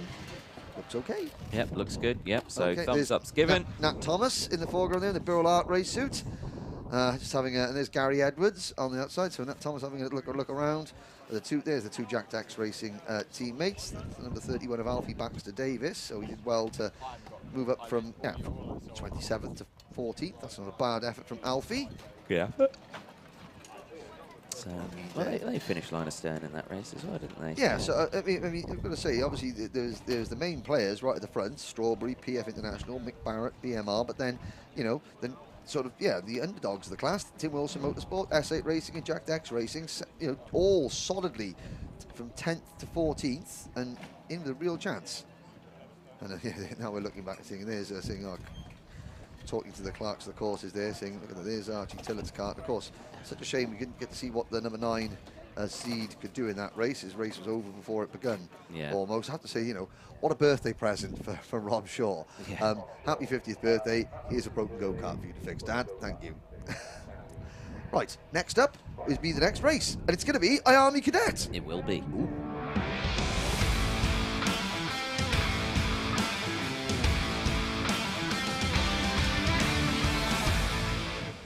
Yes, indeed. IAME Cadet, race 17, pre-final of the weekend here at Shenington. There is a look at Jesse Phillips, the number 26, who will be starting on the second row, 4th place for this pre-final. And as you can imagine, probably processing quite a job ahead in this one. Obviously, IAME Cadet's had it's had a fun-filled weekend. We've not seen any races so far today from IAME Cadet. So, Henry, I'll unmute your microphone as it was currently in the fan while you were down there. Right, I see. Okay, well, unwanted wind noise.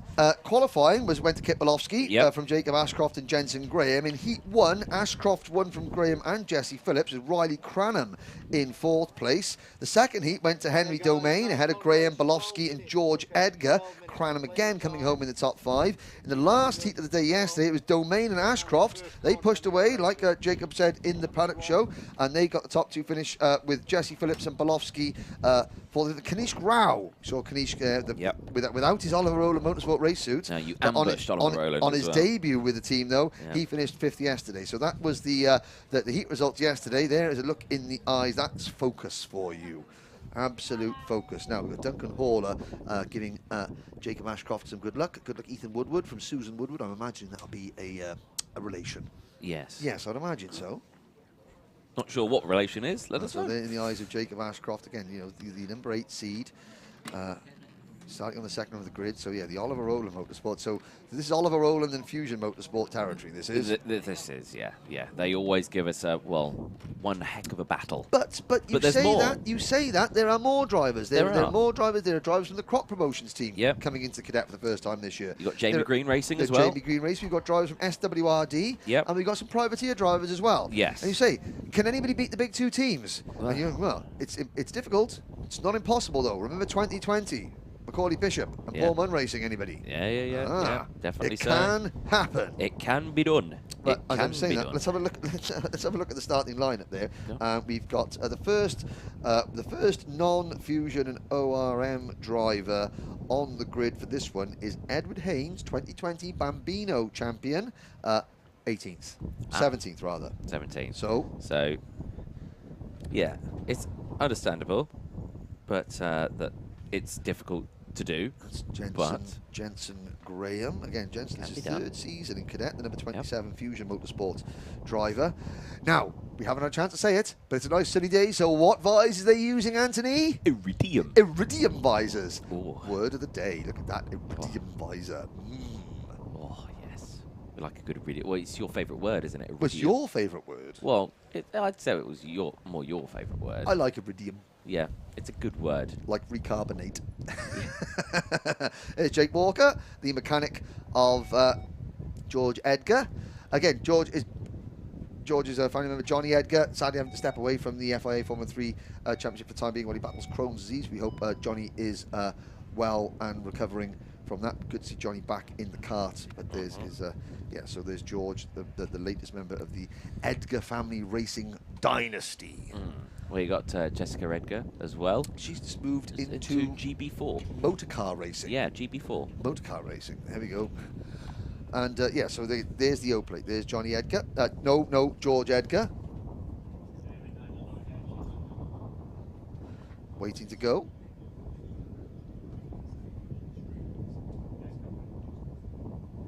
Now we wait.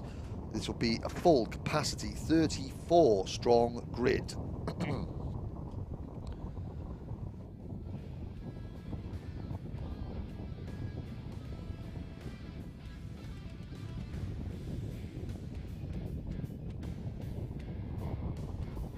Wow.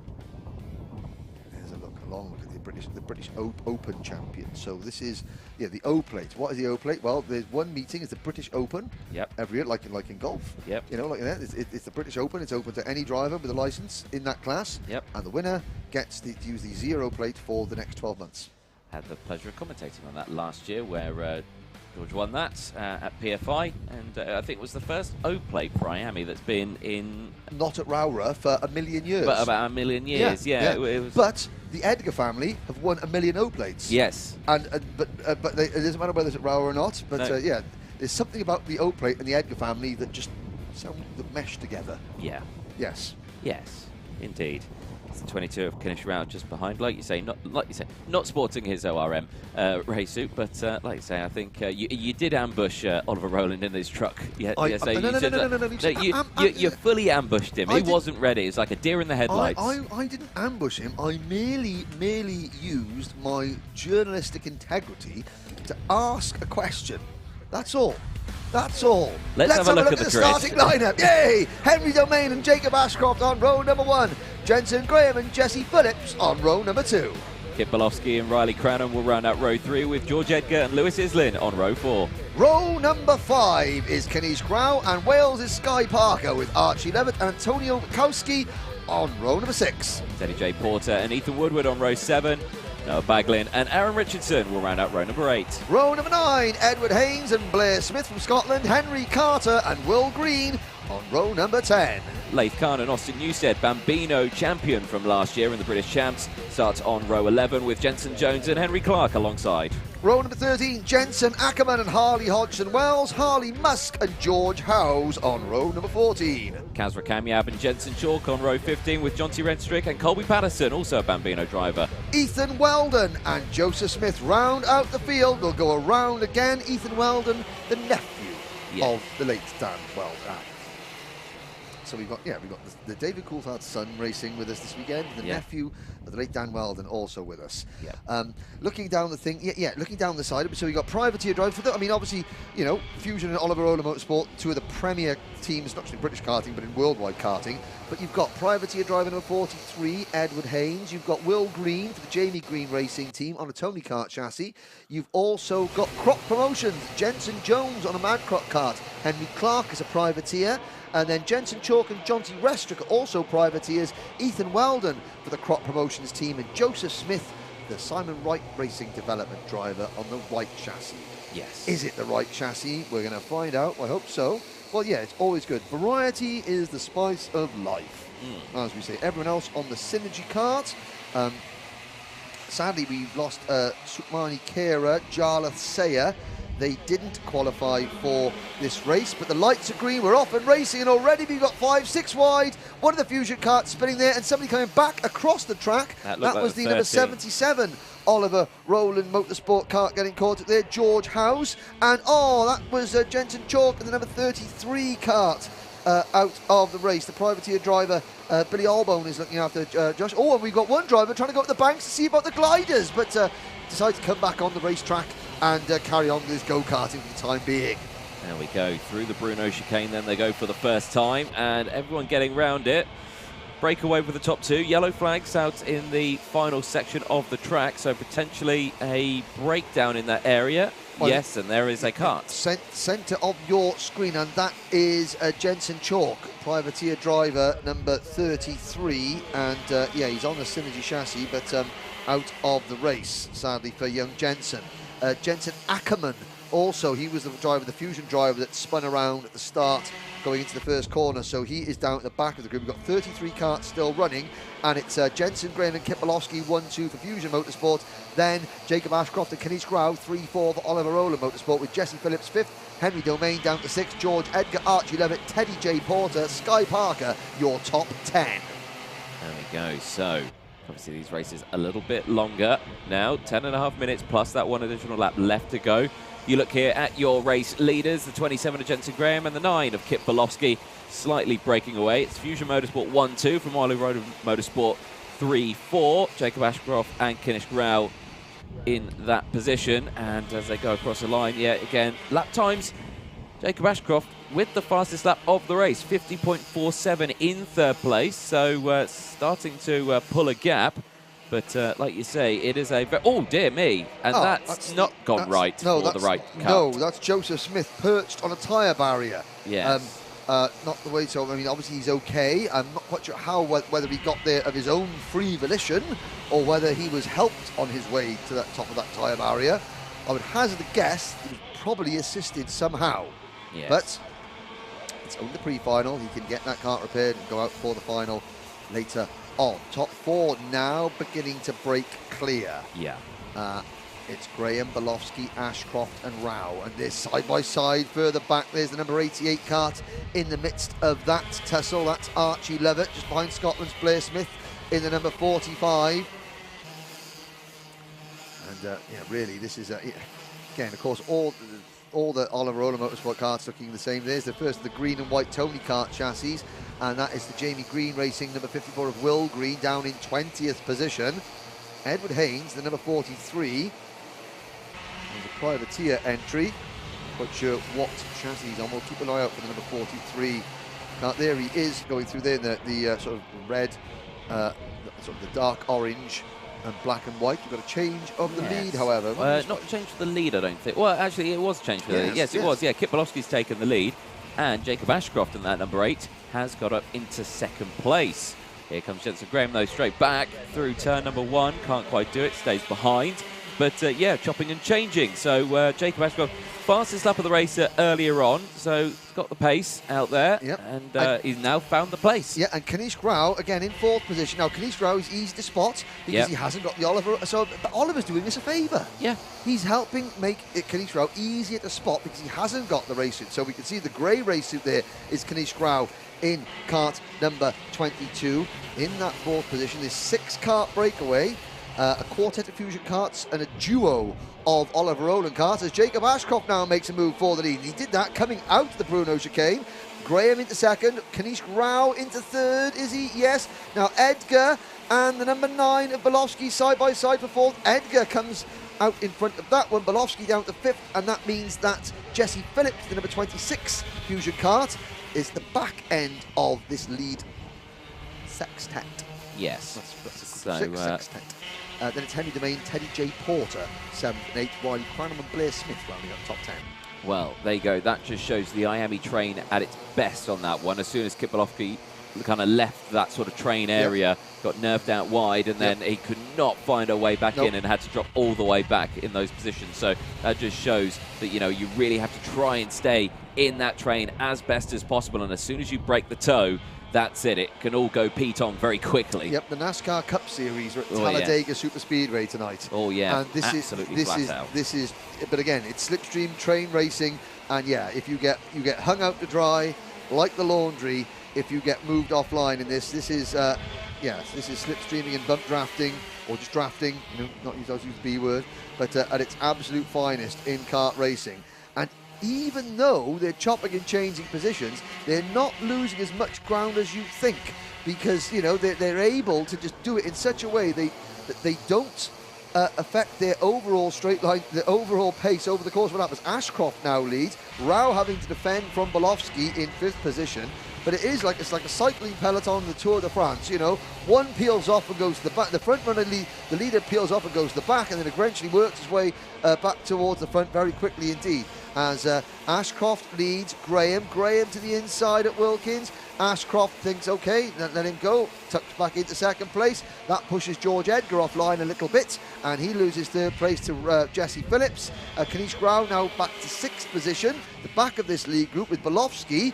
Okay, he was leading a lap but a bit ago, then he went back to 6th, and now he's moved back up to 5th. Then the 2 Oliver Rowland Motorsport karts following them is Henry Domain and Teddy J. Porter, and Domain in the number 5 kart, Teddy J. Porter in the number 66.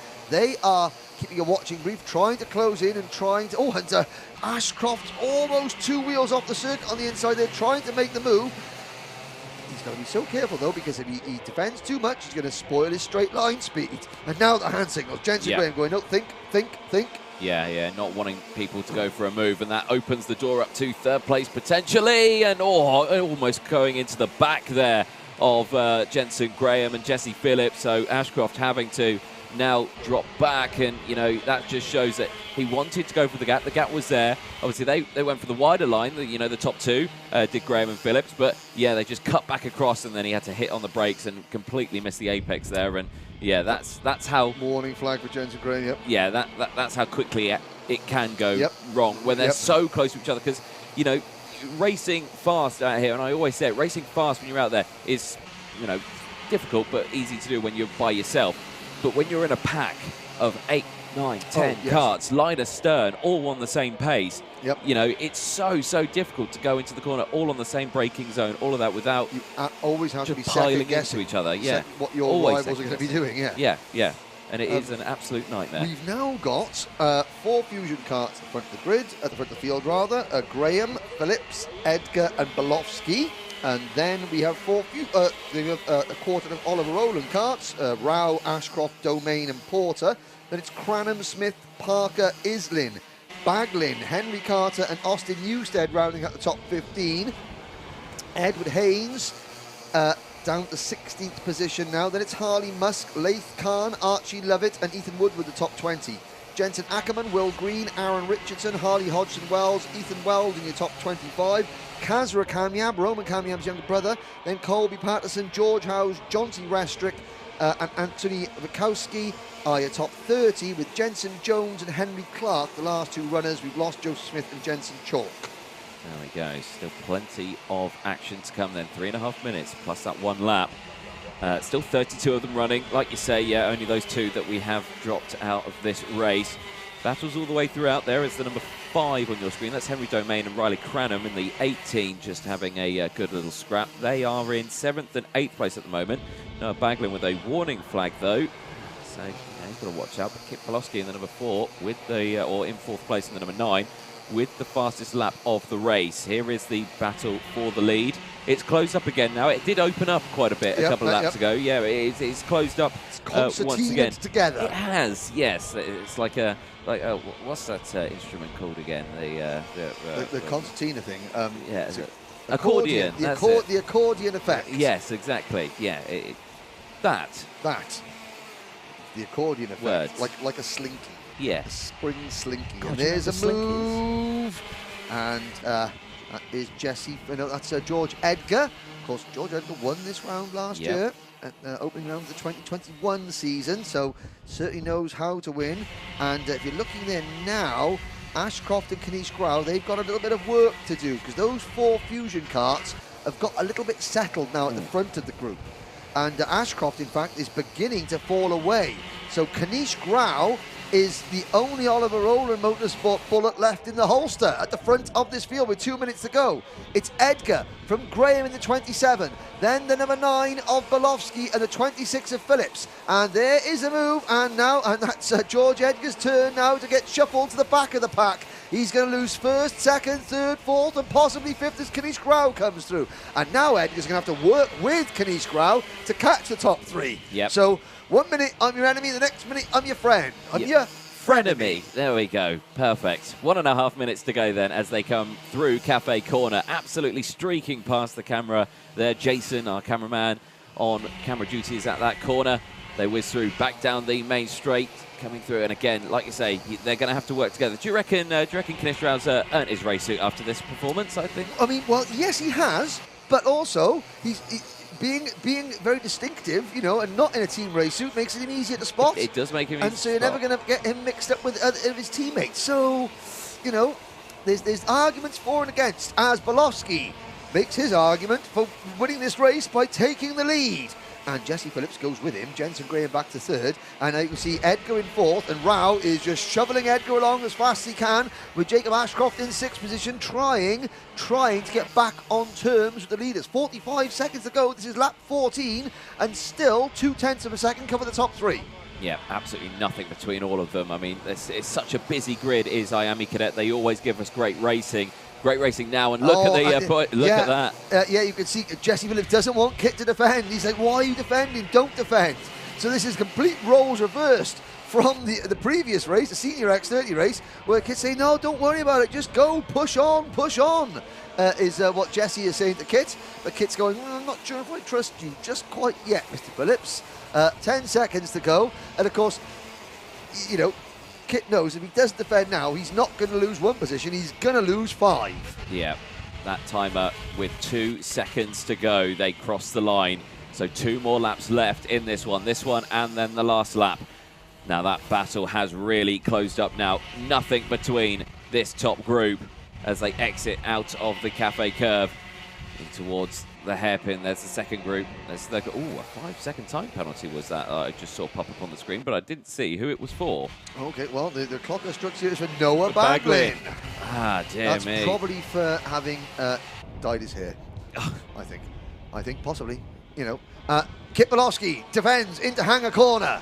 Here he comes, he's hugging the inside line now, he is, and again, there's no excessive defending here because it is go time, it is the clock has struck 0, it's now or never, and Jensen Graham moves into 2nd position, and he looks to the inside, but Bolofsky defends. They start their last lap, 3 abreast into turn number 1 on lap 16 of 16. Round Cafe Corner they go. It's Bolofsky, Graham, Phillips and Edgar, the top 4, then Rao and Ashcroft. trying to break the Fusion dominance at the front. Belofsky still defends, and look at the two Fusion. Look at Ashcroft, gets a great run. He's going to pass his teammate up Hanger Straight. Belofsky defends the inside line. Edgar is in 4th place, and he's now going to be trying to defend against Ashcroft. But it's all down now to how Kit Belofsky positions in kart. You need to be fast, you need to be smart here at Shenington. Can Belofsky do it? 1 corner to go. Yeah, 1 corner to go. We're going to see a late lap lunge. No, we're not, because Kit Belofsky holds that inside line out of the final corner. Checker flag then. It's a drag race to the line. It's side by side. Who's going to take it? It's Jensen Graham. Graham gets it on the line by 1/100th of a second. Wow. What? And that tells you that, again, great stuff, because you saw them coming around the corner. Nobody was bumping into each other coming into the corner, because Belofsky managed to hit the apex, and as you come out, the camera work was excellent. You saw the gaps between them, but that slipstream effect, Belofsky didn't defend the inside line enough coming to the start-finish line. It was a drag race, and Jensen Graham took it on the line. If that race had been, here we go, let's have a look at this again. Now, as they come across the line again, Jensen Graham just gets the inside, inches, millimetres apart. You cannot fit a cigarette paper between them, and Graham just leaning forward in the kart. You can see great finish, Anthony. There we go. The top 6 separated by 0.6 of a second. Yeah, absolutely fantastic. Don't really need to say anything more about that, do I you? don't think you need to say any more. There's the scrutineering team here at Shenington. The karts go onto the weighbridge, so of course every kart driver's got to weigh a minimum, class minimum. And that's where you see on some of the karts, you can see on the side of Jesse Phillips' kart there, you can see the lead weight on the kart to bring him up to class weight. There is George Edgar coming through, looks at the weighbridge. Yep, good to go. Very good. No dramas there whatsoever. And they will obviously then have their noses checked.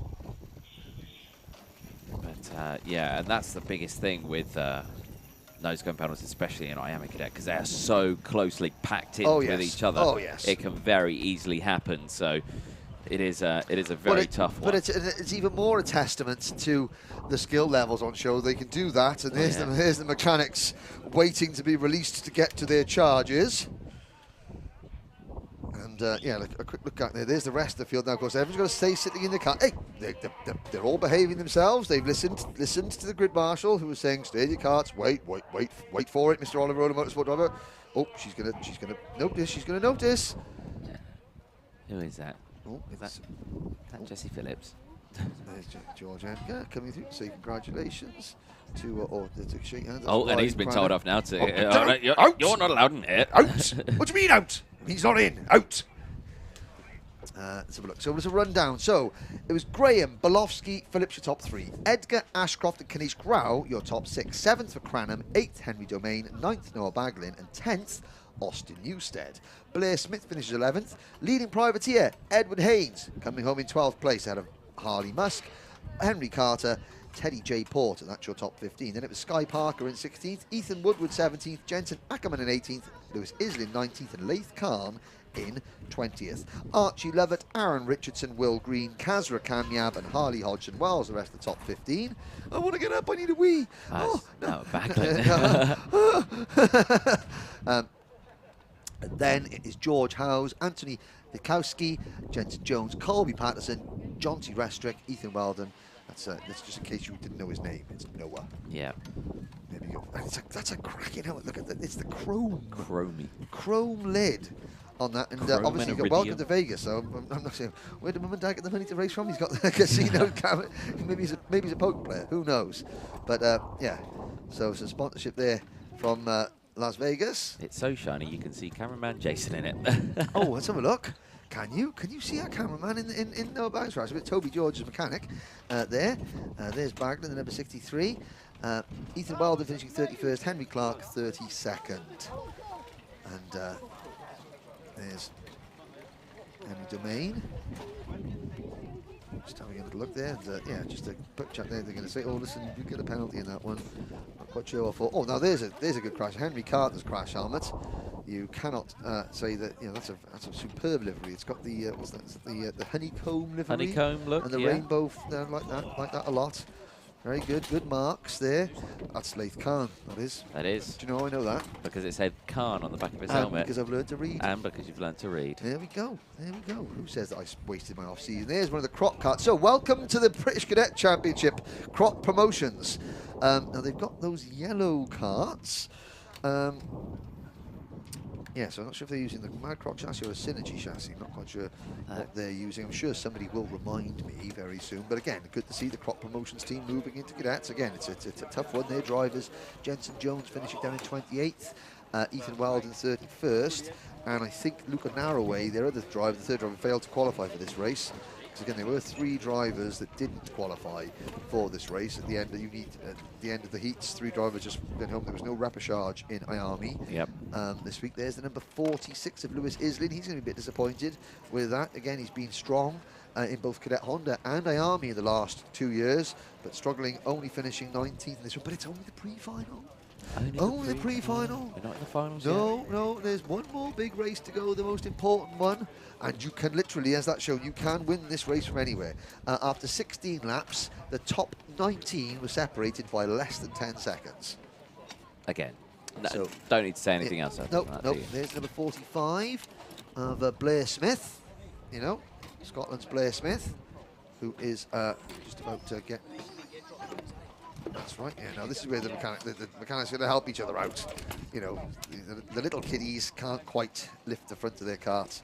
There's number 87 cart going through. That belongs to Kazra Kanyab. And there's the number 82 of Henry Clark, privateer entry. The Vesta Facilities Limited sponsored driver. Henry Clark, again, a competitor in the Bambino Championship, in the Motorsport UK Bambino Championship 2 years ago. But that is the second of our 3 pre-finals. The last of our pre-finals, in fact, it's the final race before the finals. It if is. You catch my drift. Yeah. It's Junior X30, and it's coming up very, very soon.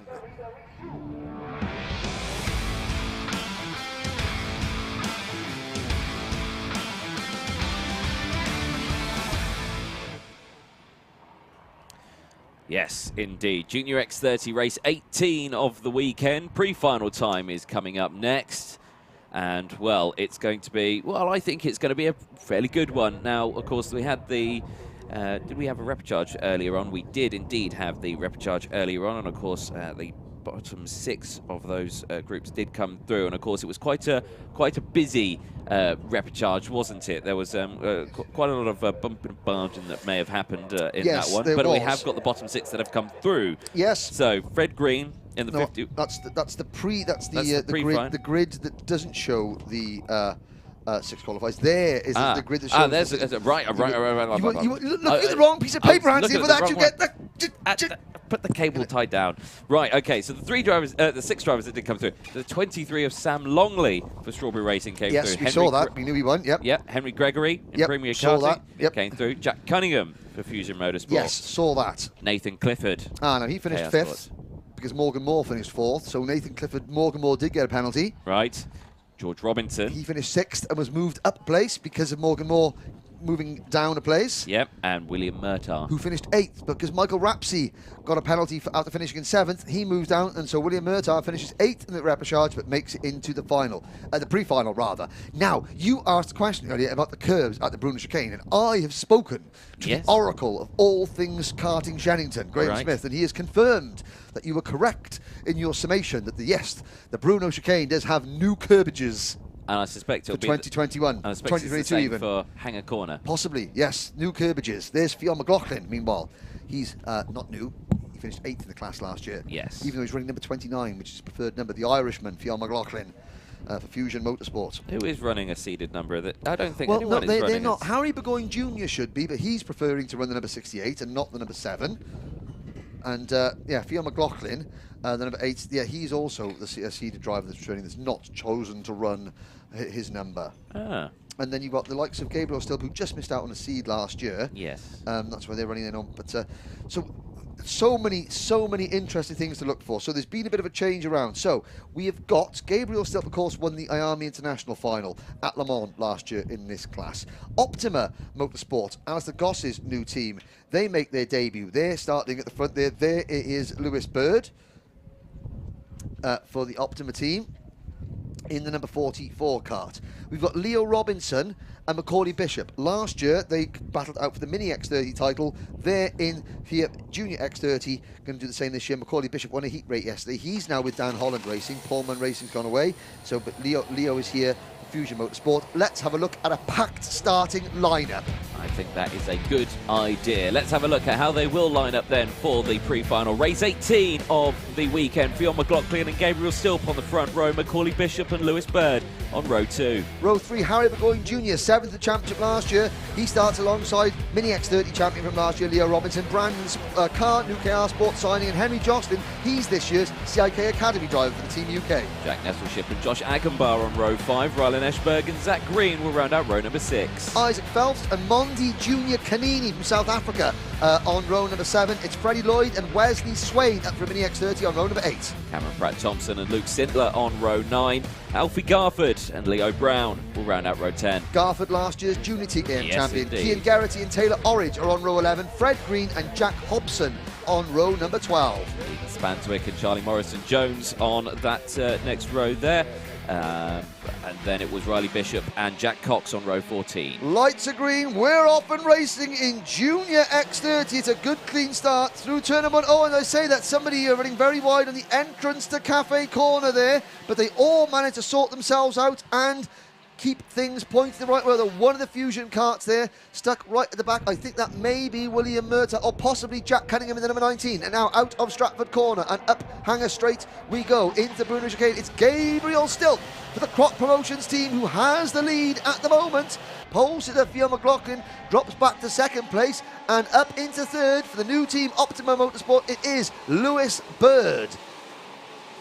Out of Wilkins they come, the good start. Now the main body of karts all still together. 1 or 2 maybe at the back have had a few off-track excursions. Now we haven't seen Fred Green come out with this one. Maybe a problem for the Jamie Green racing driver. That'll be a real shame. Taylor Orridge also having issues on the opening lap in the Croc Promotions number 99, and Taylor down at the back of the pack as well. But at the front it is still Gabriel Stilp leading, but not by much, because the Irish colours of the crash helmet of Fionn McLaughlin chasing him hard. They are indeed. Good start then from Junior X30. Everyone getting through. There was one of the Greens diving through. I think that possibly was Fred Green or Zach Green. One of the Greens. Zach Green is Fred Green, sadly not in the race. There we go. There we go. Yes. That'll be why. Yeah, 10.5 minutes across the line then. So yeah, like we say, still leading the way. McLaughlin, Bird, Bishop, Burgoyne Jr. as well. And the top 3 slightly breaking away already. I think they... temporarily. Temporarily, yeah. No, I think the top 10, 15. Oh, yeah, and here we go. Macaulay Bishop there in 4th place there is closing back in as you got a first real change the lead as McLaughlin fights back, passes Stilp. But Bishop there in 4th position. Then it's Harry Burgoyne Jr. in 5th. Leo Robinson in 6th position. 7th for Jack Nettleship. Nettleship, he won a big Little Green Man opening round up at Larcour recently, beating all the big boys. And so the Jade Racing entry, he's stepping into the kart vacated by Oliver Stewart last year. And showing that even though he's a rookie of the championship, he is doing extremely well indeed. But there's Macaulay Bishop on the inside of Lewis Bird, and yes. I don't think Bird was expecting that. No, Bird was realised he was about to be put in the oven. Yeah. And Bishop was holding the carving knife. Harry Burgoyne Jr., Scotland's Harry Burgoyne Jr. moving, takes the fastest lap of the race, and he's trying to pick up 4th position from Lewis Bird. Joanna Cucurullo, good luck for Gabriel. Freddie Lloyd getting some support there from Rebecca Lloyd. Dan Amore racing. Daniel Amore. Come on, Lewis Bird. Can't wait for the road tax race because we get to sing Dan Amore's name over and over again. Oh, yes. But there's the number 26 kart of Henry Jocelyn. Jocelyn for Mick Barrett Racing. He's the Team UK's selection for the CIK FIA Academy this year. Not quite sure how he did in his first round. I must go and check that out. There we go then. And well, we've got there Joanna Cucurullo. Why is it Thomas Cucurullo Yeoman's racing? Answer me that. I don't know. Answer me that. Answer me that. I don't know. I'm sure someone will answer that for you. Hopefully. Well, as you said it so aggressively. Well, I mean, it was a pointed question. He was pointing his finger in the commentary box. I was pointing at the screen in the commentary box. And me at one point as well. I don't know. You were my nearest target. Well, there we go. But you can see, now things are settling down a little bit. McLaughlin still trying to pull away a little bit. Bishop there, clinging on like a terrier. And then it's Burgoyne, Bird, Robinson, Nettleship. Then a bit of a gap back to Jocelyn, Brandon Carr, Cameron Pratt Thompson, rounding out the top 10. Hobson, privateer driver Ryan Ashberg in 12th. Gregory, Henry Gregory already at 17 places to 13th. Great stuff there from the premium karting driver. Then it's Freddie Lloyd, Josh Agambar, Wes Swain, Alfie Garford. So junior TKM champion last year, battling away, running in the top 20 of Junior X30 this year. Jack Cox and Luke Sintler, and next Leo Brown rounding at the top 20. Then it's Charlie Morrison-Jones. He's got Angus Fender on the spanners for him this weekend, as Gabriel Stilp retakes the lead for the Mad Croc. It's the first time all year I can use the phrase, and the Croc Stones start showing his teeth. Something like that. Something like that. Yep. You nearly got it right. There we go. Nearly. I give it the big one to start, and then fail to deliver. Oh, Jack Nettleship's out of the race. Nettleship in the number 75 Jade Racing entry out of the race. Now, why is his NASA panel vibrating so much? I think he's got a bent axle. That is because, yes, it is the rear axle. That looks very uncomfortable. Yes, it's doing a brilliant banana impression as he comes in. Yeah, porpoising is there. Tom will be back. Good. Isaac Phelps is the GOAT. Okay. Spell Isaac Phelps properly. Okay. Whoever that was on the screen. But yeah, so Nettleship out of the race. So we've got our first real casualty up at the front. Isaac Phelps down in 33rd position. Now was it the third? Do you know what? I may have. Let's have a look down the order. Nettleship is the number 75. Yeah, it was Nettleship, I think. No, Nettleship is there. It's number 35. Right, apologies. So Charlie Morrison-Jones in the number 15 Jade Racing kart that is out of the race. It was the 1 of the 5 and the 75 of Nettleship. It got me a bit confussed in all the excitement. I do apologise. We've got a change up at the front, not for the lead, but for second place, because it was Macaulay Bishop leading, and it's now Bishop back in about 5th position. It is Harry Burgoyne Jr. into P2 now, chasing the aforementioned Croc of Gabriel Stilp. Yes. Now, it looks like that Croc kart is turning into the corners really, really well.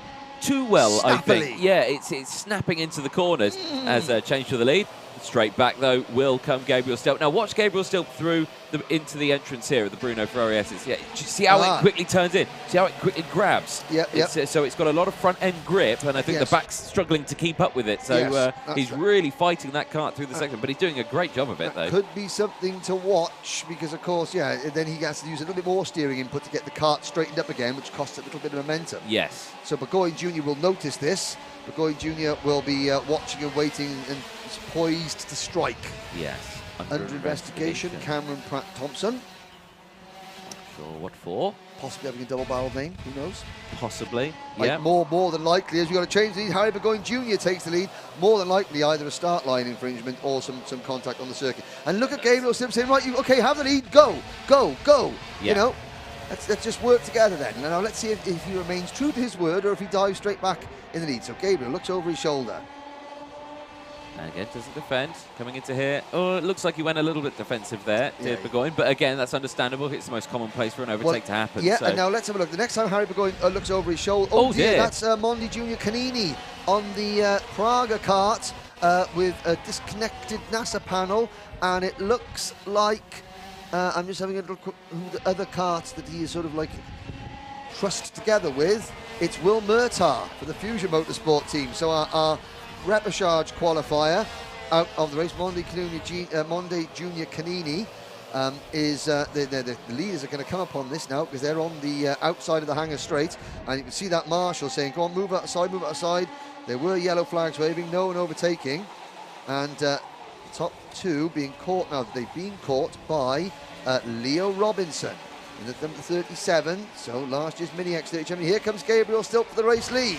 And he takes it. Leo Robinson goes through. Burgoyne Jr. back to 3rd position. Then it is Fionn McLaughlin, Jack Nettleship, Macaulay Bishop, Lewis Bird, and Henry Jocelyn. Then it's a gap back to it's behind Lewis Bird. There's a slight gap. There's Macaulay Bishop making a move there on Bird, the number 44 kart. Both Murtagh and Monday Junior Canini out of the race. They join Fred Green and Charlie Morrison-Jones on the sideline, so we're down to 30. Looks like those two karts fused themselves together. They had, didn't they? yes. They were in a karting version of a lover's tryst. Yes. One of them was one fusion driver fused himself to another. Yes. There we go. Another fusion kart that's fused onto the back bumper of Gabriel Stilp. Leo Robinson having a good little run at the moment, running P2. Absolutely nothing between them for the time being. Now Stilp is going defensive into the hairpin. That's allowing everyone to close in. Burgoyne Jr. still there in third. Burgoyne with the optimal position here. There are the two drivers walking back to a safe spot. I've got to say, there's nothing worse than that. You've just crashed with somebody and the marshal makes you go to the same marshal point. So you've got to watch the rest of the race with the driver you've just crashed out of the race with. That's going to be an interesting conversation. That's why their helmets are still on. Yeah. And still defending. 2.5 minutes to go. There's Nettleship again. Incorrectly identified him as being the Jade kart that went out earlier on, but it wasn't the 7.5, it was the 15. But Nettleship is still in this one. So it's Croc Promotions, Fusion Motorsport, Strawberry Racing, Fusion Motorsport, Jade, Dan Holland Racing, and Optima in the top 7, with Mick Barrett Racing and KR Sport 8th and 9th. Great variety of different teams getting these karts prepared absolutely perfectly for this race. And Stilp, though, again, he's not gone full on. Well, 2 minutes to go. He is defending. I have to say, there's Bishop. He finds a way past Nettleship to move into 5th position. But really, 2, 4, 6, 8. There's still any one of 10 can win it, because Cameron Pratt-Thompson out the back of this group. Hobson is 11th for the BMR restart team. Then it's Rowland and Ashberg's a privateer in 12th. Freddie Lloyd is 13th. Agambar is 14th. Then it's Cox, Garford, Swain, Gregory, Clifford and Kian Garrity, the top 5. And somebody, I think that was Lewis Bird. I think it was Brandon Carr, actually. Well, yeah, it was the other perp. Okay, so the Optimum livery is now similar. Is the KR Sport livery. So is that now 3 karts? Cosmic, KR and Vision have also. Vision, yeah. So, I mean, Mr. Goss, your new team is doing very, very well, and it's a smart livery, but it does look a tad similar to the KR Sport livery, which is confusing for short-sighted commentators. We will do our best, though. But yeah, so still 10 drivers ahead of the train. Still. Now let's have a look. Has that setup rectified itself? We haven't. We've got a warning flag there for Gabriel Stilp. There's the number 77 kart going. That's Ryan Ashberg, privateer entry. And you can see Mondi Jr. and William Murtagh, they're not sitting in the marshal post at all. No. There's standing at arm's length. Now we'll have a little look next time around. So we've got 20 seconds to go. Next time around, they'll get the last lap ball.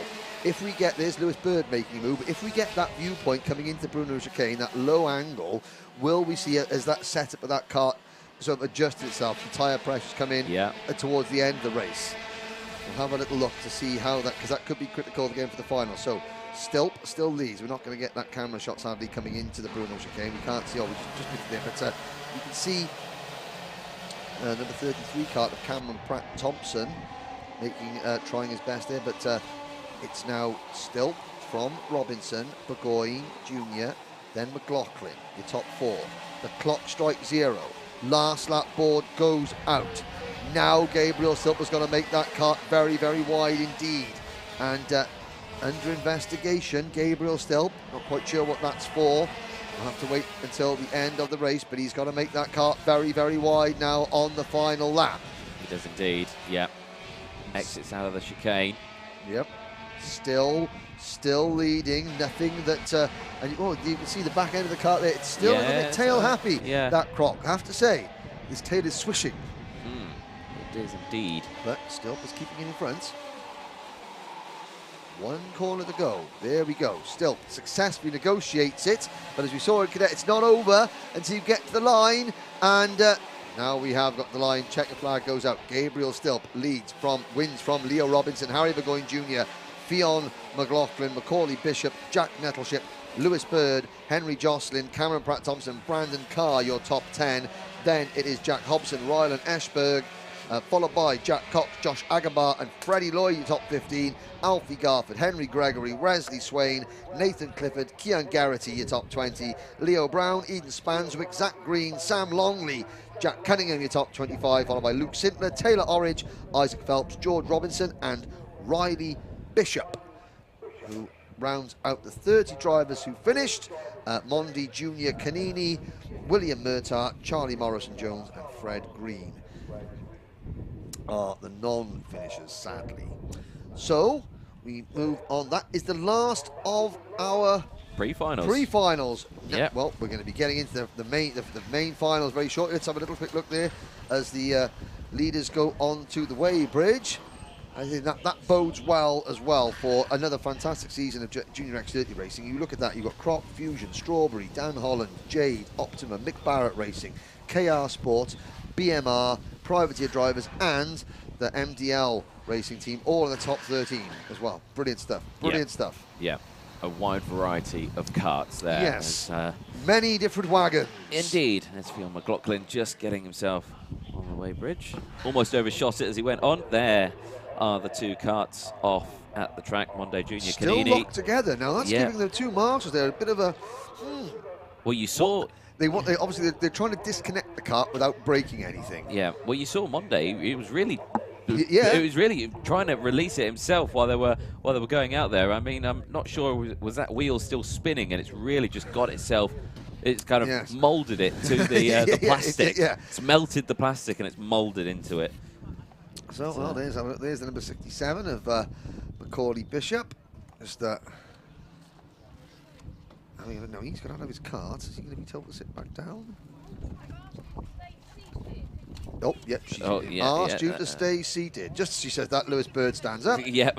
There's Ken Potter there on the left there. He'll tell Lewis. There's Brandon Carr looking around. It's not me. They've got a helmet on. It's hard of hearing. They've just gone around a track. So there is the head of IPK karting. That's If anyone's going to know how to remove a cart, it's surgically stapled together.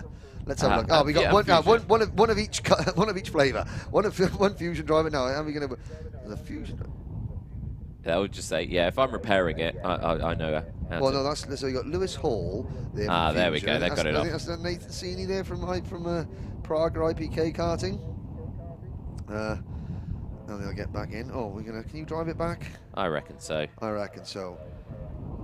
Well, where was it? After all that, if you can drive them back, yeah. Yep, there we go. Starts up. So Mondi Jr. goes back. So Mondi now lives over here, but he's originally from South Africa. And there is the number 16. That is Premium Karting's Josh Agambar. Having a little chat. There's Brandon Carr on the thing. There's sitting there, the number 77. That's Rowland Ashberg. So again, he's the privateer entry, Got that different race suit. It's like they're all in quarantine at the moment. No, don't say that. We've had enough of that the last 2 years. Yeah. Oh dear. See,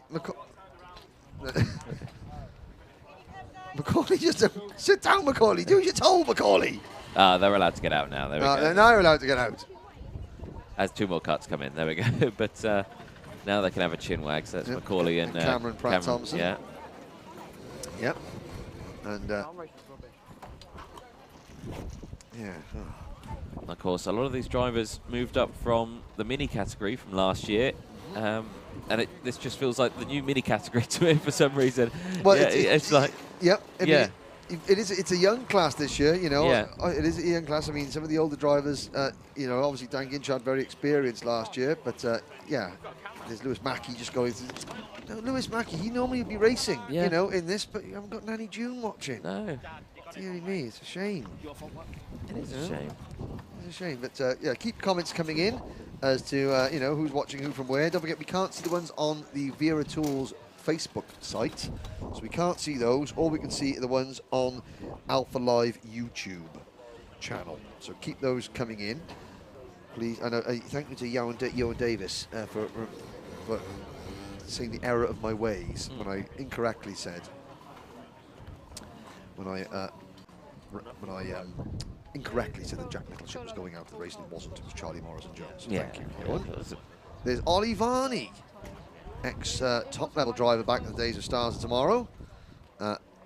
Mechanicking for the Jack Dex team, and the number 22 of George Robinson.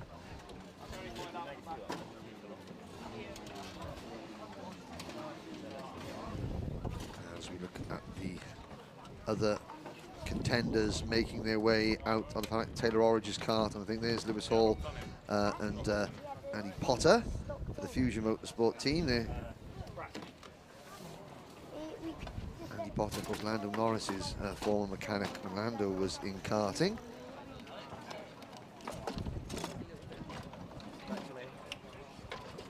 So there's Riley Bishop.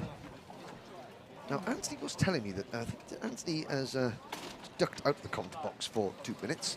But I think Riley Bishop, he's the driver that you you had a bit of hand in coaching when he very first started as a Bambino. Is that correct? Ah, well, that will explain why he only came 30th then. No, but no, he's only just started out in the British Championship, the Tech Speed Motorsport sponsored driver, driving for the Jack Dex racing team. A very talented youngster, was entered in the Mini X30 class, but of course that isn't happening this year, so he's moved up to junior, so he's probably not in the correct class, so to speak. And there is Eden Spanzer kart, and there, of course, is the AMT racing logo, on which many of the karts are carrying this weekend in remembrance of Ashley Todd, who passed away very tragically just a couple of weeks ago, and his AMT racing team.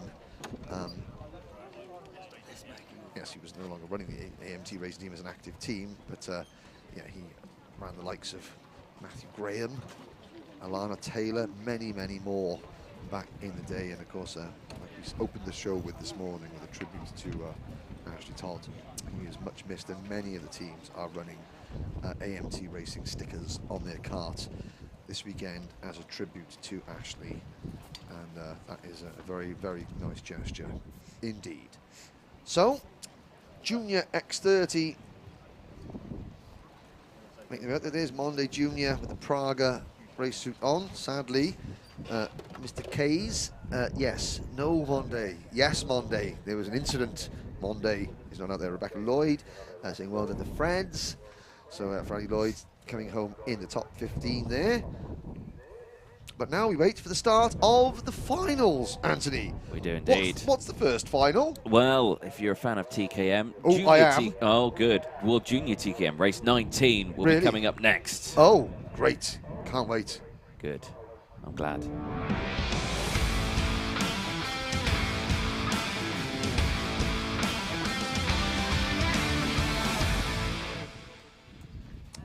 A look at Tyler Harris, the Anglo-Chinese driver, who is going to be... Anthony, pray tell, where is Tyler starting this race? Tyler Harris is starting on the front row, position 2. Excellent. And just behind Tyler, to the right, you can see background there, you can see Dara McInerney and his dad having a last conversation together.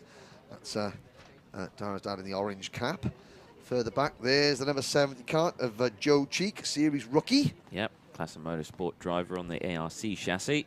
Yep. Nice little wave there as well. And a thumbs up. Even kinder, there we go. Hello, Joe. Very strong in his first race today. And yeah, but again, this is where experience does 12. Now, we are going to say that there's going to be no spoilers for other forms of racing, Mr. Kays. So we do not tolerate spoilers here, because there are people watching the karting and recording other forms of racing. They do not want to know what's going on. So please, no spoilers. That goes for everybody. You will incur my wrath if you put spoilers out on there. There's a glider. That's not a spoiler. He didn't spoil his landing. That's okay. Crashing with style. Yes, there we go. So apologies. No, so please, no spoilers on the live chat. Karting only now, unless you want to talk about Sean Dyche, Burnley Football Club, or Cardiff City Football Club. That'll be even better. You know? No. No? No? Okay, fair enough. I mean, someone asked a question about what's my opinions on Among Us. And that's a Netflix series, which I haven't watched yet. So I have no opinion. It's not a Netflix series. Is it not? What's Among Us then? It's a game. Is it? Yeah. Oh, really? Yeah. I don't. Game? Stick to karting, Henry. Stick to what you know. It's a game. It's a game. Right. Okay. What's it like? What's it called? Is it Among Us? It's called Among Us. Yeah. Is it about? What's it about?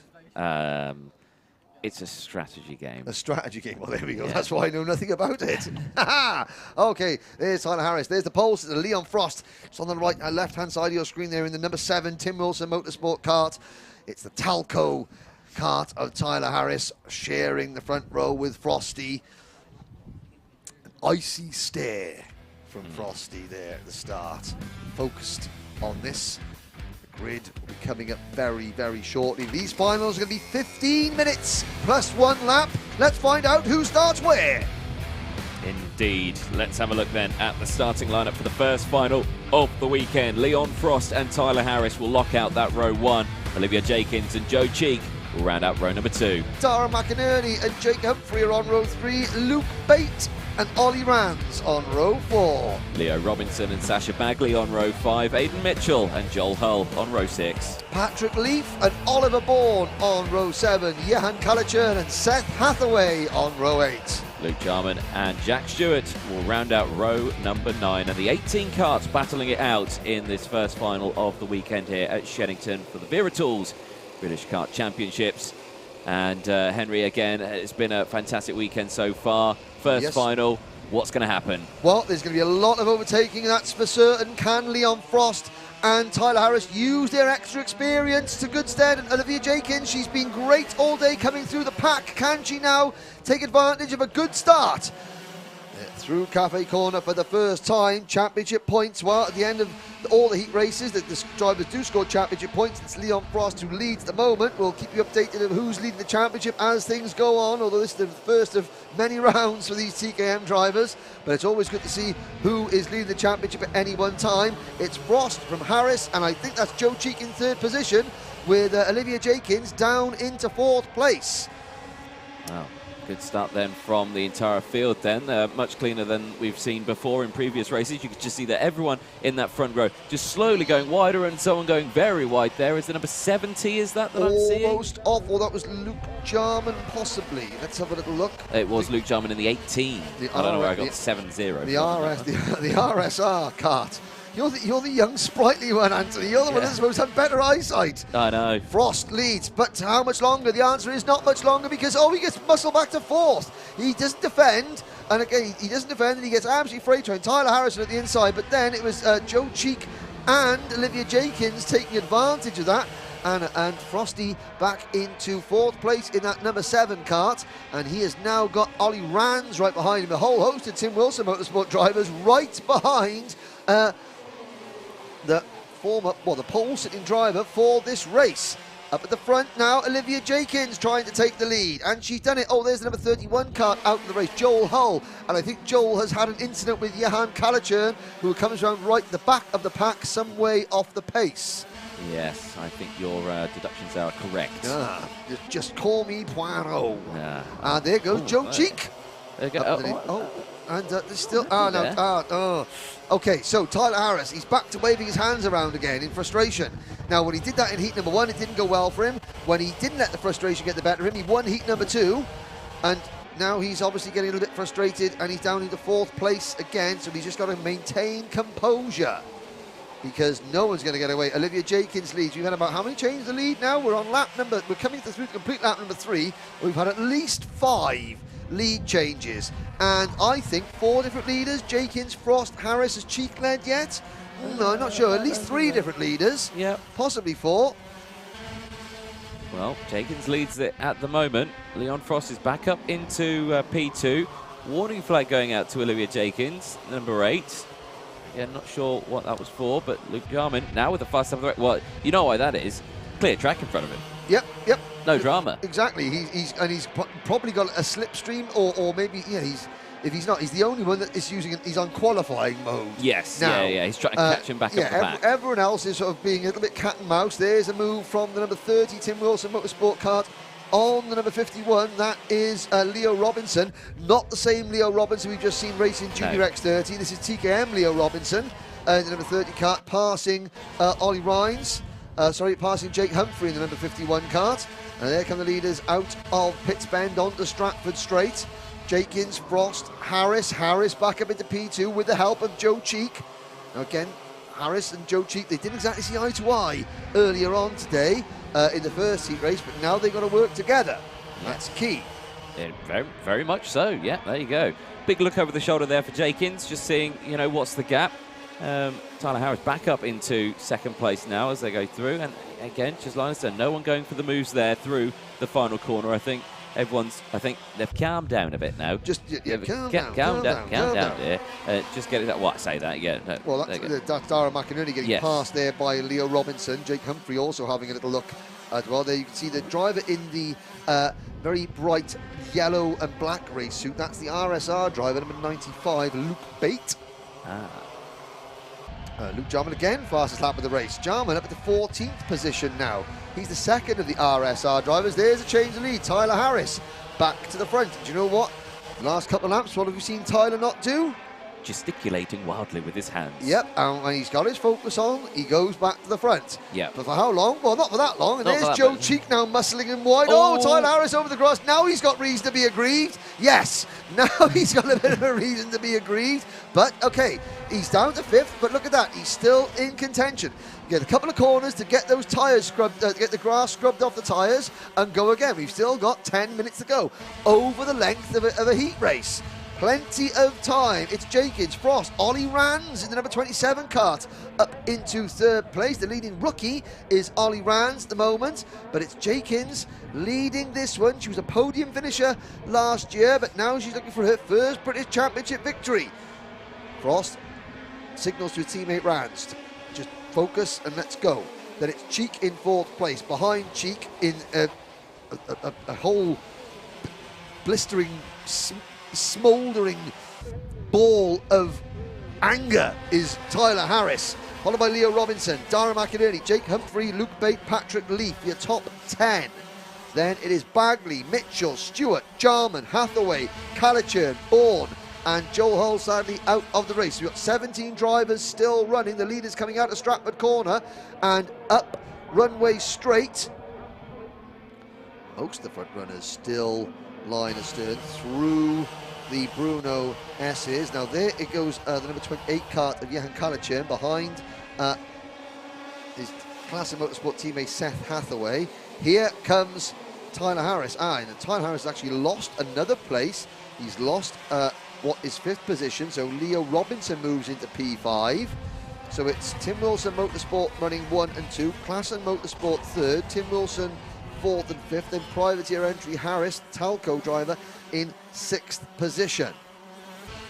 Now, question. Okay. Has Olivia Jenkins won a final in Junior TKM? She has not. She has not. She has finished the podium, but she has not won a final. Right. Interesting. Yes. 8.5 minutes to go then, plus 1 lap. Could we see? Maybe. Maybe, potentially. Yeah. Not going to wood there. I mean, obviously, the only driver in this field to have won a final at the British Championship so far is Tyler Harris. Yep. Everybody else would be a new winner. Right. Yes. Let's look at the oh, that was the number 27 of Ollie Rands. Just having a little look at the inside of Joe Cheek. Joe turns the other cheek and rebuffs the passing manoeuvre with the front. Jenkins and Frost finally working together. Cheek just signalling to Ollie Rands saying, come on, I know they're teammates, but let's go. Yep. Let's catch them up. Behind them, you can see there's Luke Bates going through in 9th place. So behind him, Patrick Leaf is in 10th position. Now, we saw Leaf qualify very well in the number 22 kart, but has got to work on the racecraft a little bit at this level. Now he's coming back in to contention ever so slightly.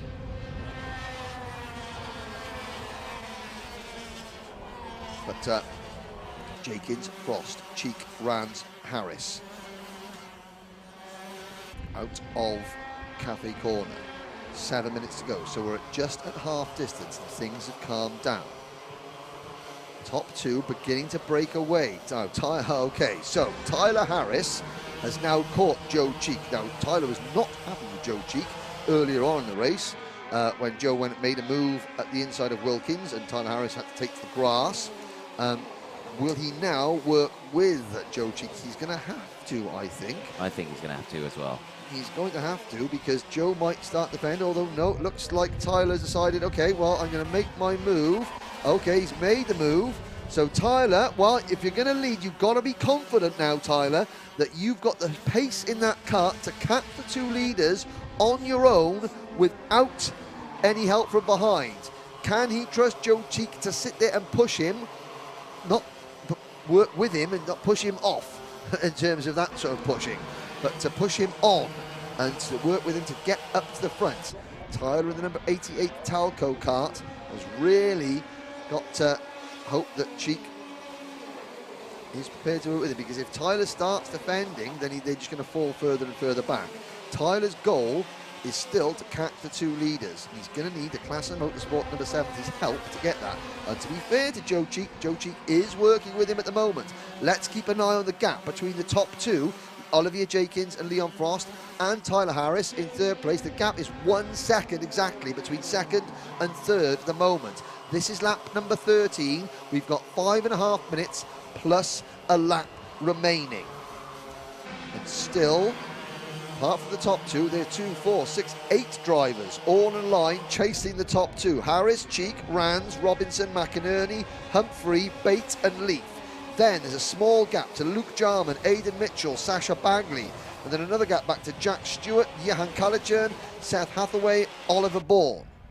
And there is one of those drivers walking away. I think that may have been Jack Stewart in the number 57 kart out of the race. No, he's still going around. I think that's Joel Hull after his retirement earlier on. I don't think he actually got back into the pit lane. I think he broke down on track. I think that's his kart just there. Ah, right, okay, well spotted, Anthony, well spotted. The gap between first and second second and third remains at just exactly a second. So the two leaders aren't pulling away anymore, but Harris and Cheek, they've been working together for a couple of laps and they're not closing in just yet. However, 1 second in TKM racing doesn't take long to turn to nothing when the two leaders start battling. Yep. And they're going to have to. I mean, teammates or not, this is the final. Yep. At some point, Frost is going to make his move. In race number 1, he waited until Wilkins on the penultimate lap to make his move, which meant he only had 1 lap to try and defend. Olivier Jenkins didn't have time to come back, and crucially, they didn't have time to slow each other down to the point where lots of other people got involved. Is he going to do the same type of thing, or will Olivier be a little bit more savvy to it? Now, as Leon Frost played his hand too quickly, so to speak. We'll see, we'll see. Indeed. 3.5 minutes plus that 1 lap. Like you say, they are going to have to start defending, but these two have broken away from the pack behind them. Got to remember, a few laps ago, they were right with that pack behind them. So they have clawed away from that group, but they're not closing in as much as I think they'd like to, because, that gap's still 1.1, 1.2 seconds. So, it's just fluctuating in that sort of time. It's grown ever so slightly, but they are dropping Ollie Rands, Dara McInerney, Leo Robinson, Luke Bates, Jake Humphrey, Patrick Leaf, and Luke Jarman. Yes. They are doing it, so they're working well together. But, and of course, now the question turns to how long does Joe Cheek work with Tyler Harris before he thinks to himself, oh, do you know what, the win's not going to happen here, but I want third. Are they far enough away from the chasing pack behind to battle it out without getting swallowed up by that chasing pack? The answer is not far enough ahead yet. Just under 3 minutes to go. This is lap number, we're going to be completing lap number 16 and going on to lap number 17, and still Olivier Jenkins and Leon Frost sit 1 and 2.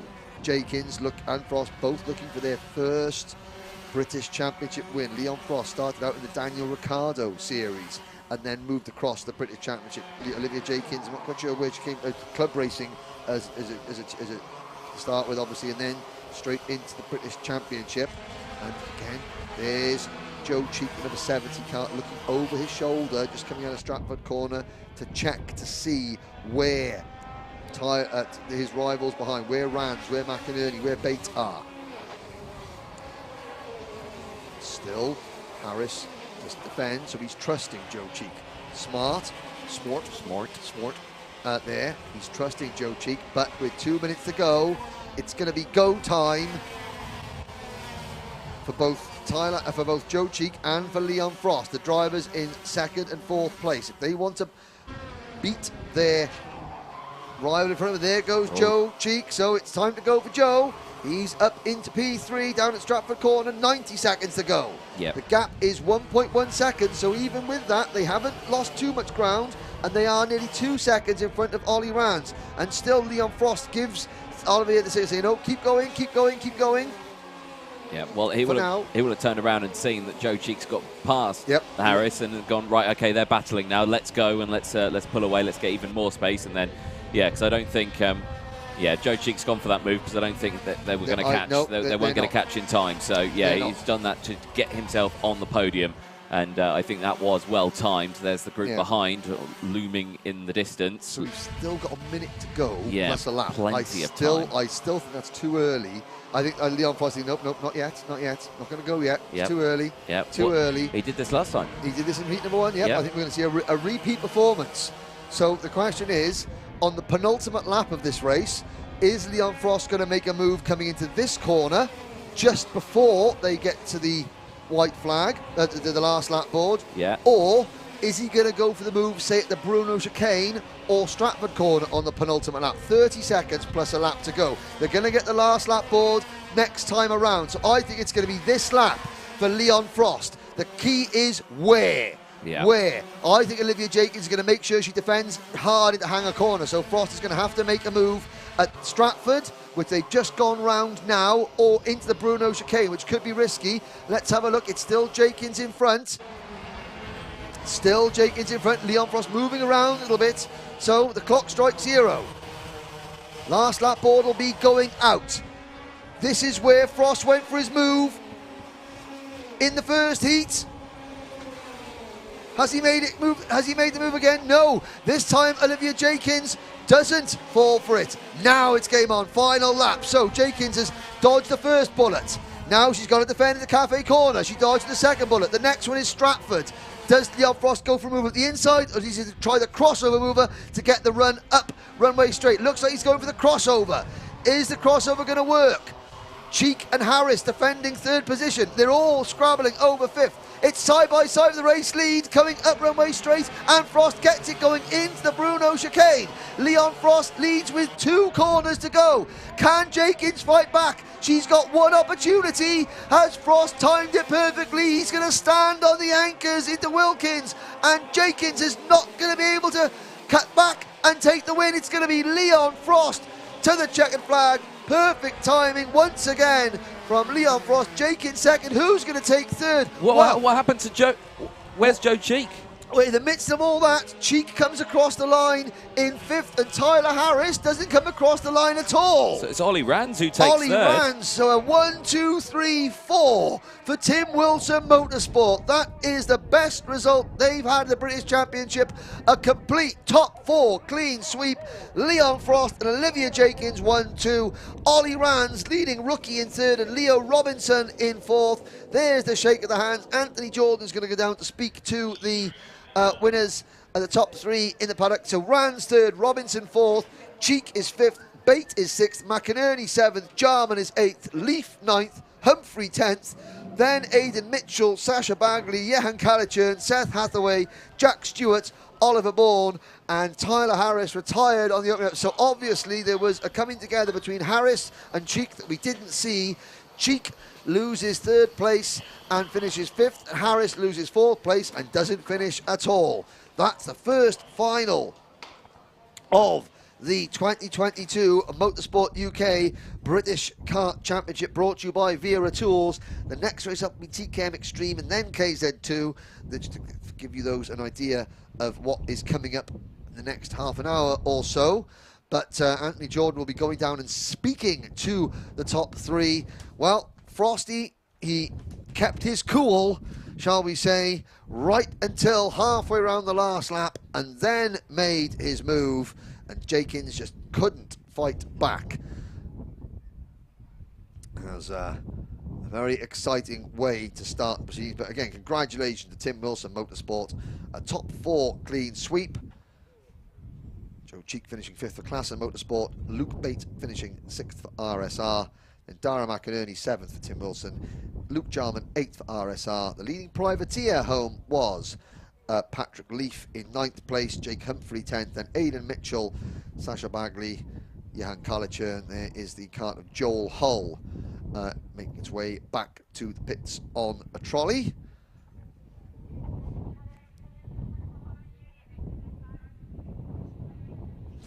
And Anthony Jordan will have Leon Frost and Olivia Jenkins and Ollie Rands down in the pits.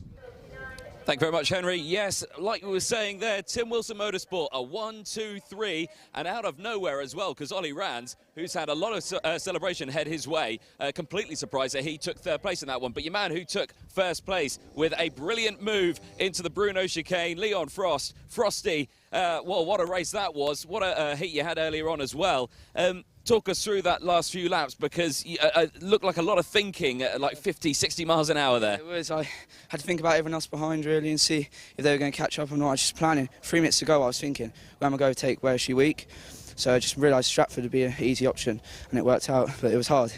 It worked out well. You sound very out of breath, obviously very physical.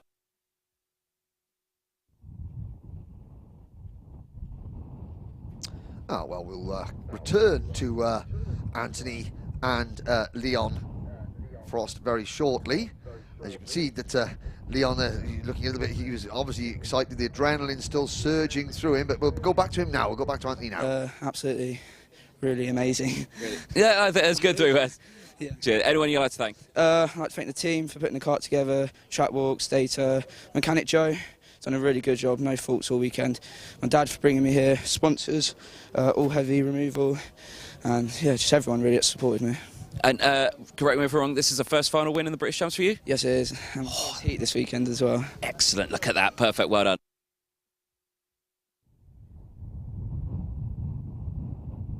So again, apologies for the slight intermittent disruption of the camera there, but again, you got the real feel of how much that means to Leon Frost. He got all the mentions in, sponsors, family, things like that, and now we're back with Anthony Jordan.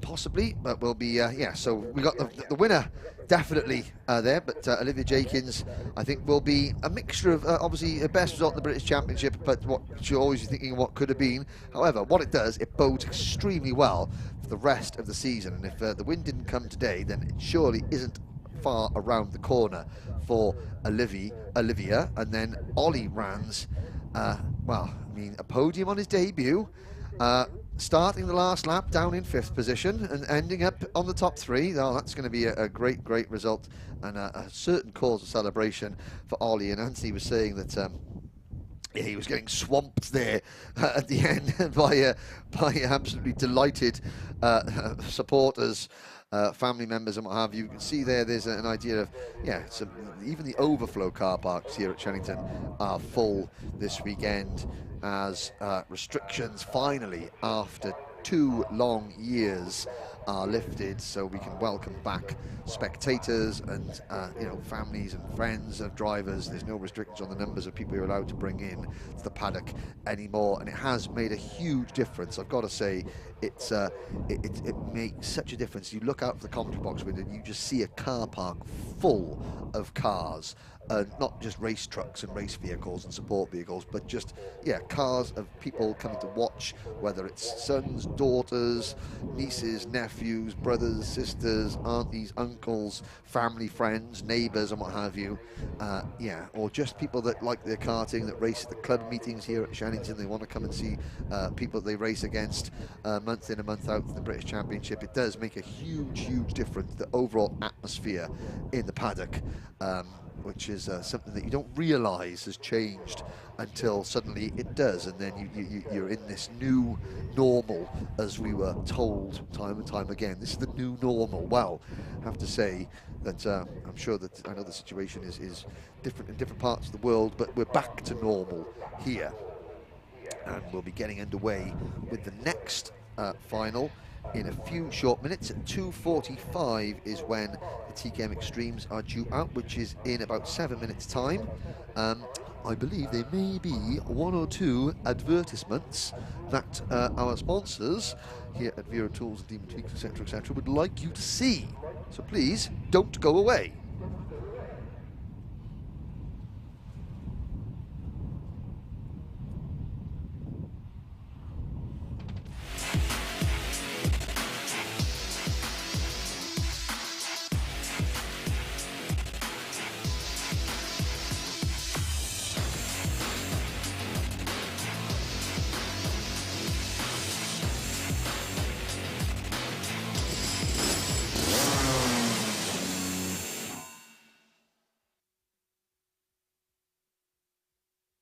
To enter our competition to win a HRX branded race suit, a Fens driver website, and a drift limits driving experience in a McLaren GT3, just like this one.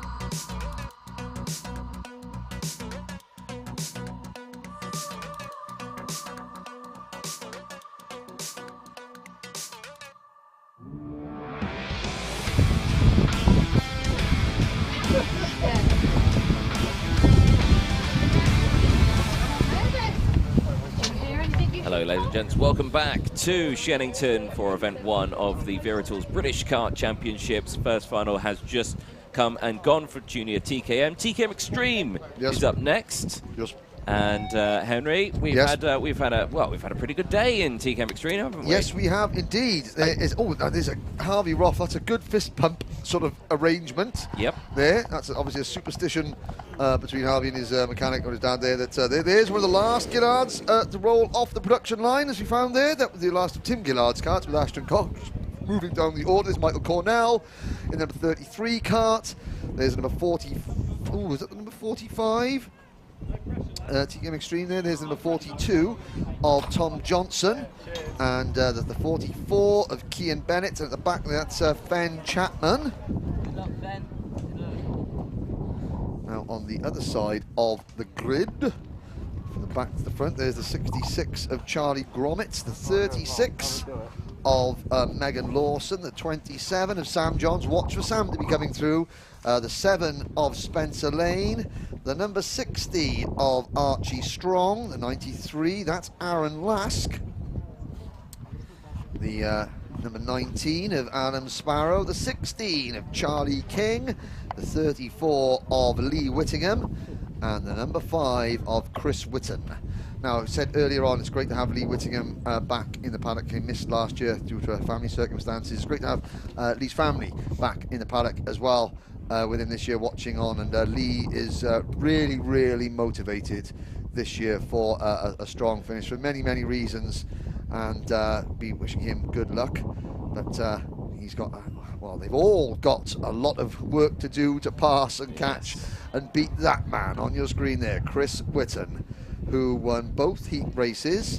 And there's the number, class of motorsport number 58 of Ashton Cox. Again, he's got family members racing at the Formula Ford event at Silverstone this weekend, but watching the live stream. And so that Gillard chassis is on. That's one of the last British-built Gillards, constructed by Tim Gillard himself. There's not many of them left racing. The new generation Gillards are an OTK product built out in Italy, but Ashton maybe one last hurrah on the podium for the old girl. We'll have to see. Anything can happen. Sam Johns, number 27. Watch for him. Contended for the win. He's got the white crash helmet on. He is on your screen there. The 2, 4, 6, 7th driver with the white crash helmet on the right-hand side there. Well, we weren't sure if it was a chain issue or an engine going ping. Something went ping. Something went ping. So we hoped for budget's sake it was a chain. If it was a chain, very quick fix. If it was an engine, I mean, obviously you've got a spare engine. That's more of an expensive fix. Yes. And you're never quite sure if your second engine is as good as your first engine. No. So we're just not quite sure. But Sam Johns has shown earlier today that the pace is strong. And Tim Wilson Motorsport, having taken the first 4 places in the last race, we're going to try and do it again here. Let's have a look at the starting lineup for TKM Extreme.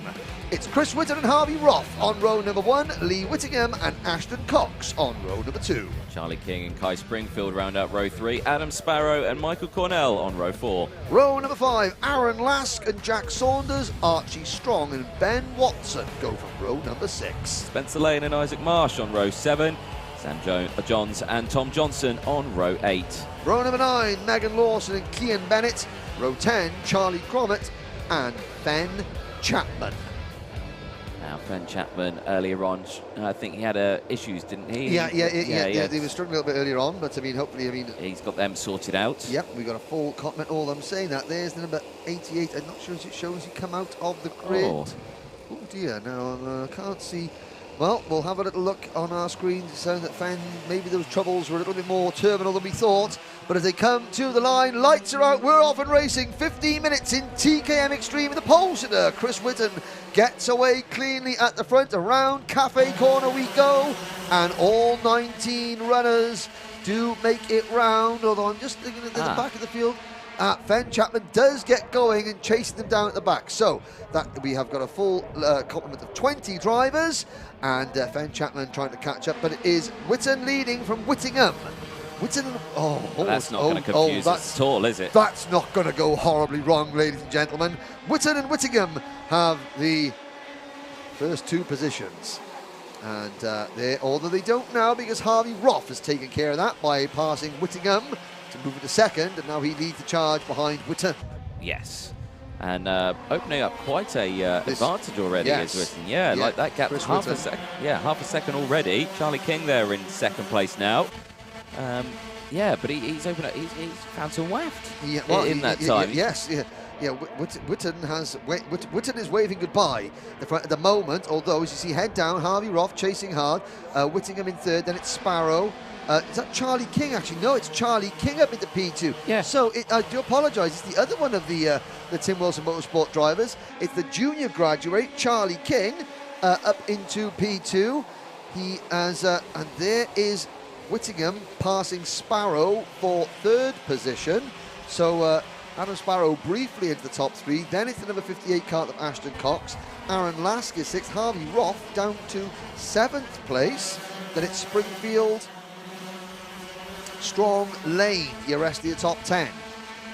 And wheel-to-wheel action there, and that's one of the Talco drivers getting forced very, very wide, coming out of Pitts Bend onto the Stratford Straight. I think that may have been Adam Sparrow, was it possibly, or was it a little bit further back, Spencer Lane in 10th place? No, Sparrow is still there. I think Spencer Lane, the number 7 kart, getting forced very wide indeed. But this is where now Charlie King. He's the youngest driver in the field. He's got to use his smarts now as Lee Whittingham goes through into second place and signal to Charlie, okay, come on, let's go. And of course, Lee Whittingham and King, they won't have raced together before because Lee Whittingham took last year off and Charlie was a junior last year anyway. So this will be a new driver for Lee Whittingham to say, okay, now can I trust you? Let's use our intelligence and move forward out of Stratford. Still, Whitton trying to run away with this one, and I have to say this is what a couple of the drivers that I spoke to were afraid of. They said Whitton can drive away from us, I'm like, oh dear. So they've got to get their heads down, because if Chris Whitton, he's into a rhythm now. Let's look at the gap. The gap is 3/4 of a second, and it's going to be imperative now whether Charlie King wants to or not. He's got to work with Lee Whittingham. Has to. Behind them, Ashton Cox and Adam Sparrow battle for 4th position. Cox passing Sparrow for the place. seconds after Sparrow just said, come on, think, let's work together, and yeah, goes for the move anyway, thinking that, you know, that's an indication that he's not going to go defensive, so, okay, I'll go down the inside then. It is one of those. It does it's a 50-50 with that one. It is an open invitation for someone to lunge down the inside, or it's, yeah, it could work well and you can catch up. So, yes, you know, it is one of those. But 11.5 minutes to go. That gap now up to 0.7 of a second. So it's not gaining it's not opening up as much as you think. Remember, he is working on his own here. You know, Charlie King and Lee Whittingham are working together still. He's not gone for a move yet, like you say. Gap is down to 0.6 of a second. There we go. So they know. Yep. They know. They know what they need to do. You've got 11 minutes to go. It's going to happen fraction by fraction by fraction. And the key is you don't get frustrated.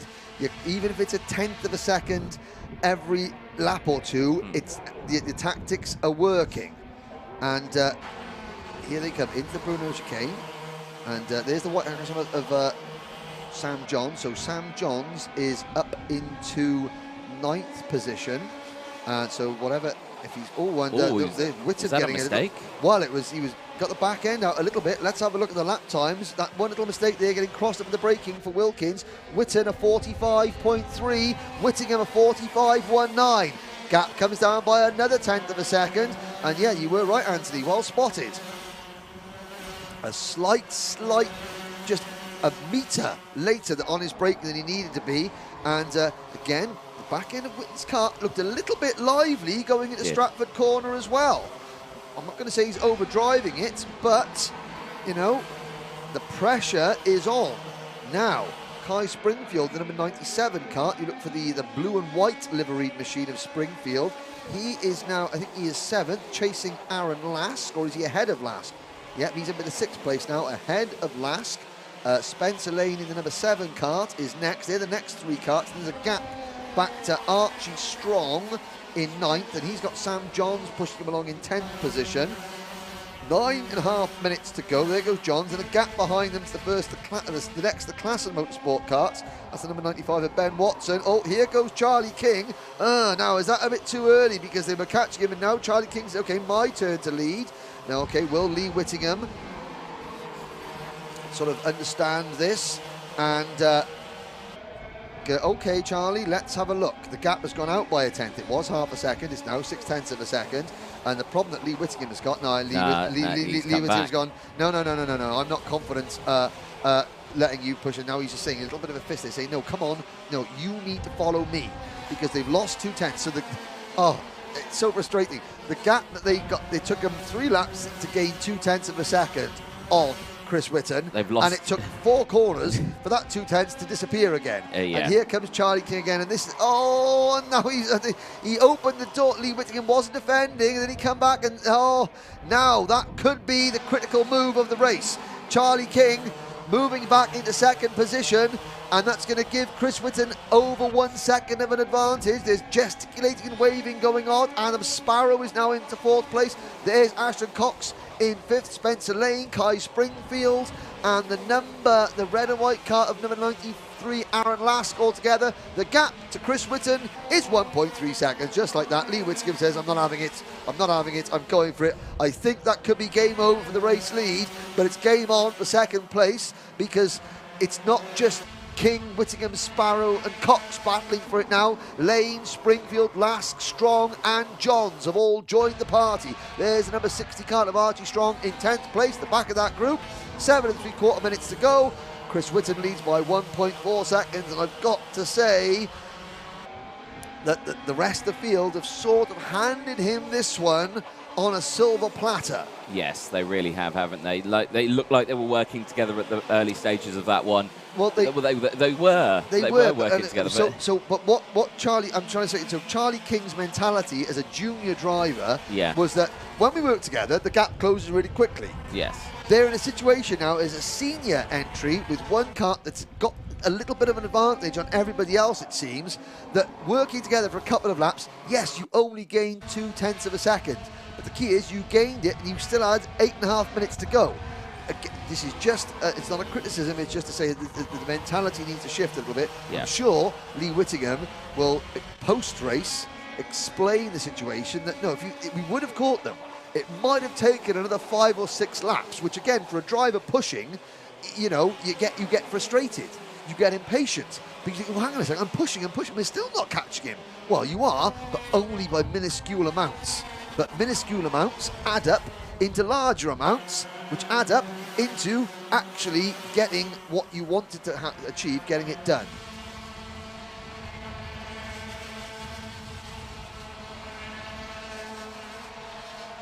Now, 6 minutes and 17 seconds to go. There's a look at the field going through the Bruno chicane. Still, Witten, the gap 1.6 seconds. Whittingham in second place. King third. There's the number 27 of Sam Johns, passing Ashton Cox for 8th position, 7th position rather. Archie Strong sits back to 9th. Aaron Lask drops to 10th.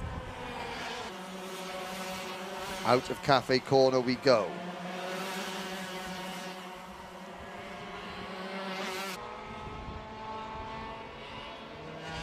Chris Witten on lap number 13, comfortably in front.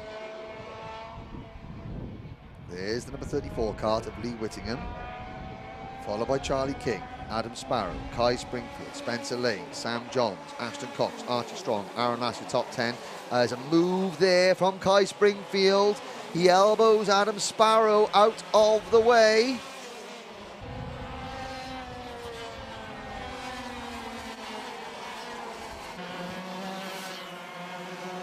Concern for Chris Witten. Now Chris Witten he's not pulling away, he's maintaining that gap. That's going to be even more frustrating for Lee Whittingham, because, you know, even though he had that little bit of a gap, and oh, I think there's been a change for second, yet Charlie King back up into P2, Whittingham back to 3rd, Springfield's now up to 4th, Sparrow back to 5th, then it's Lane in 6th, Sam John 7th, Ashton Cox 8th, and Archie Strong 9th. So Kai Springfield in the number 97, that white and sort of blue coloured kart, he has got to now work forward and push up. You work with Lee Whittingham to push up to Charlie King. And Charlie King was very impressive in his graduation at TKM Extreme. On this occasion, that eagerness to get to the front may have just cost himself not a chance at, not a victory obviously, but a shot at victory, because Chris Witten, well, his destiny is in his own hands. Into the Bruno chicane come the lead runner, the chasing group. Number 19 of Sparrow has got the number 27 of Johns right on his rear bumper. Then it's the red Classic Motorsport livery car, and there goes Whittingham back past Charlie King. 3 3/4 minutes to go.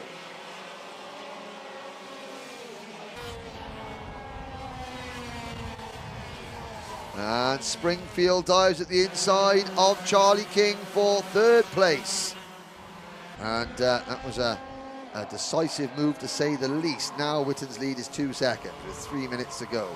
And Lee Whittingham has got Kai Springfield and another experienced driver behind him. Then it's King, then it's the 7 of Lane, then it's the 27 of Sam Johns. Adam Sparrow fading a little bit as well now.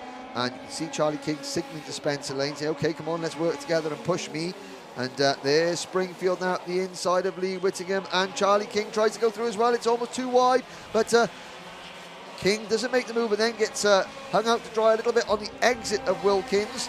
And Spencer Lane briefly takes over that position, but King dives straight back at the inside, going into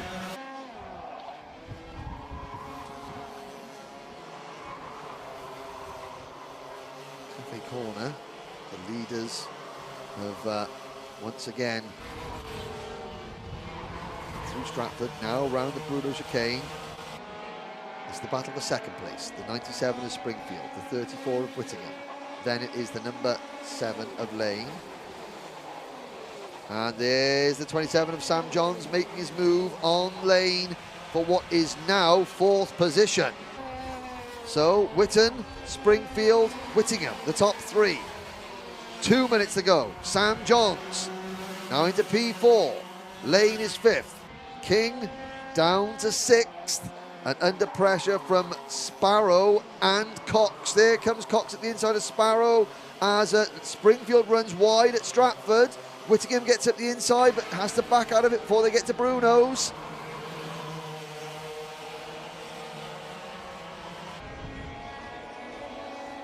So Chris Whittingham's already gone through. There we are, Hanger Corner.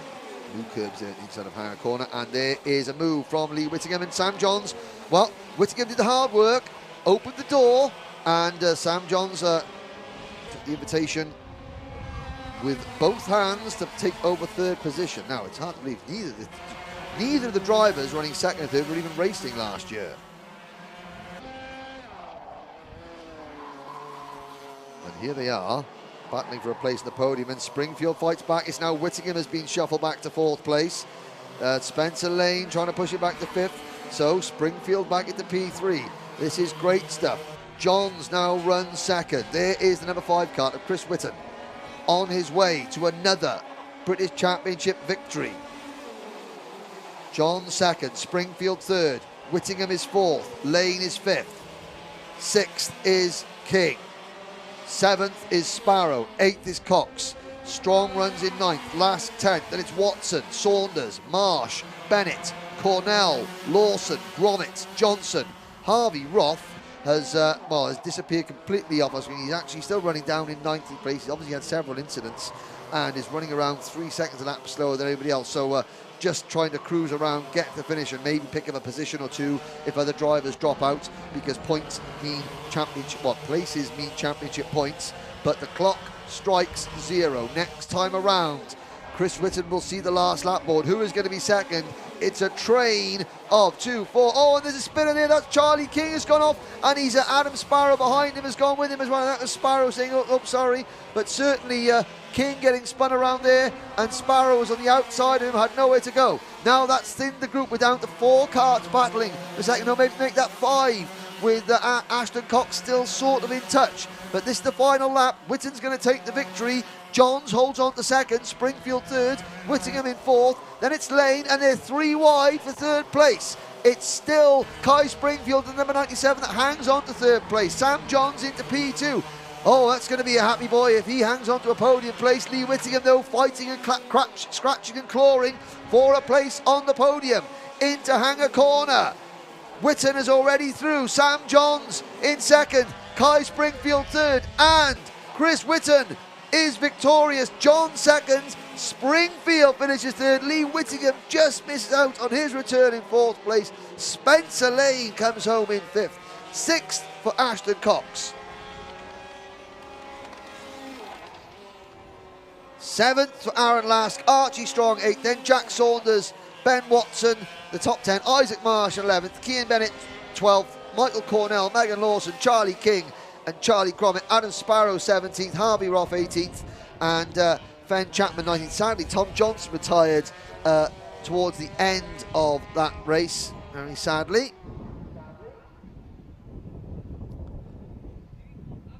So a win, another win for Chris Whitten. Sam Johns for Tim Wilson. What a day for Tim Wilson Motorsport. A top 4 clean sweep in juniors, another podium in seniors, and privateer drivers taking 4 of the top 5 places. They're led by, he's a Talco supported driver, entered as a privateer is Chris Whitten. There is Sam Johns. Well, he said it's the first time he came to the British Championship. On the first round, he wrote the kart off. He spent 1,500 quid and didn't have a spare kart, had to go home. And he's come back, and the second time he's tried the British Championships, he's on the podium and in championship contention at the start of the year. There's Kai Springfield, 10th in the championship last year, and there's Lee Whittingham. Well, a great, it's going to be an emotional year for Lee in the championship, and yeah, he starts off with 4th podium pace, though. That's the key part of it, and he'll be a little bit miffed, but again, experience pays off in the end, and hopefully Anthony Jordan will be down speaking to the contenders at the end of this one. We had a few little audio issues at the end of the previous final, but hopefully now that'll be resolved. But yes, so Chris Whitten, a dominant start to the season for the number 5 seed. And Sam John's a triumphant return, and Kai Springfield showing that, yeah, the crafty veteran, Kai Springfield, outlasting some of the younger guns there. And, yep, there's some people showing their thumbs up. Yeah, look, we're on the stream. We're on the live stream. Hey, look at that. We're on the live stream. That's right. Yes, you are. No, they found the camera. Oh, yeah, the camera's behind us. We'll have a look at that. There we go. Wave, smile and wave. You're on telly. There we go.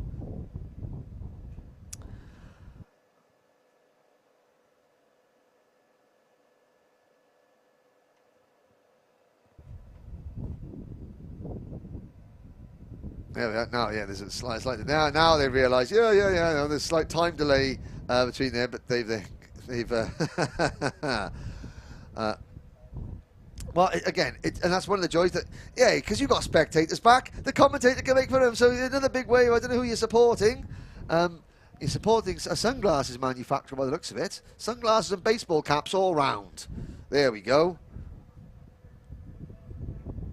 Pity that most of them got their baseball caps on back to front. But the next race, well, I can see why they're excited, because the next race is KZ2. The KZ2 final is coming up next. It's going to be at well, it's not approximately, because the timetable is stuck to rigidly here. It's going to be at 3:15 local time. So we've got 10 minutes to go through. There are a few issues, technical issues. Hopefully we'll be able to speak to Anthony and the winners down at the paddock. And just by magic, Anthony Jordan appears now. Thank you very much, Henry. Yes, down in winner's circle, and our race winner from that one, Chris Whitton. What a feeling that is. Your big smile on your face as well. Great way to start the season. Yeah, it's a brilliant way to start the season, really. Especially at a track that we don't sort of usually come to and doesn't really favour the Tauco kart previously in previous years. So it's really good to start off at one of our possibly weaker circuits. A really good result for the later in the year when we go to PF. Now, it must be a good feeling. Of course, you've had some really bad news with the family, which obviously we all really support you with and in dealing with. But, you know, to come forward with this one, it must just help finalise that one and put a big smile on your face still. Yes, definitely. It's brilliant, yeah. I mean, talk us through that race. I mean, you kind of went away with it, really. You had full control from the word go. Yeah, luckily we got a bit of a break from the pack. So once you lose that toe, everyone sort of does the same times, and then a bit of battling at the end from them. It just allowed me to pull away a bit more and sort of control the tyres and the engine and bring it home, really. Yeah, I mean, yeah, you look cool, calm, collected. You say it's not a favourite circuit, but yeah, you just chucked it out there, just no dramas whatsoever. Yeah, who else was I racing with there? No dramas. But yeah, I'm guessing it's Dad who you got here? This is Craig, my mechanic. Oh, okay. Yeah. So you're very pleased with Craig. He came over, gave you a nice big hug as well, so it must be good as well. Craig, good start to the season as well. You must be happy? Yeah, absolutely. I mean, maximum points in the first round. You couldn't ask for a better start, really. No, definitely. So, sun shining as well. A great weekend, and you two look very, very happy. Well done, guys. Spot on. Thank you. Cheers. Cheers, guys. Excellent. Let's see if we can chat to our second place man, of course, Sam Johns. Sam, well, Sam, talk us through that race, because, again, that was a bit up and down all the way through, wasn't it? It was all up for me. It was brilliant. I'm lost for words at the minute. Yeah, 13th to 15th to second, and basically my first British race is nice. Mate, 13 positions in a final. That is good going, isn't it? Yeah, I think it's one of my best drives I've done to this date. Hopefully more better ones to come as the season goes on. But I just need to make sure I can catch this guy over here, Chris, to hopefully close the championship up. Yeah, I say with everyone scrapping in front of you, yeah, you were able to claw your way through, but that gap, unfortunately, just ever growing. It just made it a little bit too hard to beat. Going into the next round, do we feel like we're confident with what we can deliver? Warden Law, I haven't been there yet. There was a test day available for me, but unfortunately I had to do uni work, so I'm going into that a bit blinded. But we've got good pace, we've got a good team. I feel good, so there's no reason why we can't do badly. No, excellent stuff. Well done on a second place. And enjoy the sunshine, enjoy the podiums later on today as well. I will, thank you very much. Excellent stuff. There, our second place winner, Sam Johns. Let's talk to Mr. Springfield, Kai. Well, what a race that was. I mean, talk us through it from your point of view, because it was a bit hectic in that mid sort of section of the race, wasn't it? Oh God, yeah. I mean, it always is at this track. Usually I'll come off worst off. So I'm quite surprised with myself, really. To be honest, I wasn't expecting to get where I'd got to, because this whole weekend's been pretty bad for me so far. But no, yeah, like I felt like I had a pace charging through the grid. Got into second. I was still contemplating whether I should make that move, because obviously then I've got the wind in front of me. And in the end, Sam Johns arrived just at the wrong moment for me, overtook me. Fair play to him, he came from far back. So after that, it was just like making sure I don't concede any more places and hopefully conceal the third, and I did. So yeah, it was quite a stressful race, to be honest. But yeah. I suspect every race is pretty stressful, isn't it? Yeah, especially in TKM Extreme. But I mean, talking through Warden Law coming up next. A favourite track of yours? Never been there. Never been there? Nope, just seen videos and just ride on a day and see what happens. Going in with a fresh mind then and looking forward to it. Like you say usually it's yourself who gets into trouble, but this time around it shows that you're learning. It shows that you're learning, you're getting used to the class as well. But yeah, a fantastic result, P3. I'm sure you're happy with that one. Yeah, very happy. Excellent stuff. Well done, Kai Springfield there. Third place finish in the TKM Extreme final. More finals coming up. KZ2 is coming up next.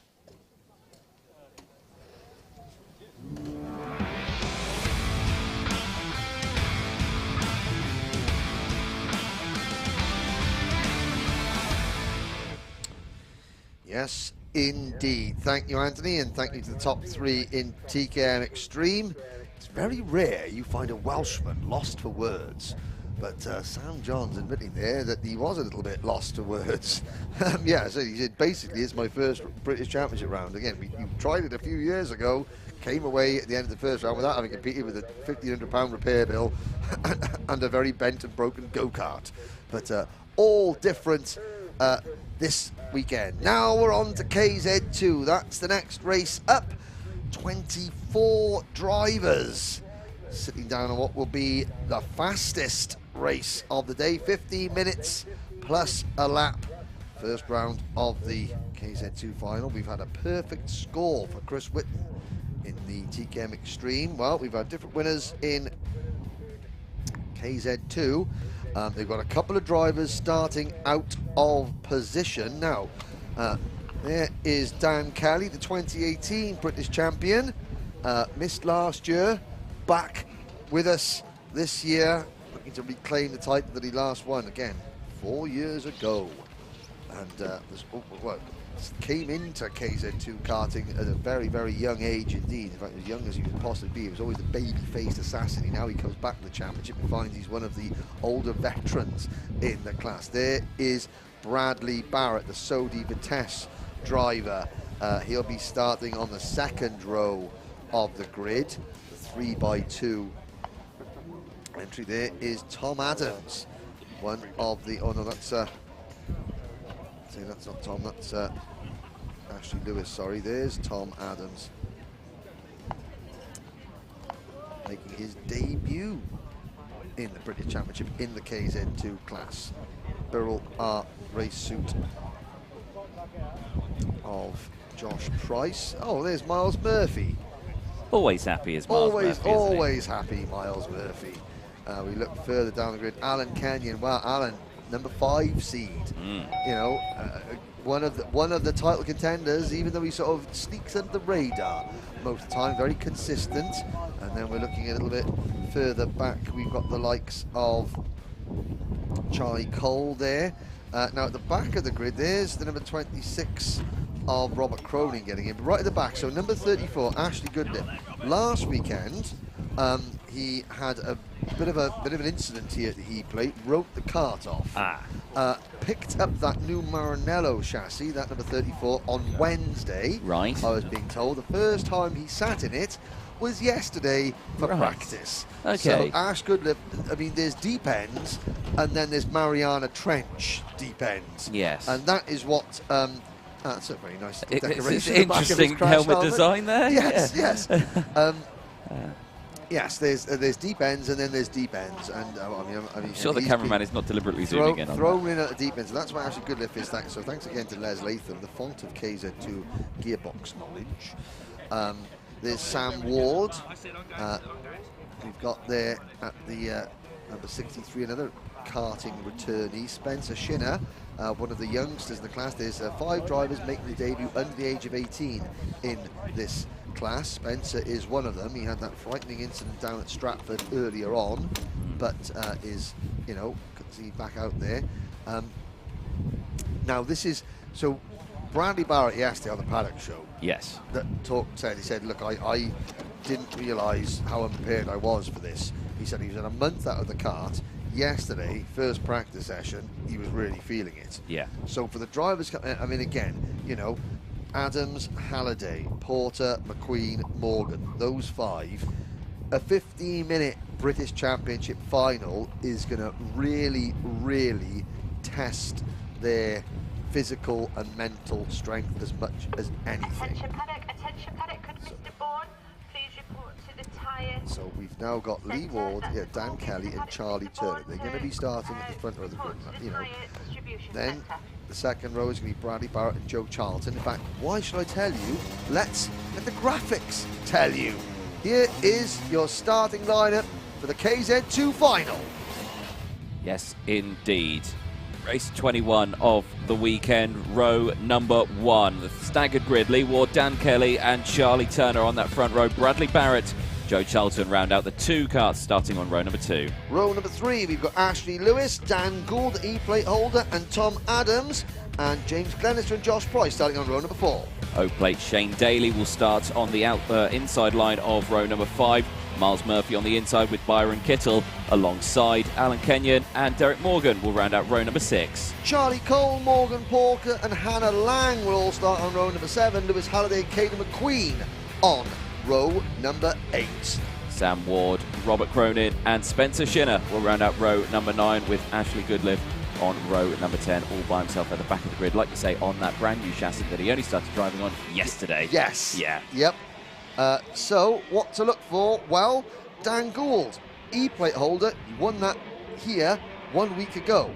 How much is that going to come into play? Although we have to say that he's probably been a little bit disappointed with how things have gone so far this weekend. After winning such a big event last weekend, he probably would have been holding on for a little bit more. So this is a 1211 metre version of the Shenington circuit. You can see the karts going all the way down to the far bottom of Stratford Corner, so the extended version. It's a case of experience against you know, newcomers to the class. James Glenister in the number 22 kart. He is going to be starting all the way back. Where is Glenister starting? He's on the 4th row, but again, he was a you know, a race winning contention in the first heat, retired in the second heat. So watch for Glenister to be coming through. Shane Daly finally up in the top 5 rows of the grid. Watch for Shane to be coming through. Miles Murphy has been very quick as well. So was Hannah Lang, but obviously there's been a retirement and then a 6th place finish. Hannah in the number 91 kart starting on the outside of row number 7. So in addition, the best of the newcomers on the grid is actually Tom Adams on the outside of row number 3 in kart number 17. You can see him on the right-hand side of your screen there. If he gets a good start, can Tom Adams, you know, contend here? Charlie Turner, a year ago, it was Charlie Turner and Bradley Barrett who were the newcomers into the class, and now they're fighting for the win. And what about Joe Charlton, the 2020 champion in kart number 3? They're all being led by Ireland's Lee Ward, the privateer driver, and the lights are not out. We're still waiting for the drivers to come into position. They're still gridding up. I know. They're going to go. They're going to go around again. So they're going to stop the kart. And that was Byron Kittle had stalled in the number 88 kart. So to avoid any of the karts cooking themselves, give it a kick. There we go. They've let them go around again, which is absolutely fine, you know, because, like, you know, my blood pressure is okay at the moment. But yeah, what about Lee Ward? 8th of the championship last year, plain white chassis, privateer driver, you know, the Irishman. He's on the Synergy kart. Well, he's down as a privateer, but no, he's down ended in the Shane Synergy kart, the Euro Kart Limited engine on that machine. Yeah. Are you reading the wrong thing? I was looking at Shane Daly. I was looking at the other Irish flag. But I mean, we talk all the talk about returning champions and Lee Ward, privateer entry, quietly going about his business, and he's put it on pole for the final. If he can get away cleanly at the start and keep Dan Kelly and the rest at bay, could Lee be about to join the list of British Championship race winners? They're coming into their positions, and there's Charlie Turner on the outside of row number 1. Barrett and Charlton on row 2. Then you've got Lewis in the 9, Gould at E-plate, Adams in the 17. Then 22 of Glenister, the 10 of Price. And then you've got the O-plate of Daly, the 37 of Murphy, the 5 of Kenyon, the 48 of Morgan, the 66 is Charlie Cole. There's Morgan Porter moving into position, Hannah Lang in the number 91, McQueen in the 42, Halliday in the 56, Cronin in the 26, Ward in the 63,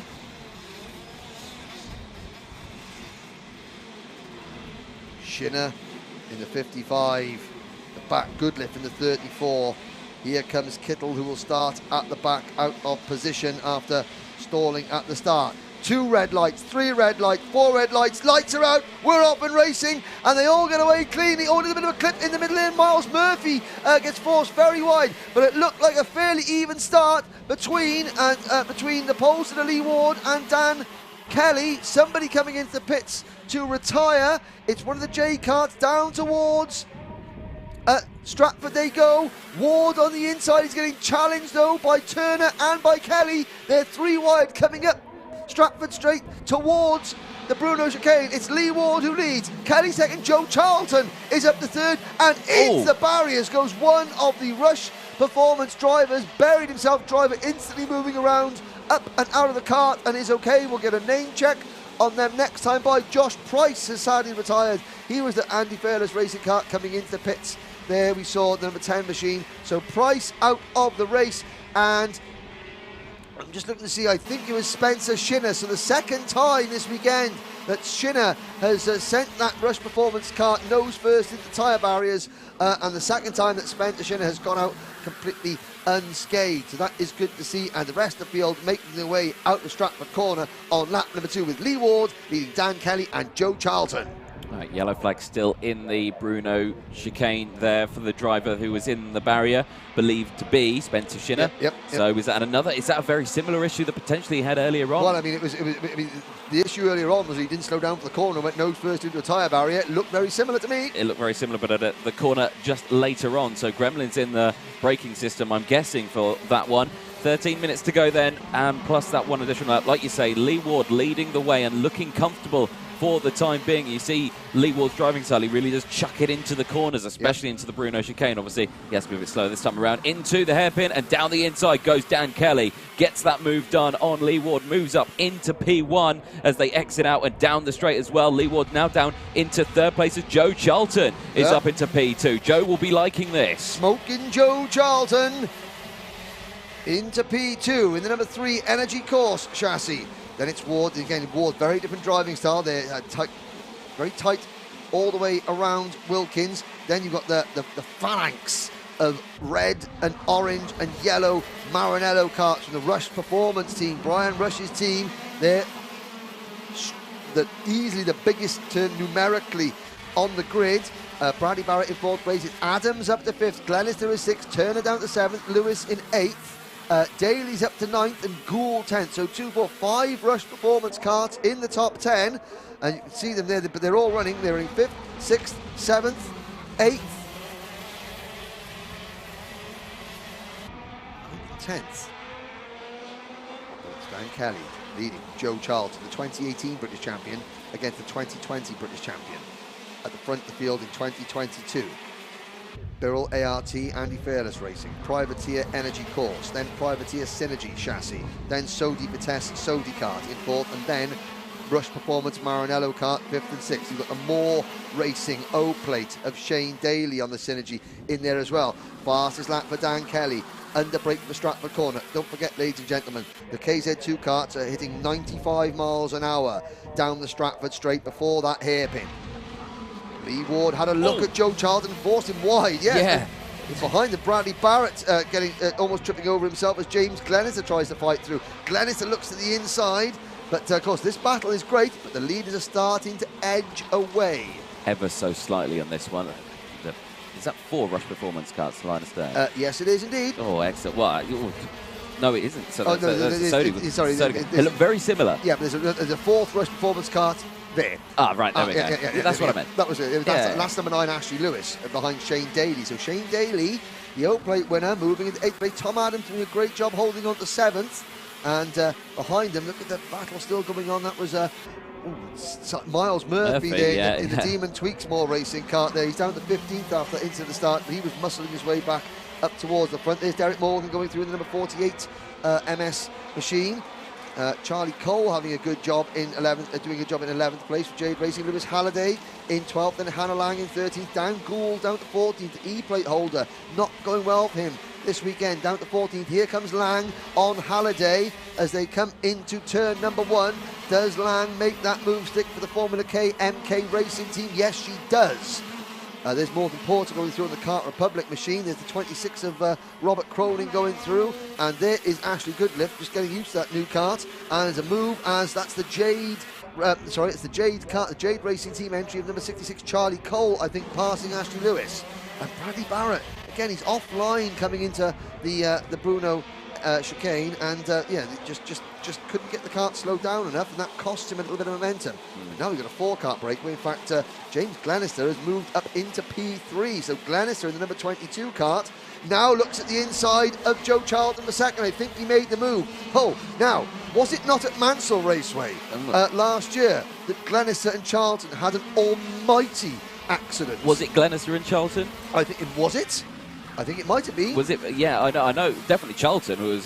Charlton came off second best. Yes. I think it was Glenister and Charlton. Right. But battle is joined once again at the front for this one. Well, they're second and third. Glenister up into third place. He's got past now. Yep.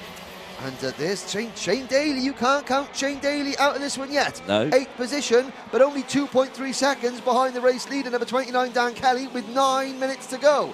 James Glenister looks very, very aggressive indeed. Now, the only advantage of not completing one of your heat races is what a move, is your tyres are better, they've got a bit more grip, which means you can stuff it at the inside and it'll stick just like that. Did you see the snap of oversteer that kart brought out? That was absolutely fantastic. You could hear the tyres scrubbing on the tarmac. That was, yeah. Code brown, ladies and gentlemen. But it's again, now can Dan Kelly fight back? Charlton's there, then it's Ward in the white cart in 4th position. Then it's Barrett, Turner, Adams and Daly. Still an 8-kart train at the front of this KZ2 final. But Glenister has come from all the way back on the grid 7. Let's have a look. No, 3, 5, 6, 7, 8, 9th on the grid. As the field starts to spread out behind Shane Daly, there's a gap. So there's Shane going through the old plate kart. Then there's a gap back to Cole in 9th. Morgan is 10th. Lewis is 11th. Lang is 12th. Then it's Miles Murphy, Alan Kenyon, Morgan Porter. Then Byron Kittle, Caden McQueen, Sam Ward, Robert Cronin, Ashley Goodliff, and Lewis Halliday and Dan Gould have had a coming together, I believe, and they have not come around. So I think they may be out of the race. In fact, yeah, there's yellow flags waving at Hanger Bend, and hopefully we'll see 2 karts off the circuit, but 2 drivers standing up there. They're okay. Yeah. So they had it was a low-speed incident. Both drivers up and out of the kart. But again, so the E-plate holder, joy last weekend, misery this weekend for Dan Gould, and we've lost the first of our newcomers, Lewis Halliday. Out of the race there is Gould's kart looking distinctly second-hand. And there is, well, briefly there was Lewis Halliday's not looking much better. Yes. Half distance, 7 minutes to go. Glenister looking strong. I've got to say, Dan Kelly has not been as close to Glenister as he normally has been when Dan's been in second place today. So I think Glenister is really on an absolute mission. And of course, he does have the advantage of having one race fresher tyres. Yeah, exactly that. I mean, it's you're looking at him driving the kart. Like when he enters into the Bruno chicane, again, he's really chucking in. Looks like he's fighting the kart quite a lot. I mean, you have to fight the kart quite a lot in this case too. They are a beast of a kart to drive. They're actively trying to do you a mischief. Yes, yeah, definitely. That's a good way of putting it. But yeah, no, seeing him drive it, he is showing great performance out there, great pace. But I feel like he could be nursing something out there, because he just seemed like he's fighting it a little more than what the rest of them are. Okay, well, we'll see as the race progresses whether that setup change works or whether that Dan Kelly, that it'll come back to him. But certainly at the moment, Kelly in the number 29 kart, unable to stay within 10 kart lengths of the race leader. Charlton just about hanging off, holding off Ward. Ward keeping him under pressure, but not quite close enough to make a move. There is Derek Morgan, the number 48 kart, being chased along by Hannah Lang. That's the battle for 10th place. Going through this, Caden McQueen holding off Alan Kenyon. So Kenyon, again, one of the class veterans in the number 5 plate kart, but I mean, he had a tough start to the day, and there's a move down at the hairpin. I think that might have been Miles Murphy, possibly the number 37 kart.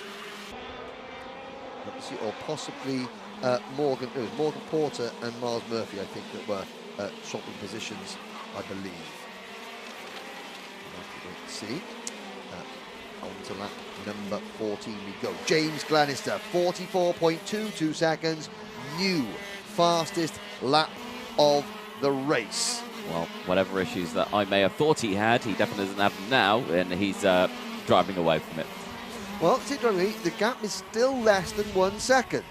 Well, yeah. And of course, there is a slipstream and a tow in KZ2 karts, but Dan, you have to say that Glennis is looking more and more comfortable in the race lead, and it's Kelly the one that's looking under pressure from Charlton, as Charlton now begins to get the bit between his teeth and tries to close in on the number 29 kart, whilst keeping Lee Ward and Charlie Turner at bay. In fact, Turner in the number 4 kart has got past Ward. So Turner in number 4 moves into P4, and Ward slips back to 5th. Still Bradley Barrett in 6th, and Tom Adams.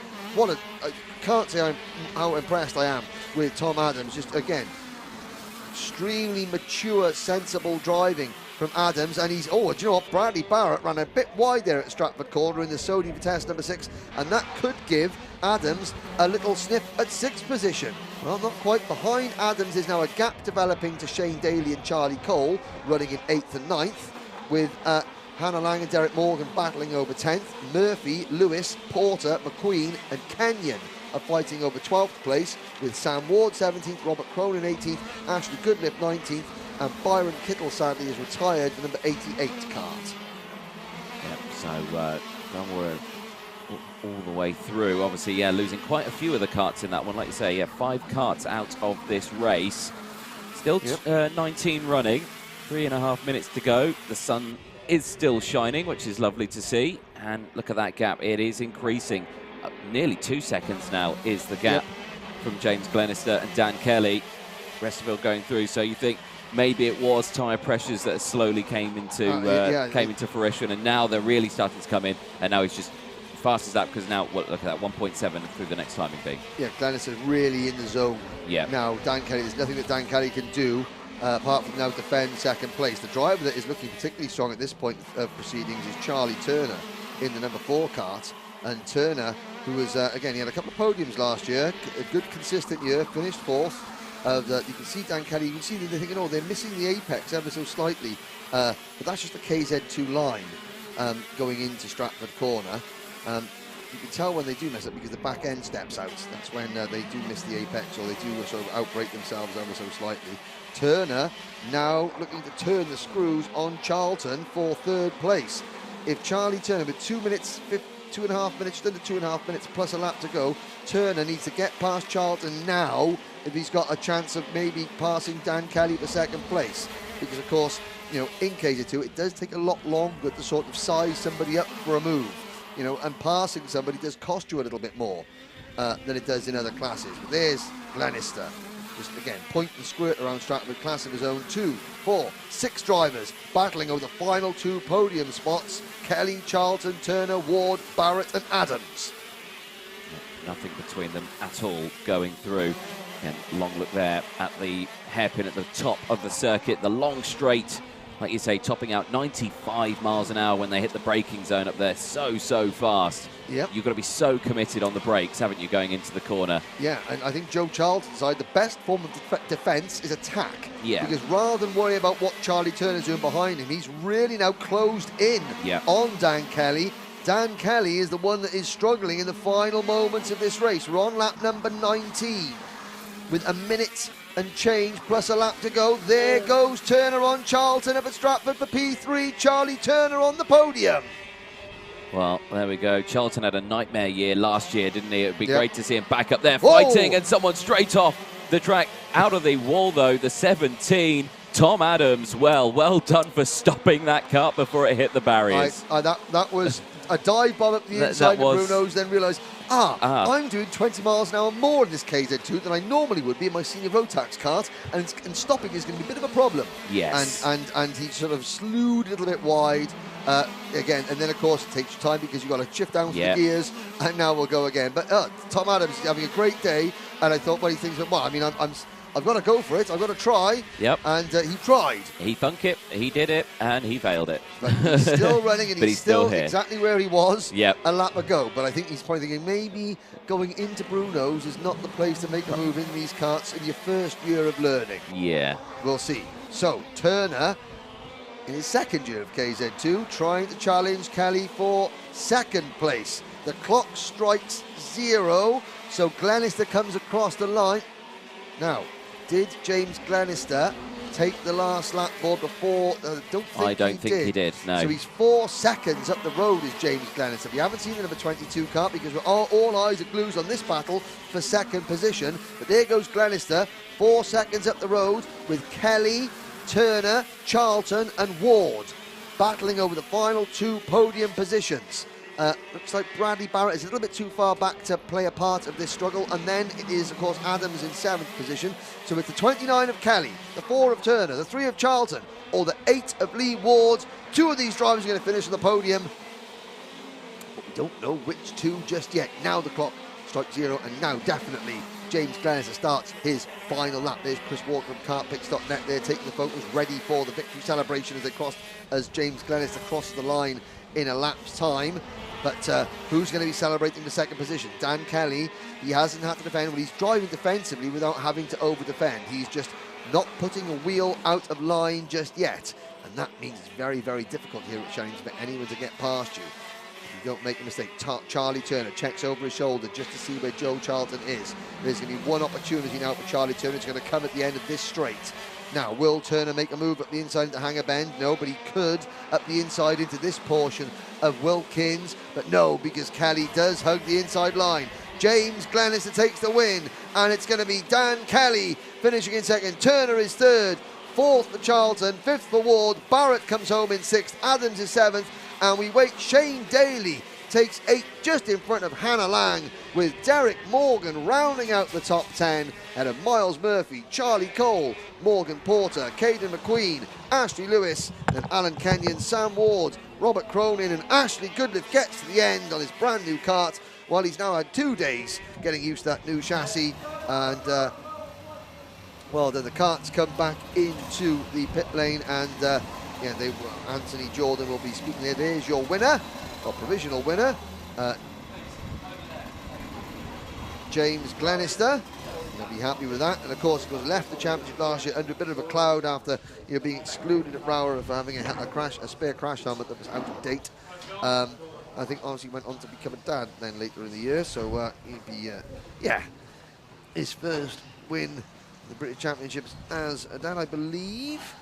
And what a win. There's Dan Kelly coming through with the number 29 kart on the Andy Fairless Racing. And again, not bad return to the championship for Dan. And there's Charlie Turner finishing on the podium, so well done to Charlie. And finishing in 4th place there, Joe Charlton. He'll be the next kart onto the scales. 3. Again, so Joe starting the season much better than he did. His title defence was a bit of a nightmare from the word go. He salvaged 3rd place, but he's thinking to himself, right, well, I'm in with a shout here now. In with a shout. Out into the sunshine we go. It's a beautiful day. There's Dan Parker there on the right-hand side there of the championship. As now, there's Anthony, ready to go. James looking happy. Yes, Anthony, look at that camera. It's that camera there.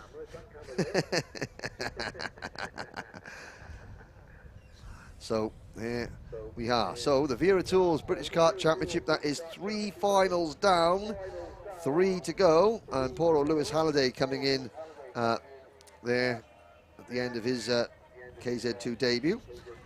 Anthony Jordan has now got the right microphone, and he's going to be speaking to a very happy James Glenister very shortly indeed. Alex Bentley saying that Bradley Barrett for the win, not quite right, sorry Alex.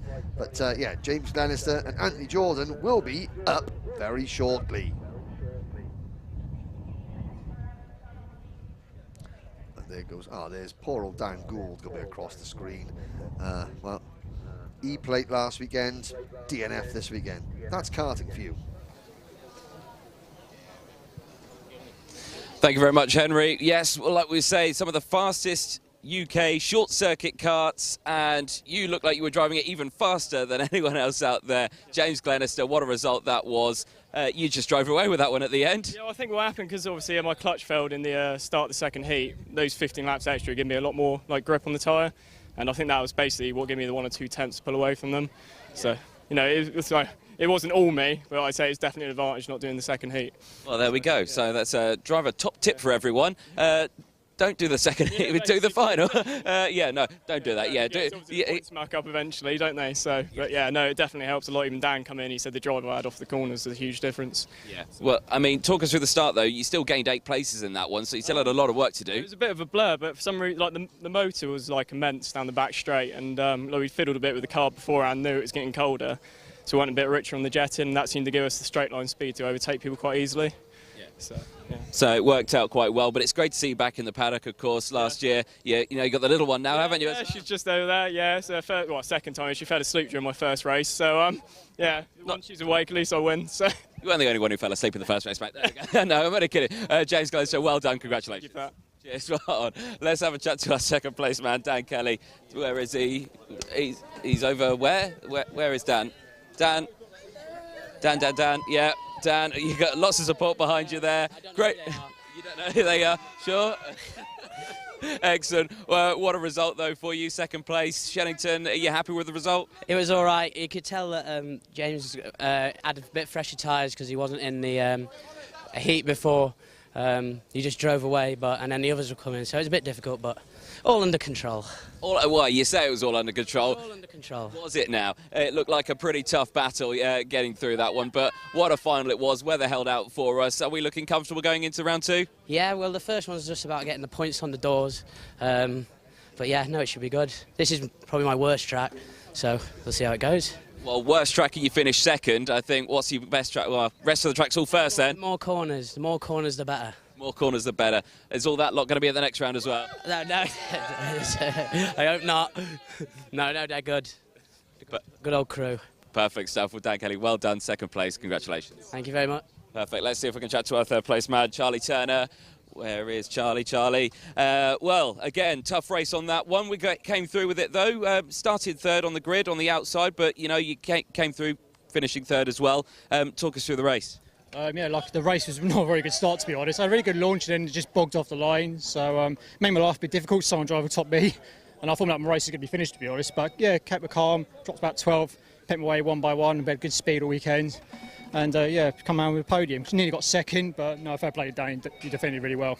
Yeah, I mean, great result, and I say the cart's still looking good. Like you say, you had someone bit of a coming together on that side, was it? But I mean, the starts there, the stagger grid, Well, yeah, it looks complicated gridding up. It looks complicated when you're on the grid.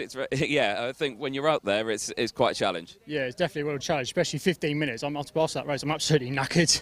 So I'm pleased to even get to the finish. But no, I'm good points for the championship, top 3. Got to say big thanks to Rush Performance for a great weekend. Team manager Brian Rush, Ollie's been a great mechanic, my dad for off-track support. Excellent. Feeling confident going into the second round? I think so. Obviously, he's only stage, he's only done 1 round. So yeah, we'll just take each race as it comes and just go from there, to be honest. Well, best of luck. Well done on the 3rd place spot. Enjoy the podiums later. Brilliant. Thank you very much. Cheers. Excellent stuff. More finals coming up. The next group already lined up on the rig, on the dummy grid. We'll head up back to you, Henry. Oh, thank you, Anthony.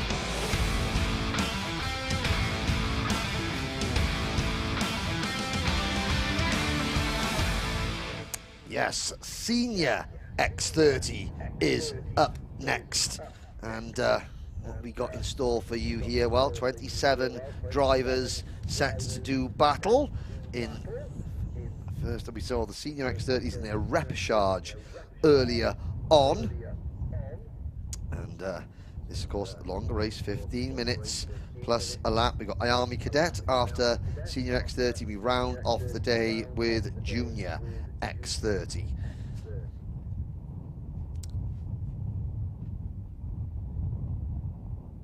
And a very exciting Senior X30 pre-final. Aaron Walker is the driver that everybody is trying to have to beat for Strawberry Racing.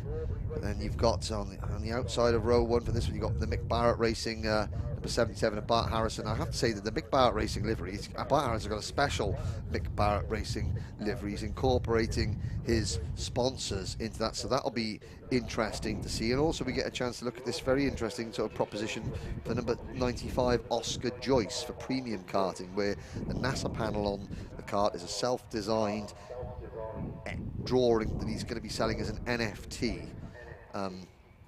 Don't get me started. I'm just saying that we maybe now have time to sort of there we go. Well, we don't have time. There goes the kart out on the grid. Now we're going to start. We're going to see who's starting where. Here is your starting grid in Senior X30.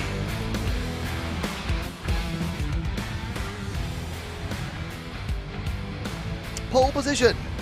15, Aaron Walker, and the number 77 car, Bart Harrison.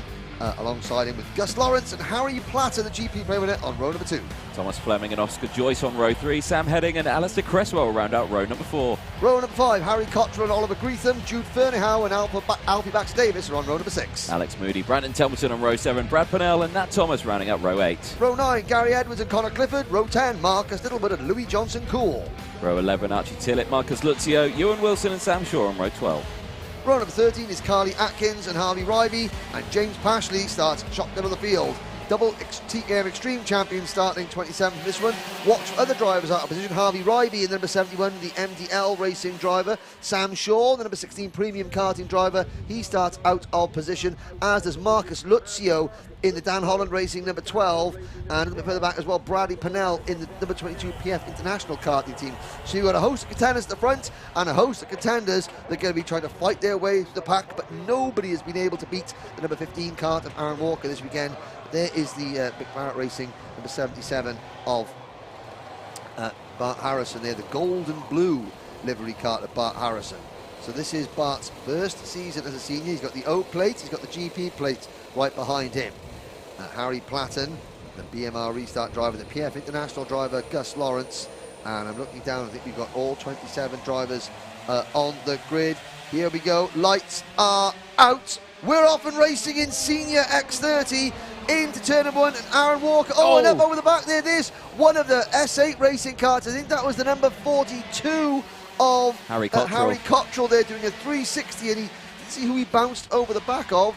I think all the drivers have managed to get away, hopefully with no damage. There's Cottrell at the back, but Aaron Walker still leads with, that looks like it's the Dan Holland race number 3 of Thomas Fleming, who's made a good start up into P2. Yeah, that was an exciting start then for Senior X30. Certainly gave us a run for the money at the beginning of that one, but yeah, clean breakaway then for the top 3. Let's look at the virtual championship. Of course, doesn't mean much at the beginning of the season, but it just shows who is where at the start of it. Yeah, points is points. Points mean prizes. Yes, Aaron Walker at the moment is perfect score at the minute. And oh, there's a bit of mustard now. We saw Bradley Pennell getting very aggressive earlier on. I think he had a penalty post pre-final, which is why he's starting a bit further back than he finished. And he's showing that he's in wasting no time in trying to get back up towards the front. But the good news is that all 27 drivers, Alistair Cresswell had a problem there in the number 33 car. I think he might have been the driver that Harry Cottrell sort of like bounced over the top of. So it's a tough baptism of fire for Alistair Cresswell as Thomas Fleming takes the lead and Gus Lawrence goes with him into P2. Yep, good stuff from those two. Now they're going to try and work together, breakaway with Aaron Walker as well as they go through. And again, just behind, is that Platten? Yes, it is indeed. The GP plate. Harry Platten looking like he wants to stick with them as well as they disappear off into the distance. Oh, that looked like one car going very wide there out of the cafe corner there. They'll go through. The leaders are all safely into Bruno's, led by Lawrence, Fleming, Walker, Platten, Harrison, Pennell already up from 15th to 6th. But his teammate, the PF International Karting Open of Gus Lawrence, leading the way. Aaron Walker right on his rear bumper. Now, will Walker be content to sit in second place? Fleming having to defend third from Harry Platten as things stand. Aaron Walker, fastest lap of the race, 42.04. Well, actually, Alfie Baxter Davis says the fastest lap of the race for Jack Dex Racing of 41.97. Still all 27 starters running, and Aaron Walker does make the move and moves back into first place down at Stratford Corner. Fleming and Platten right there, and a small gap to Pennell. Here's Pennell, who now leads Harrison. Sam Heading is in 7th in the number 7 BMR restart entry, followed by Oscar Joyce in the number 95 premium karting. Oh, a technical flag for Aaron Cresswell out of the race. This is the first retirement. James Pashley runs 25th. Then it's Brandon Templeton in 25th, Baxter Davis 24th, and Ewan Wilson 22nd, Greetham, Clifford just outside the top 20. Carly Atkins has moved into the top 20. Harvey Ryby's up to the 17th position. Archie Tillett is up to 15th. Sam Shaw up to 14th place. Marcus Lucio up to 13th. So a lot of the drivers that started down at the back after being involved in that accident at the start of the pre-final, all having mechanical problems in the pre-final, are moving up. But as the race progresses, the gaps between drivers. There's Lucio in the number 12 car, for example. He's got the number 88 Cato Motorsport car of Alex Moody directly in front of him. The gaps are beginning to get a little bit bigger between each target. And if Aaron Walker continues to lead, you have the sneaking suspicion, Anthony, that he may just pull away. Yeah, it could happen, but Harrison sets the fastest lap of the race, though. 41.770. Keep an eye on Brad Pennell. He's up 10 places, currently sitting in 5th place in that number 22. You can just see him at the back of this train here that we're just going around the Bruno chicane. You know, coming up 10 places, you know, so quickly on. You know, we're only 5 laps, or we're technically on lap 6, but, you know, as it goes through, that's a good run for the time being. Harry Platten just passed Gus Lawrence for 2nd place earlier this lap, the BMR restart driver. Platten is getting his head down. Fleming in the number 3 car going with him, and they've really got to work hard because Walker looking exceptionally strong. And of course, last year Strawberry Racing finished 2nd in this class with Thomas Turner. So Walker has taken over Turner's position in the team as the head honcho in Senior X34, the Strawberry outfit. And so we know that package is strong. Platten and Fleming have got to try and keep it bay. Very impressive from Bart Harrison, also has to be said, on his senior debut. There's the move from Harry Platten, though, and the GP plate winner takes top spot. Fleming tries to go with him, but has to settle for 3rd place at the moment on the Lando Norris Dan Holland racing kart. Further back, there's the field going through your screen. Oh, James Pashley has also retired. So the 2 TKM graduates, or the 2 TKM transfers across, are both out of this final early. Cresswell and Pashley, unfortunately for them. Now, the leaders watch. You're pointing, Anthony. You're pointing. I'm pointing at the 22's front nose cone. Oh, has it got a bit of a wobble on it? It's got a wobble and it's hitting the track. Well, no, that doesn't. That doesn't bother it, as there's a move, and Fleming up the inside of Aaron Walker. That's how you do it. So Thomas Fleming takes the lead from Aaron Walker.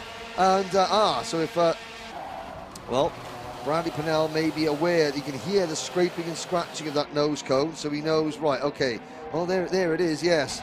It's wobbling away, doesn't bode well, unless, of course, he wins by 6 seconds. Can't see unless, it happening. unless he, that could happen. It's happened before. It has happened before. I'm not quite sure in this grid it's going to happen, especially the way things are panning out. 8 3/4 minutes to go. This is lap number, we're completing lap number 9 now, and it's Fleming, Platten, and Walker. Then the wibbly-wobbly nose cone of Bradley Pennell, followed by Mark Harrison, Gus Lawrence, Sam Heading, Marcus Littlewood in the number 11 Jade Racing entry up into 8th place. Joyce is 9th. Oh, and changed the lead again down at Stratford, Anthony. Yeah, indeed, yeah. That looked like Harry Platten going through. Harry Platten going Harry Flatters. Yes, he was indeed, yeah. Gets that move done nicely at the hairpin. Comes out, there we go. You can see, you could just see Aaron Walker just behind you saying, yeah, come on. You go now, okay, I'll follow. Yeah, it'll be absolutely fine. Well, follow for how long? Well, yeah, that's the question, because... we'll see. There's Walker looks over his shoulder. I'm not sure how much of a good glance he got at his nearest rivals looking that way, but I mean, he's got 3 or 4 kart lengths in hand over Fleming.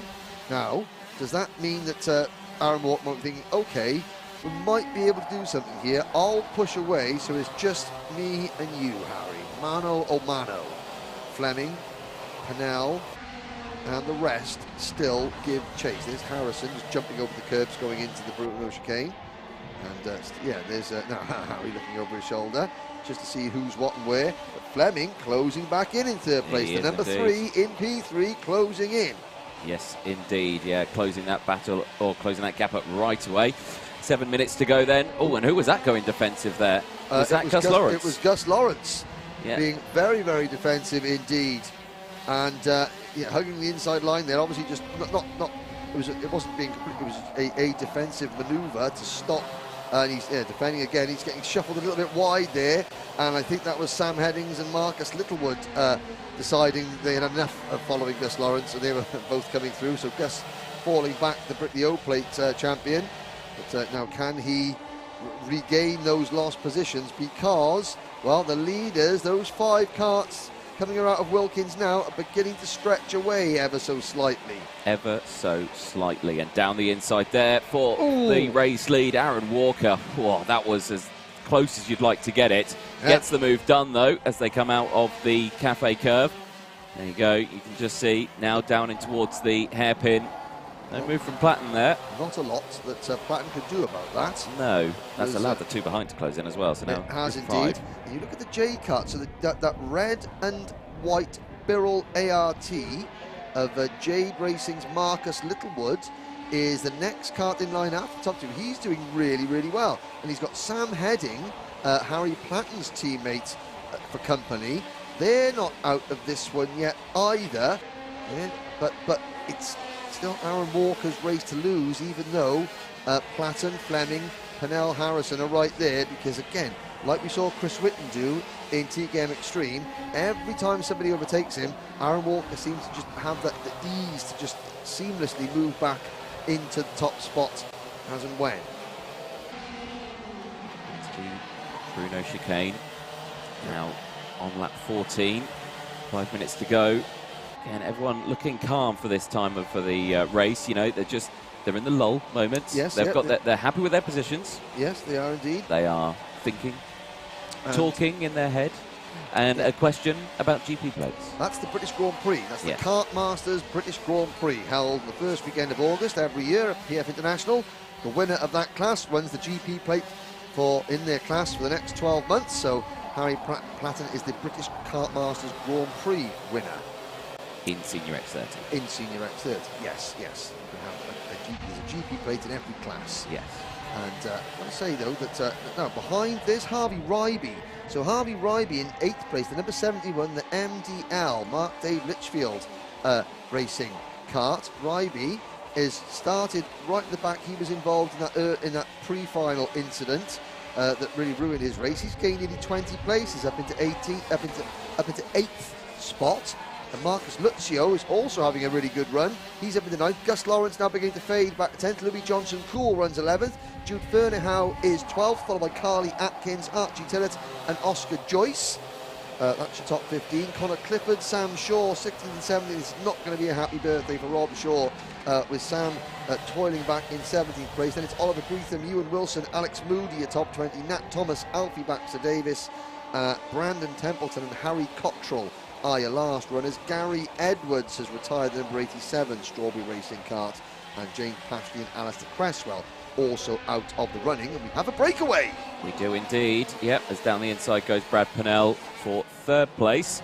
Yeah, your top 2, Aaron Walker, Harry Platten, they've opened up, well, you say they've opened up a gap. It's less than half a second. Yeah, less than half a second, but it's a gap. It's a gap, and Fleming getting Bradley Pennell out of the way. So it'll be more of a gap now because, yeah, if they keep battling like that for 3rd place, yeah, the top 2 will just break away more. And there goes Bart Harrison on Brad Pennell. And Brad Pennell tumbling now. Now getting around the out, passing, going proper M&M style move there, round the outside by Marcus Littlewood as well to push Pennell down to 6th position and move Littlewood into the top 5.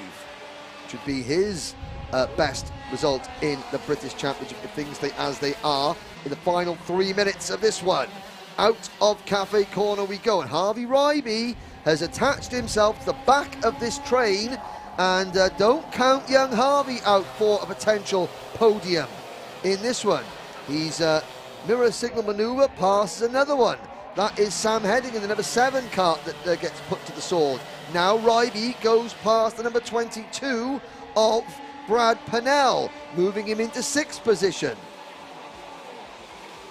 Still Walker leads. Harry Platten does look. Now Harry Platten has finished on the podium actually multiple times in the British Championship. Do you know the one thing he hasn't done yet? Won a final? Correct. There you go. He's got 2 minutes 10 seconds to change that statistic. Oh. Direction change. Yeah, look at that. Down the inside. He was listening to me. He was. He was listening. Harry was listening. He was. He's got the stream on in his ears. He pulled his hair back and listened. Yep. There we go. The quiff came back, ears opened. He thought, yes, Henry, you are right. Followed my instructions to the letter. 1 minute 44 to go. Yeah, Thomas went to the outside there, took the wider entry to get the faster exit out of the corner. Platten sees it, goes defensive. Walker follows suit, so close between these top 3. Who's that now in 3rd place? That is Marcus Littlewood. It's Littlewood up in the 4th place, yes. So the Viral Art, the Jade Racing entry, and Harry Platten now begins to bend. 90 seconds to go. Well, what else are you going to do? You've got to hug the inside lines now with less than 2 minutes to go. Bart Harrison is in 5th position. And then it's Harvey Ryby and Brad Pennell side by side for 6th. Who comes out of the Bruno chicane in front out of those 2? I think it might have been Ryby. Might have been right as well. 1 minute to go. Breathe, Anthony, breathe. Why, yes. No, okay. My hay fever's killing me. You can't. Don't make me breathe too much. That's the one thing you can't do at the moment is breathe. So, yes, and Platten has the lead at the moment. Out of Cafe Corner, through Pitts Bend, out on Stratford Straight. Platten's going to defend the inside line. Here comes Marcus Littlewood now trying the undercut. Marcus Littlewood for a place on the podium. And it's Harrison in 5th, and then it's Ryby is in 6th, but he's got a little bit of work to do. It's now a 5-kart battle for the lead. It's Platten, Walker, Fleming, Littlewood and Harrison. Who is going to take it? 20 seconds left on the timer, and look at them now. Absolutely line astern, all of them for the top, what's that, 6-7 positions as Platten gets a warning flag. But here we go then.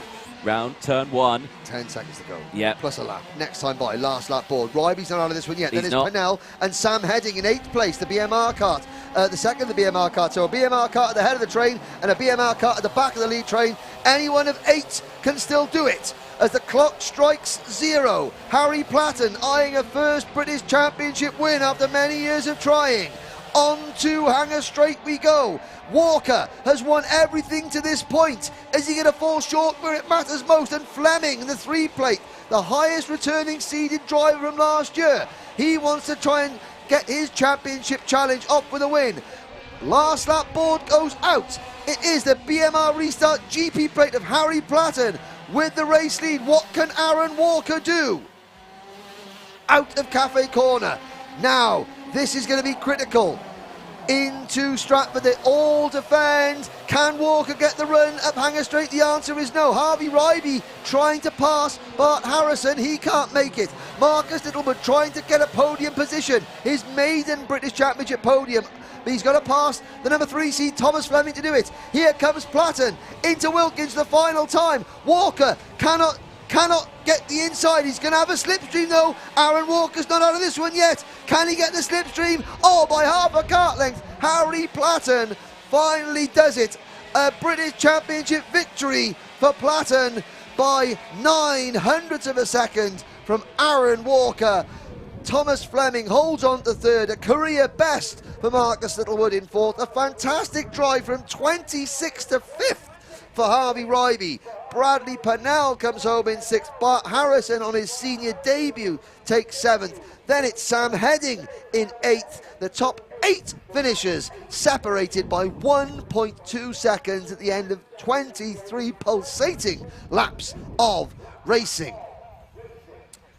And in 9th place, Louis Johnson Cool. I think that's going to be his best result. Marcus Lucio rounds at the top 10. Jude Ferniehow 11th for Jack Dex Racing. And Archie Tillett in 12th. Gus Lawrence fades back to 13th. Connor Clifford is 14th. Oscar Joyce 15th. Ahead of Sam Shaw, Oliver Greetham, Alfie Baxter Davis, Ewan Wilson, Brandon Templeton, Harry Cottrell, Alex Moody. And the last finisher was Nat Thomas. Sadly, Carly Atkins retired. There is the Hare.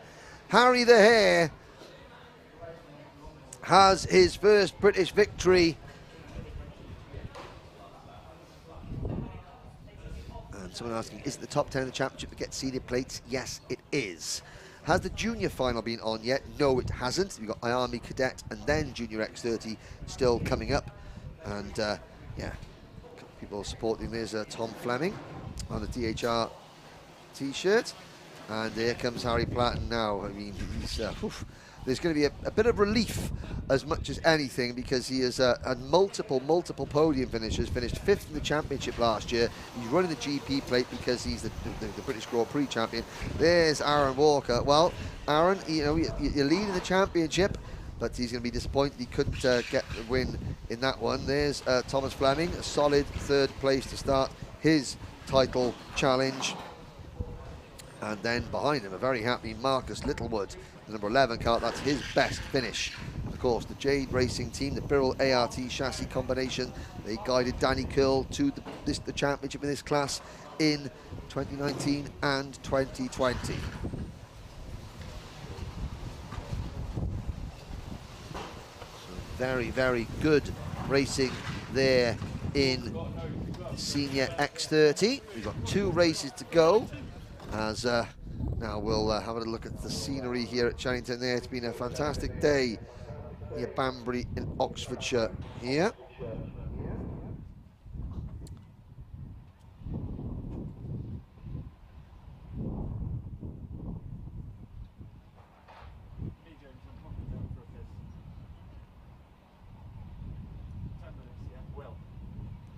And Anthony Jordan, who is suffering terribly with hay fever today. You must be thinking, God, Henry, shut up and let Anthony have a talk. Well, the problem that we've got with that is that Anthony can't really talk that much. He's battling on manfully. But yes, the only bad thing about spring being in the air is that if you suffer from hay fever and you're stuck in the middle of a field, which is what we are, then yes. So Anthony is struggling with the hay fever, which is why that he's a little bit quieter than usual in the finals, but he's here, and so it's not me hogging the microphone. It's yeah, I haven't got a choice. Sorry, ladies and gentlemen. But Anthony now gets his chance to talk because he's about to speak to the best here in the paddock, Harry Platten. Thank you very much, Henry. Yes, I'm here with our race winner of that one, Harry Platten. That was, well, touch and go for the most of it on that one, but talk us through the GP plate running you well here, and a first victory for you in the finals in the British. Yeah, obviously it's been a long time coming, taken a while, and to be honest, we weren't really fast enough all weekend, but the final, all I wanted to do was sort of get away the front 2 and just sort of battle the last few laps, and that's exactly what we've done. Yeah, I mean, a great result for you. Kart looking amazing, you know, an amazing job out there. It looked like hard work all the way through that one, really having to work for it. But you're not out of breath, you know, you've been working out, you feeling good? Yeah, feeling fine. It's one of those tracks that you can't pull away around, especially with how windy it is. The toe's massive, but obviously I just want to say a big thanks to everyone, family, friends, everyone for support, and obviously the team as well.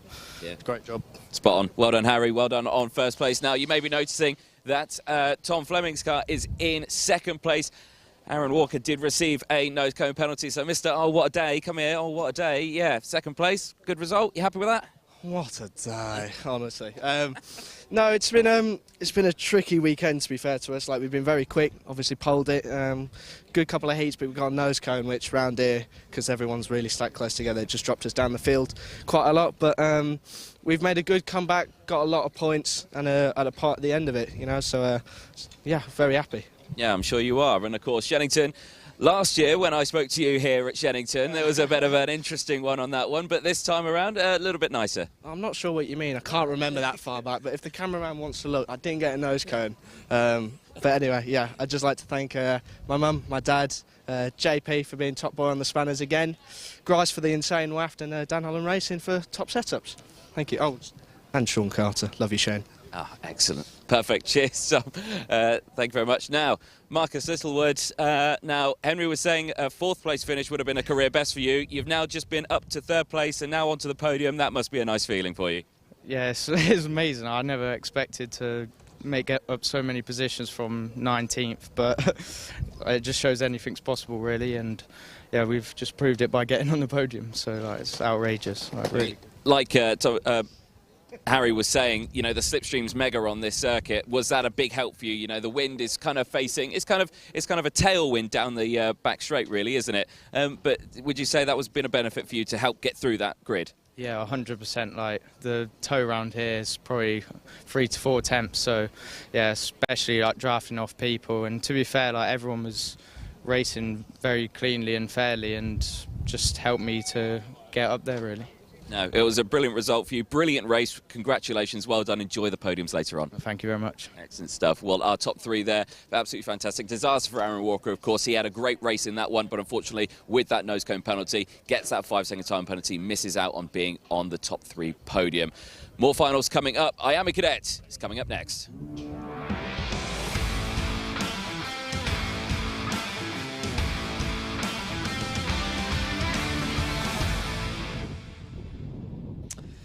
Yes, great to hear from the top three. Again, things in karting can change all the time. Obviously, unfortunate a nose cone penalty for Aaron Walker that promotes Mark Littlewood. Yeah, what a day, Thomas Fleming.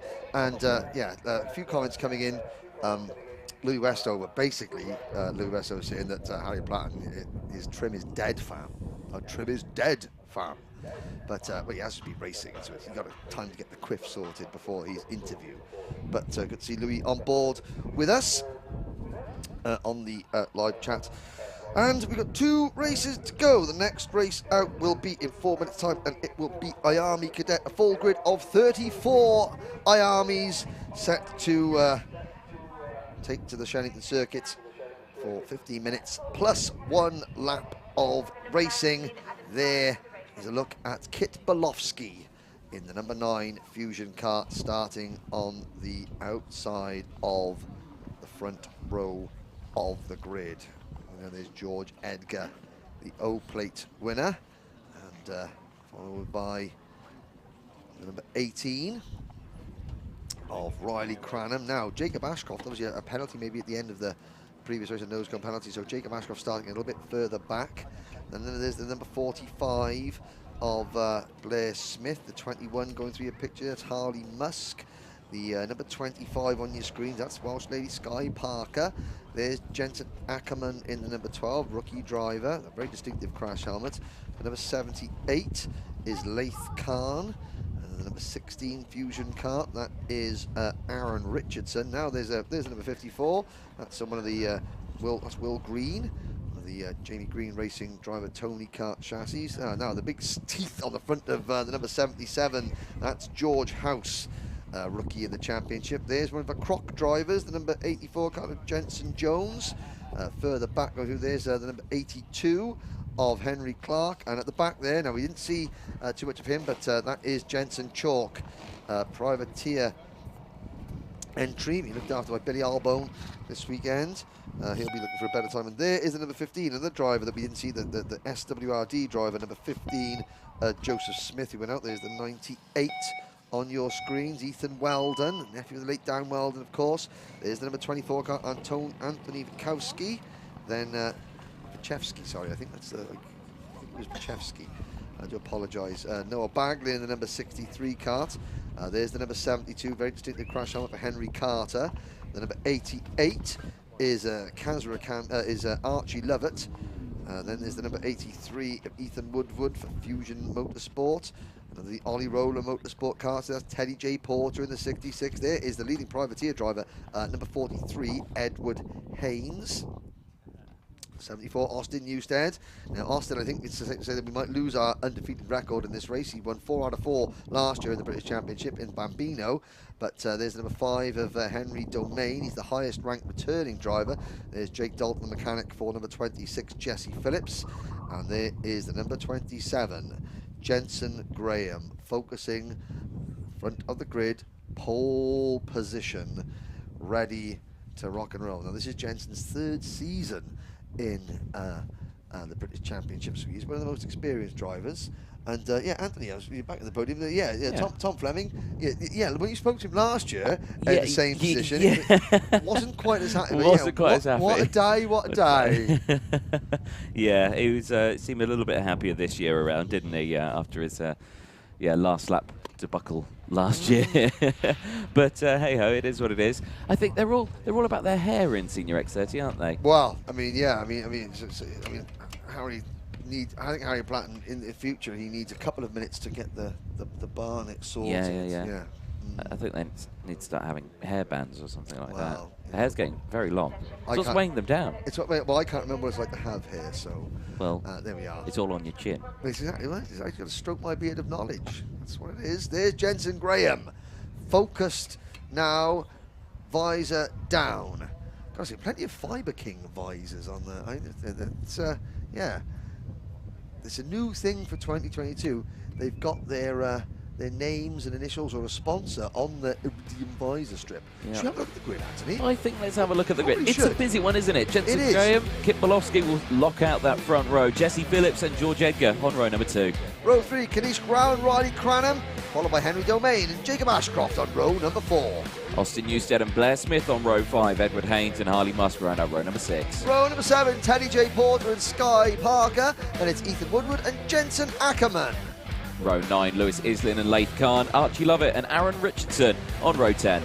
Row number 11, Henry Carter and Will Green, Noah Baglin and Kazra Kamyam on row 12. Henry Hodgson Wells and George House on row 13, and Tony Wachowski and Jensen Jones on row 14. Colby Patterson and John T. Restrick are on row 15, Ethan Weldon and Henry Clark on row number 16. Final row of the grid, row 17, Joseph Smith and Jensen Chalk. What can they do from the 17th row? It looks like they're going round once again. Oh, jolly good. Yes. Well, I think it's a big field and a short sort of rolling lap. It's a very short lap, isn't it? To get yourself up into correct speed, to get the carts warmed up and everything. So we'll go around again, and it's one of those things. We've got 4 Fusion carts. Well, I mean, the top 10 is perfectly split. 5 Fusion Motorsport carts, 5 Oliver Ola Motorsports carts. The person I'm really impressed with, on the 6th row of the grid, privateer driver Edward Haynes. You know, very, very good indeed. And then elsewhere, Will Green in the Jamie Green Racing number 54. Jensen Jones and Ethan Weldon for Croc Promotion. John T. Restrick, Henry Clark and Jensen Chalk as privateers. And the only Simon Wright Racing Development driver, number 15, Joseph Smith. Let's see. Will they get the start this time around? Yes, they do. Lights are out. We're off and racing. And Jensen Graham in the inside of the front row of the grid gets passed by Kit Bolofsky. It's Bolofsky who will lead the number 9 kart coming out of Cafe Corner. Everybody safely through turn number 1 and 2. With the number 98 kart lagging back a little bit, Ethan Weldon. But down towards Stratford, it's Bolofsky who still leads. And 3 wide as Kanish Grau moves into 4th place. Oh, we've got a bit of a piggyback situation there. That's Jensen Chalk trying to get a lift, trying to thumb a ride and hitchhike his way down the back straight. That's not going to work, sadly.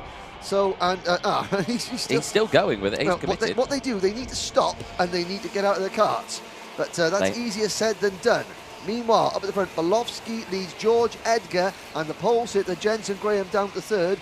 Then it's Kanish Grau in fourth position. And there's still, you see top right of the screen, Jensen Chalk getting out of the car. Oh, they're not even going to bother. They're not even going to bother getting there. Oh, well, they would have stalled, won't they? Oh, okay, no, we're out, we're done. We'll leave a marshal. Battenberg flag.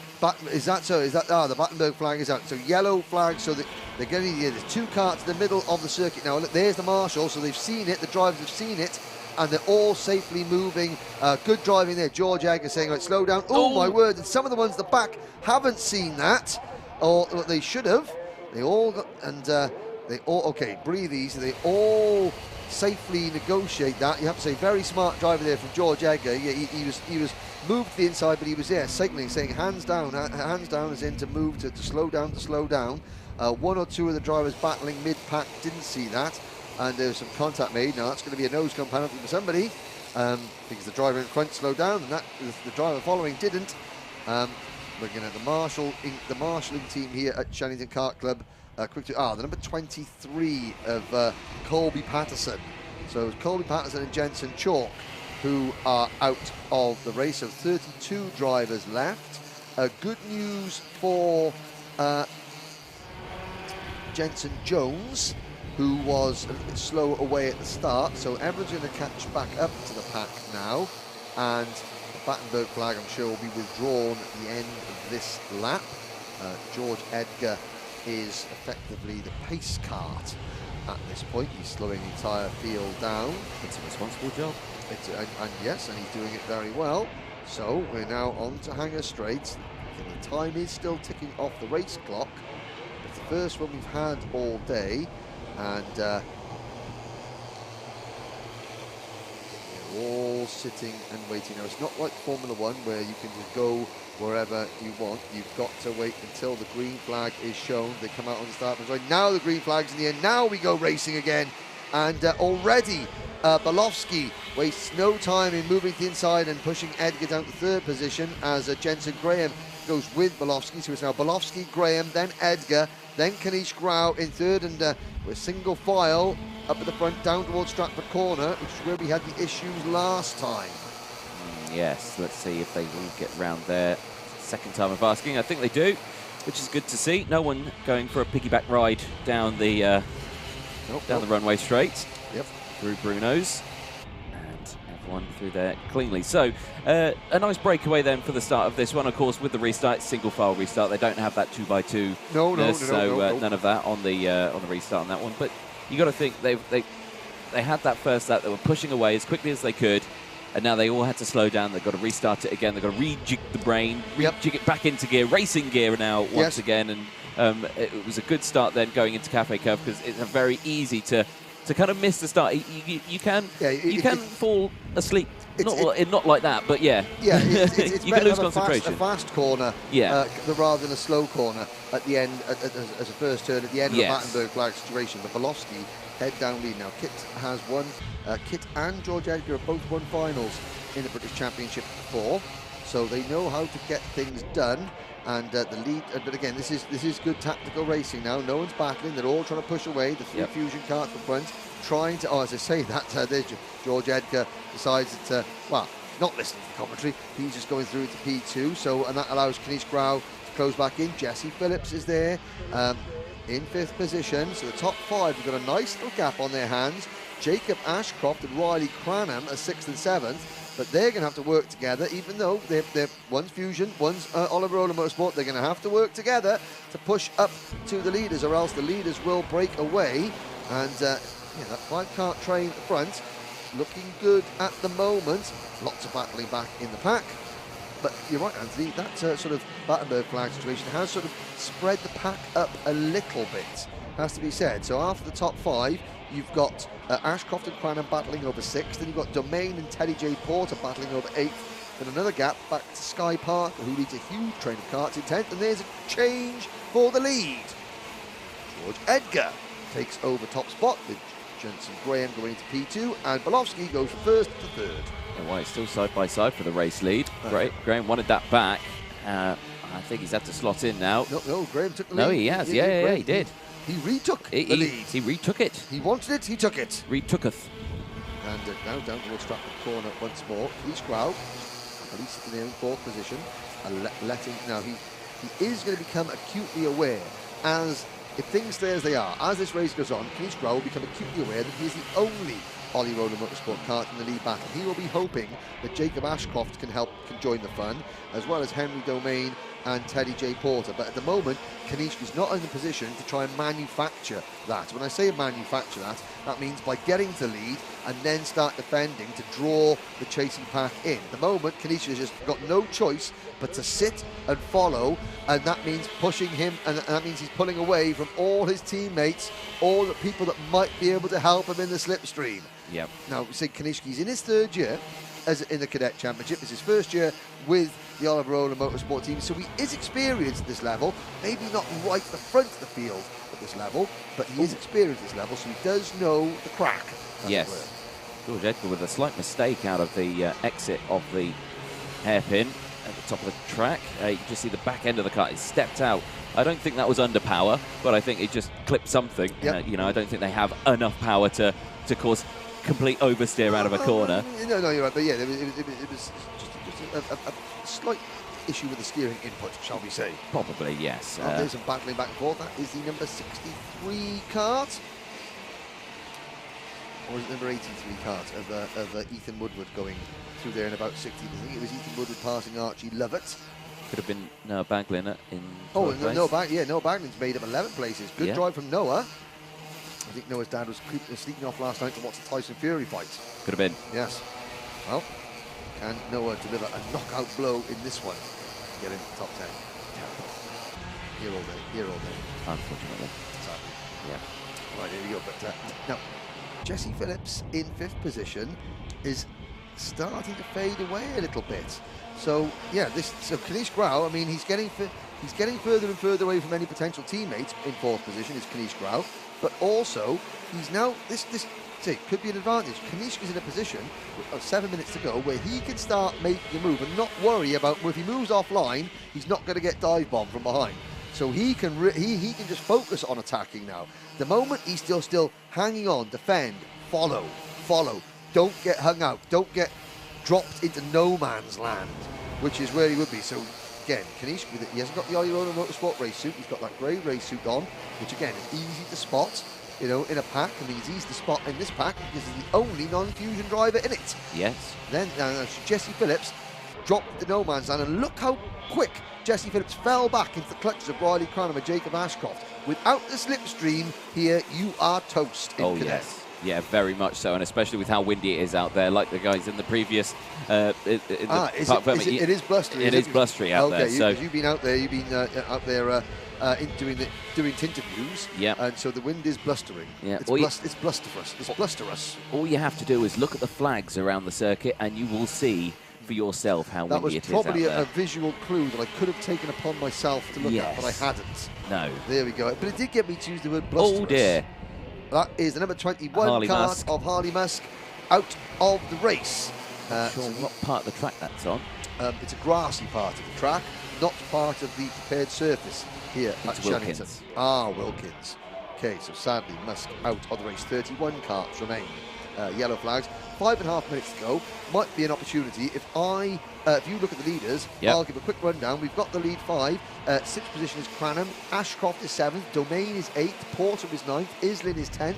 Then it's Noah Baglin in 11th, followed by Henry Carter, Sky Parker, Blair Smith, Ethan Woodward, Anthony Vachevsky. Then it's Jensen Ackerman, Archie Lovett, Edward Haynes, Kazra Kanyab. That's your top 20. Then it's Austin Newstead, Harley Hodgson Wells, Will Green, Johnson Westrick, Jensen Jones, George House, Aaron Richardson, Henry Clark, Joseph Smith, Laith Khan and Ethan Weldon. That is your complete running order. Any change, Anthony? No change. Marvellous, there we go. Change the camera angle.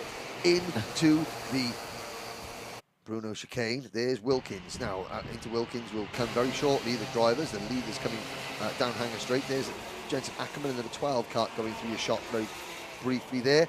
And, oh dear, danger zone for Kanish Grau. Yeah. He needs to stay in that situation. He needs to really claw his way back onto George Edgar's rear bumper here because Jensen, Graham and Kipolowski and Edgar are starting to pull away.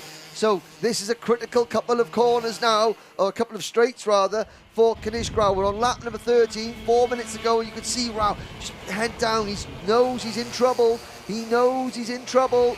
He's out of the slipstream. Is this going to be it for Kanish Grau? Is it going to be a top 3 battle from here on in?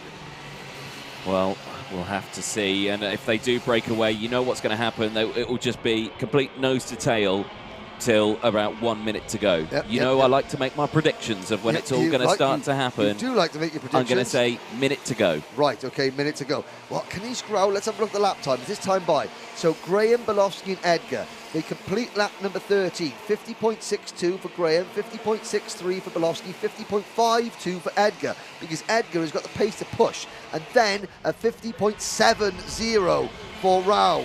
The gap is half a second, and I think Kanish Grau will soon be falling back into the clutch of these karts you just flash across your screen, which is Phillips in 5th, Cranham in 6th, Ashcroft in 7th. Then you've got Baglin, Islin and Carter rounding out the top 10. Henry Domain has slipped back to 11th, but I have to say Noah Baglin having a storming drive. He really is delivering a knockout blow. There we are, look at that. I got my boxing pun in again. Oh, dear me. Can't leave you alone, can I? No, you cannot. Now, privateer driver Edwin Haynes making a move there. Haynes is in 18th position, and is the only 2 drivers. 18th and 20th is Jensen Jones. He is the leading Crop Promotions driver. But there is the second group of karts on your screen. That's the number 46 of.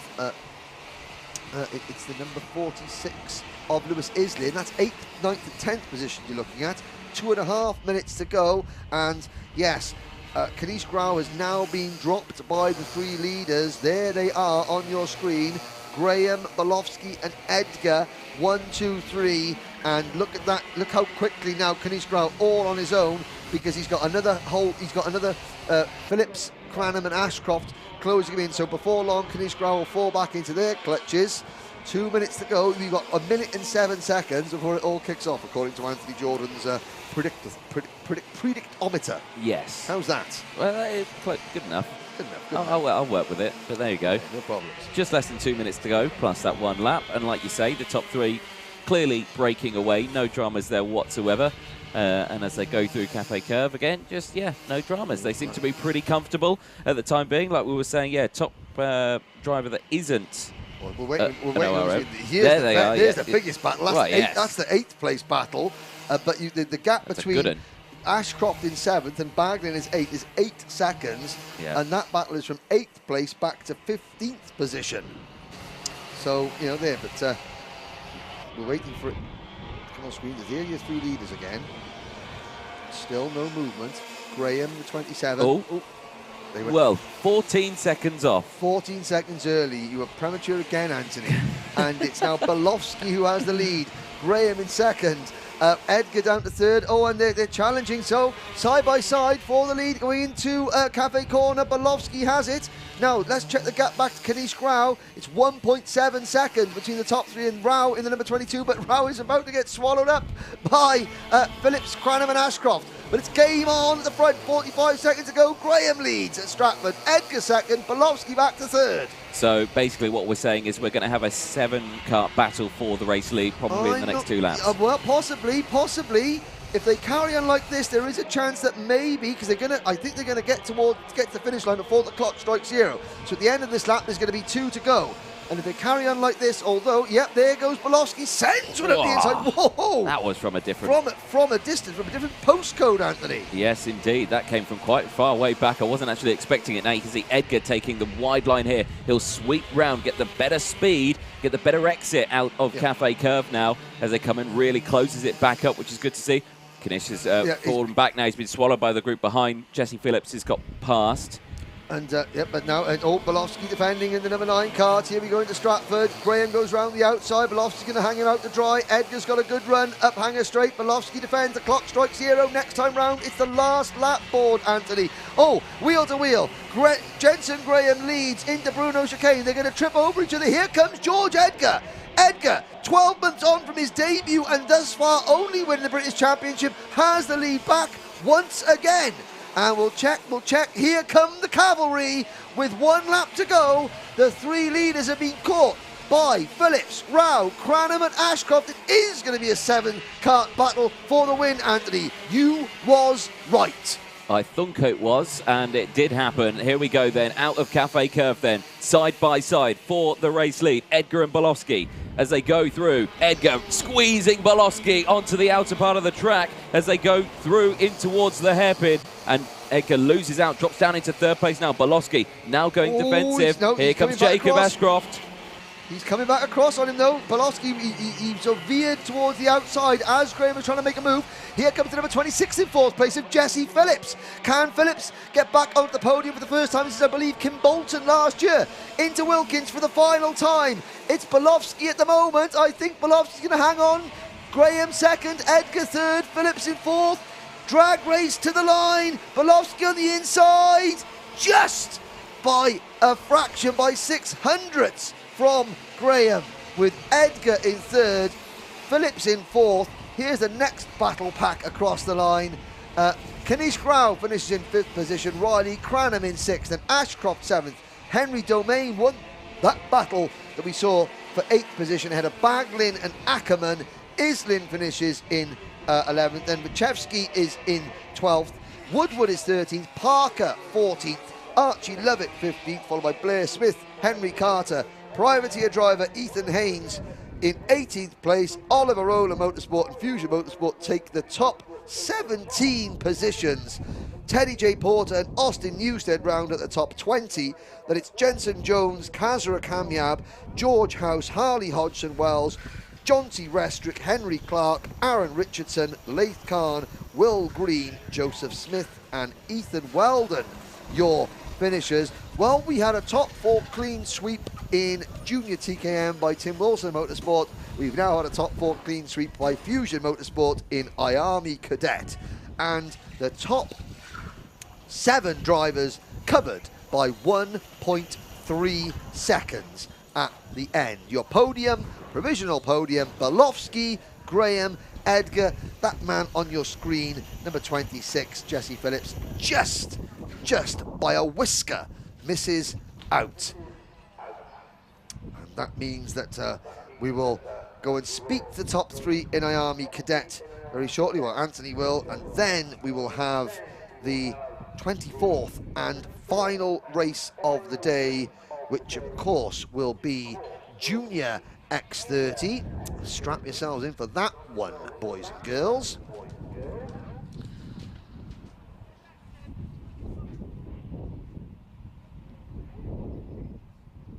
And wait as some of the drivers that failed to finish. There's Harley Musk's kart being brought to, that's Colby Patterson's kart, sorry, on your screens, being brought back across the circuit. Harley Musk retiring down at Wilkins. Jensen Chalk's kart as well, sadly not finishing that one. But there's Harley Musk's kart heading back to Parc Fermé. But Anthony Jordan is with our top 3, and first of all, our winner, Kit Bolowski, down in the pits. Thank you very much, Henry. Yes, down here with our race winner, Kit Bolowski. Kit, whoa, that was a... What's this? Think flags? What have you been doing? Have you been doing things wrong before? Meh. Meh. Well, what a final that was. Are you pleased with that one? That looked like hard work. That was very hard, I do say. Everyone drove amazing there, all the team. Everyone did just amazing from everyone. Great racing in total. You worked hard with your teammates there, of course, at Fusion 1, 2, 3 and 4. Looking comfortable for a good year again? Hopefully so, and I guess we'll see how it ends. Anyone you'd like to thank? I'd like to thank my dad, my mum, my sister, the team, Alex, and everyone supporting me. Excellent. Well done, Kit Bolowski. Well done. First place in IAME Cadet final. Let's chat to our second place man, Jensen Graham. Jensen, let's have a quick chat. That was a pretty cool race on that one, wasn't it? You seem to work away. The camera's behind you, mate. You got your back turned to it. There we go. Perfect. How was that race for you? It was pretty good. Just managed to get to the front early, and I just got pushed away with my teammates, and then On the last lap I got outraced a bit, but it was a good race and well done to everyone. Yeah, good old race on that one. No, I think sun's out, shining, it's a nice day. The wind out there, it played havoc with some of the bigger karts. How is it in the smaller karts out there? Is it quite blustery? You don't really notice at the race, apart from, of course, when you're on your own and like pushing and that the wind comes against you. It creates quite an interesting race, and it like sort of creates different packs, because when a gap opens up, then you can't really shut it. No, definitely so. You broke away with the top three, of course, in the ending stages of that one. Was that the plan from the word go, or obviously did it just fall into plan when the race came to that? It kind of just fell into Camera's plan. over there. Oh. It kind of just fell into plan. The team obviously wanted a good result, and I think they got that. They just wanted whoever was at the front the team should try push away. That was the aim. Well, it worked out well. Come back with a second place. Well done. Feeling confident for the next round? Yeah, I think Warden's one of my strong tracks. I think I should be aiming for a win and more points to add to my lead of the championship, I'm pretty sure. Well done, Jensen Graham. Second place. Congratulations. Perfect. Let's see if we can chat to George Edgar. Oh, has he left me? Well, you're his mechanic, aren't you? Don't go away, don't go. Who we got here? Jake, cool. How'd you think he did? Did he do all right? Yeah, he did a great job. Good race, actually. Great for the team as well. 1, 2, 3, 4. So, yeah, really good. Yeah, I'm sure you're very much happy with that one. But, yeah, no, kart's looking nice and clean out there. Are you responsible in cleaning this? Yeah, it's my job, yeah. And George's, actually. Well, you've done a sterling job on it, and congratulations to him. Obviously, shame he couldn't be here having a chat with us. But, yeah, well, he disappeared quickly on that one. Well, a fantastic end to the IAME Cadet final. One more final to go. Ladies and gentlemen, Junior X30 is coming up next.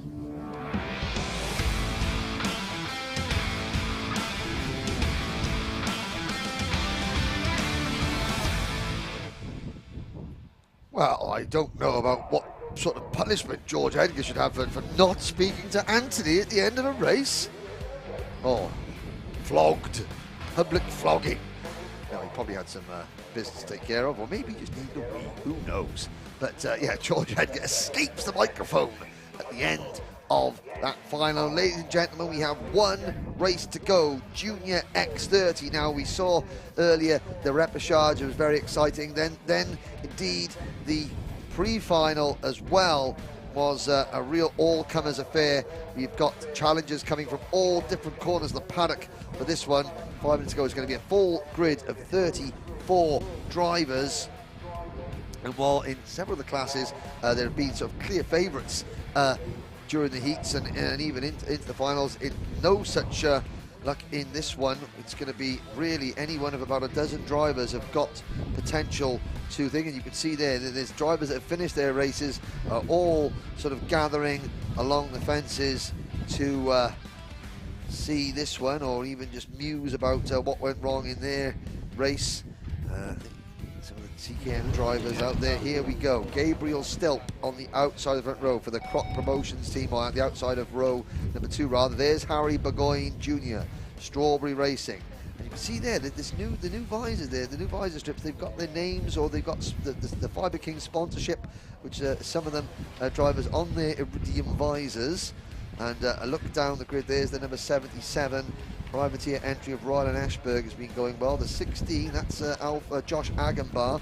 There's the 88 of Alfie Garford, Junior TKM champion last year. The number 92 of Wesley Swain. The 23, he was our repechage winner, Sam Longley for Strawberry Racing. There's the 73 driver chatting away.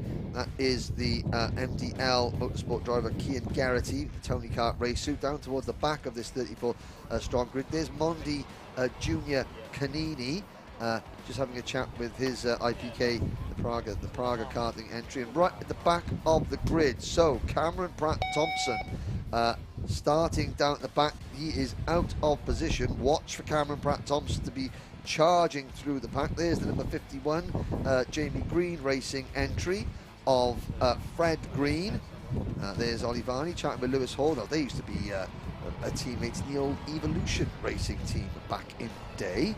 Having a chat there, but Olivani there chatting away with the number 25 mechanic, Lewis Hall. He's William Murtaugh's mechanic. Now, Murtaugh and Mondi Junior Canini had that coming together earlier in the pre-final. There's the number 34 driver. That's the KR Sport kart of Nathan Clifford. There's the number 19 of Jack Cunningham, who also made it out of the repechage earlier on.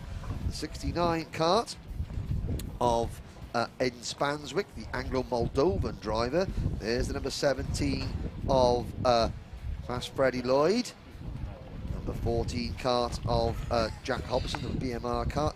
There's the there's the case in point. There's the KR Sport livery and the Optima livery. Yeah, that's going to be a problem. There we are. Thanks There's a for problem. that. Now we're moving up the grid. There's Fionn McLaughlin, the number 29 Fusion entry, and Leo Robinson, the Algerian Lion, about to roar.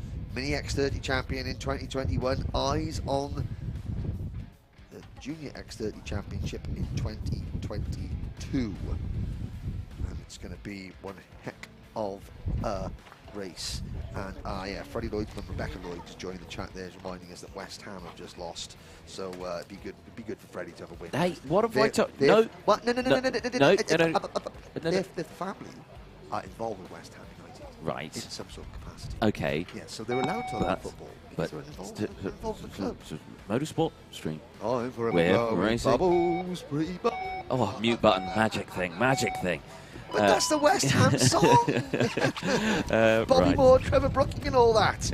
There's Leo Robinson. Now this is X30 Leo Robinson. Now we're going to bounce around. We can have a little bounce around in the commentary box. Last race today, Anthony. Come on, it's going to be a good one. Oh dear. Yeah, the floor felt like it was giving way then. Yeah, Stop bouncing up and down. I had a big slice of cake for lunch, I can't lie. So did I, to be fair. But there we go. Yeah. No, this is going to be a wicked race, isn't it? We've waited all day, and, you know, final race of the day, final race of the first weekend of 2022. Always brings out the best in everyone, and everyone's here at trackside to watch this race. The grandstand's already full. That's usually full of the mechanics when they run off the grid, but it's already full of other people watching. Good, excellent. There they are. There's the back of them anyway. Yeah. This is great stuff. You know, I just realised something. We got to the end of the day and I haven't danced the commentary box yet. Well, you technically. Or sung. Oh, I haven't sung to you. No. Oh, I did. Well, you have sung.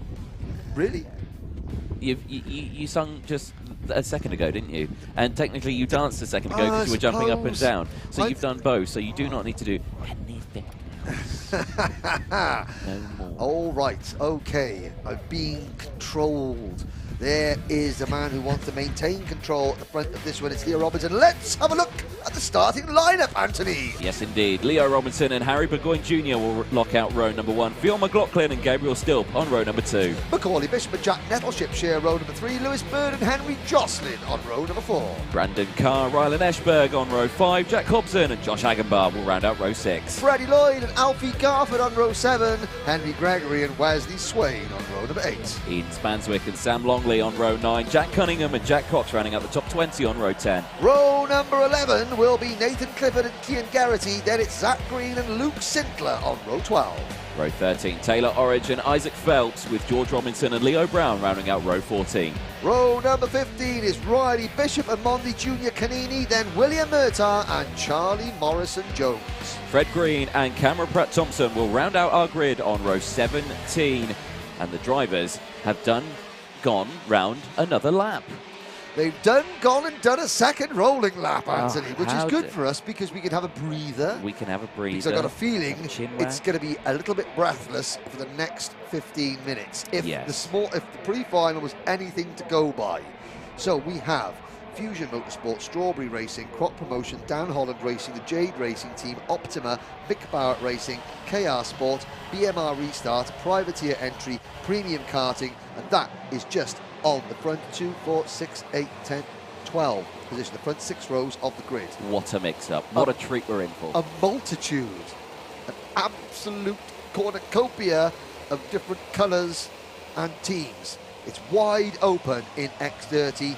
No one's going to lock out on it. Who is going to win the opening round? Lights are out. We're off and racing. Robinson leads into turn number 1. And one of his, that's Wesley Swain, running a little bit wide in the middle of the pack there. And they're all through Cafe Corner cleanly. This is where things went a little bit wrong earlier on. And now we hold our breath as they head down towards Stratford Corner. On the outside, Gabriel still in 3rd position, maybe losing a little bit of ground. But Leo Robinson and Harry Burgoyne Jr. still 1st and 2nd. Still is 3rd. Then it's Fionn McLaughlin in 4th position. Still everyone okay, and the glider pilot's getting a bird's eye view of the action as he tries not to crash his plane. Yep. Well, it's not playing, it's the glider. Anyway, change for the lead. Burgoyne Jr. down the inside, gets that job done. Stilp follows through as well, puts that back up into 2nd place. And already hand gestures coming out saying, come on, let's go, let's go, let's go. Fionn McLaughlin holds on to 3rd place as they dive through Cafe Curve. Well, Robinson went from 1st to 4th there. Well, yeah, he did. I mean, this is like, oh dear, and there's a spinner right in front of us. That is the number 35 entry of Isaac Phelps for the Jade Racing team. He went up over the back of somebody else, but got going again. Yep. So all 34 drivers still running. And there's number 77. Oh dear, that's Bishop. Macaulay Bishop. And that's Lewis Bird who gets taken out. Oh, Lewis Bird's in the middle of the track. He's going to try and get away. Oh, that was lucky. That was lucky. Now, I wonder if we can maybe get a replay of that incident, because there was a lot happening there. So we'll see if we can summon up a replay of that. Here we go. From what I saw, it just looked like Bishop lost the back end of it, but let's have a look. Well, he's the white crash helmet coming into the shot there, and he hit the curb and then got on the inside. He got a love tap. Hit the curb on the inside, that bounced him across the circuit, and it was Freddie Lloyd that was right behind him, but he hit the curb, went across the circuit. Poor old Lewis Bird was in the wrong place at the wrong time. Yeah. Oh, like the grouse on the way into the circuit this morning. Yes. Just in the wrong place at the wrong time. Several grouses. Oh dear. Anyone who lives in the countryside knows what we're on about with the grosses around here. Yes. But up at the front, that means that Gabriel Stilp, Fionn McLaughlin, Harry Burgoyne Jr. have the top 3 positions. And there's a couple of gaps now. Of course, really good job by everybody to avoid taking out the 2 drivers there that were involved in that. Bird and Bishop have both continued on. It'll be interesting to see. They're 33rd and 34th at the moment. I'm looking at them coming past our commentary box window, and as Fionn McLaughlin takes the lead. Oh! Hello? Still nearly into the tyre wall there. He's looking over his shoulder. Oh, there's the back end of that croc cart there. But so Bird and Bishop. Oh, Lewis Bird has actually. Excuse me. Dear me. Well, no, I breathed in very, and then it had to come out somehow. You said Bird. Bird is out of the race. Bishop is in 33rd position, but he has got caught at the back of the pack, and there is Gabriel. That rear bumper on that number 42 car looking a little bit wobbly, perhaps, maybe. No, it's fine. Is it? Okay. Yeah. So interesting to see how far Bishop can come back up through the pack. There's Harry Burgoyne Jr. passing Fionn McLaughlin. Gabriel Stilp there.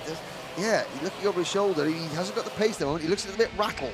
Yeah, well, like I say, when he was side by side with his move out of the hairpin on the previous lap, and he got, well, not forced, but he ran a little wide. So, yeah, he clipped the barrier. So I reckon that did shake him up a little bit. So he's got to try and close that gap up, because he was battling with those 2 ahead of him. So, yeah, lost a lot of time. He's got the Mick Barrett Racing number 26 of Henry Jocelyn and the number 37 Fusion Motorsport car of Leo Robinson right behind him now. They need to work together to close back up to Burgoyne Jr. and Fionn McLaughlin. Then there is a gap back to Brandon Carr running in 6th position for KR Sport Team. Jack Nettleship is 7th, and Freddie Lloyd is up at 8th position in the leading Dan Holland Racing kart now, Freddie Lloyd. Agambar and his premium karting teammate Garford are 9th and 10th, and it's Swain, Spanswick, Cox, Cunningham, Canini, Garrity, Pratt Thompson already from 34th to 17th. Watch out for the number 33 kart on your screens. Sinclair is next, then it's Clifford, Hobson, Green, Ashberg, Zach Green, then Ashberg, Fred Green, Bishop, Morrison Jones, Robinson, Leo Brown, Orridge, Phelps, Macaulay Bishop up to 30th ahead of Gregory, Longley and Murtagh. Yep, there we go. No change in front. Oh, but there has been a change here as the 51 also getting a warning flag while going over the start-finish line. That was Fred Green. So, Jamie Green Racing Team. Maybe the architect of his own demise. Could possibly. be, but his gesticulating arms say otherwise. Well, he thinks otherwise. Of course you're going to You're going to argue. You're not going to do that. Yeah, it was a fair cop, Gov. Yeah, you know, yeah. As Burgoyne Jr. holding on. Now, they've got a 9/10 of a second gap over 3rd place Gabriel Stilp of these 2. The Scotsman Burgoyne, the Irishman McLaughlin, an Englishman and an Algerian are the top 4. Welcome to the British Kart Champs. Welcome to the British Kart Champs. It's why this championship is the envy of the world. Yeah. Has to say. Drivers, I mean, obviously Leo Robinson is based in the UK, but of course Algerian parentage. And the Algerian Motorsport Federation and the Algerian Karting Federation have been hugely supportive. I've noticed on his racing, he's now got some Algerian sponsorship, so it's great news. I know that we're massive in Algeria. Yes. You know, absolutely, you know, massive in Algeria. Huge. Yep. There's an anti-Jordan fan club in Algiers. I'm sure there is not. You think I'm joking? No. Well, there's a shop dedicated to your beard. Well, I'm not surprised. Anyway, moving swiftly on. Burgoyne Jr. and McLaughlin, first and second. Still, Robinson, Jocelyn, Carr, Nettleship, Lloyd, Agambar. Then Garford. So Alfie Garford. So of all the drivers that have transferred from TKM to X30 this weekend, yep. In seniors it went badly wrong for James Pashley and for Alice Cresswell. But in juniors, Alfie Garford has been going about his business nice and quietly. Why is there a driver with a strawberry Tony Kart race suit running away from us? Oh, that's Fred Green. I think that must be Fred Green.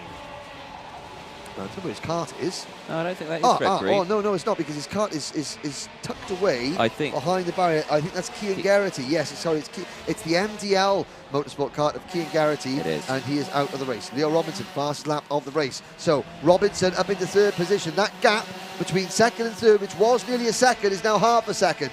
Robinson on a charge. See, all you got to do is talk about the Algerian Anthony Jordan fan club, and Robinson's ears prick up and he goes for it. There we go. You're welcome.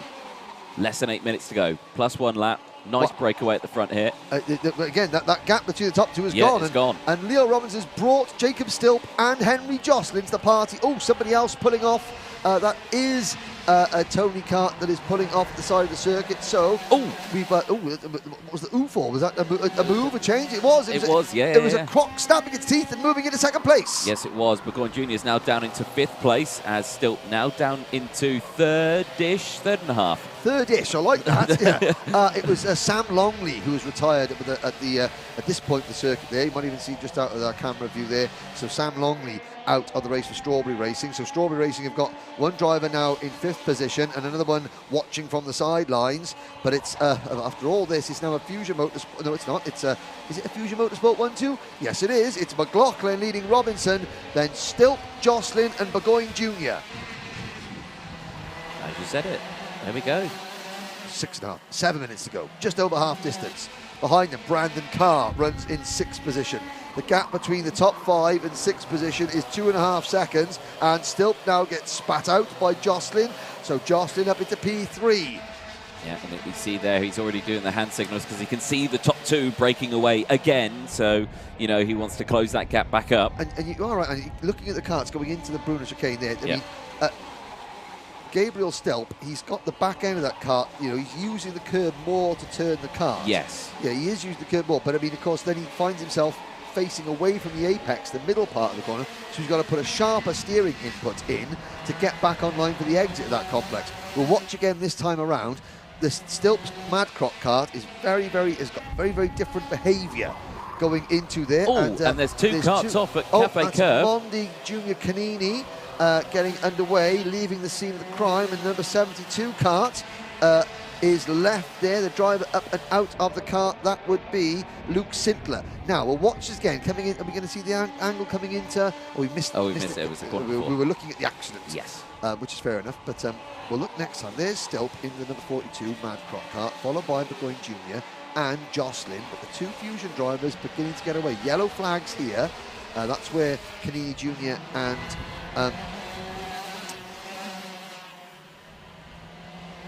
Sintler had their incident. They've gone past that.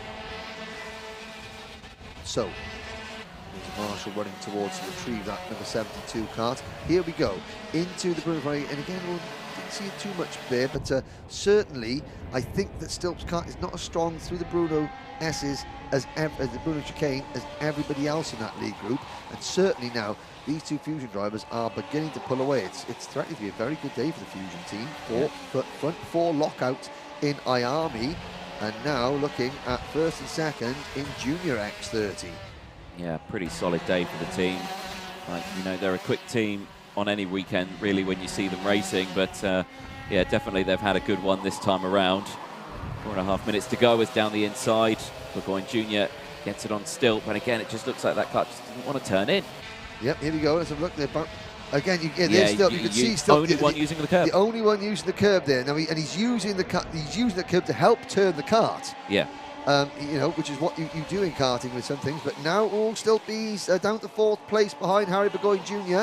And now, can the Strawberry race, can the Scotsman now push up in the final 4 minutes of this race to catch the leaders? Still yellow flags waving down at the entrance to Park Bend there. But the Marshals, another great job there by the Shenington Marshals to move that car out of harm's way. And the Marshal even having time to put the Vera Tools, Be a Tool Rebel banner back into place. Always thinking of the sponsors. Good lad, well done. Okay. You'll go far in life. So the top 5 are clear, but with McLaughlin and Robinson keeping Burgoyne, Stilp and Jocelyn at arm's length. Then there's a 4-second gap back to Nettleship, who is all on his own. Well, I know he's got Brandon Carr behind him. Then it's Freddie Lloyd having a good drive in 8th position. Then there's a gap back to Cameron Pratt-Thompson, 34th to 9th, DJ. Wow. What's all that about? Wow, that is a job and a half, isn't it? There we go. There, on this screen there, leading this group is Pratt-Thompson, who started stone last. Wow. And he's got Agambar, Cox and Garford right behind him. Well, I mean, Cameron Pratt-Thompson, I mean, he's now got he's got 2 seconds to make up on Freddie Lloyd for 8th position. Macaulay Bishop is up to 18th after falling back to 32nd. And we have 30 drivers left in the race. Leo Brown 30th, Monty Canini is 29th, Murtagh 28th, Bishop 27th, Robinson 26th, Orridge 25th, Fred Green 24th, Morrison Jones 23rd, Gregory 22nd, Etchberg 21st, Phelps 20th, Nathan Clifford 19th, Bishop 18th, Spanduk 17th, Cunningham 16th, Swain is 15th, then Zach Green in 14th, Hobson is 13th, Jack Cox 12th, Garford 11th, and Pratt-Thompson 10th. He's just been overtaken by Agambar, who's up to 9th. That is a full rundown of the remaining runners in this race. We're on lap number 18, 2 minutes to go, and well, still back into 3rd place. They haven't given up hope yet. Not at all, not at all. That gap, what is it, half a second now that they've got now between the two of them? I would say half a second. And soon McLaughlin's going to have to defend. He's not going to just let Leo Robinson waltz through to take the win. He's going to have to defend, and that'll cost him pace. So, and you can see Burgoyne still planted on the rear bumper, pushing and working together. So again, Stilp and Burgoyne have not given up on this one yet at all. Neither's Henry Jocelyn, who is far enough back to maybe take an evasive action. Here we go, game on. McLaughlin begins to defend in the Stratford corner, and Robinson's got the inside line. Robinson, 2 wheels on the grass, coming up towards Bruno's, and he doesn't make the move. Here comes Stilp. Look at that, well timed there from Stilp. He could see the weakness in Robinson and just thought, I'm going for it, and well timed that was. Now that's allowed McLaughlin to break away slightly, but I think that was very early then between those two. Very early. It was a little bit, maybe too early for Robinson. McLaughlin's thinking, no, it's fine, mate, I'm all right, I'm still leading. But now, Stilp has not to take a win last year. He was a podium contender in Mini X30 2 years ago, a regular podium contender, where he went up against Leo Robinson and Vinnie Phillips. And now he goes to lead, but he shoots wide at Stratford, and that's going to give the lead back to Leo Robinson. So Stilp outbreaks himself. Jocelyn now trying to pass Burgoyne Jr. 45 seconds to go. Robinson, Stilp, McLaughlin, Burgoyne Jr. and Jocelyn now the top 5 in order.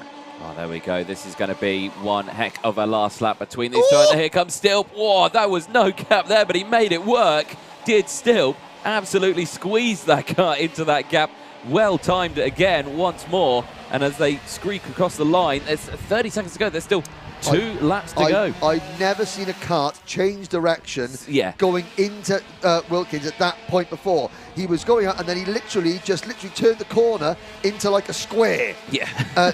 You know, so the trajectory was forcing Robinson wide, and Stilp went, no. I could mirror signal move, a turn, and but now he's back to 3rd, using that curve again, and it's McLaughlin back in front. Now the clock strikes 0.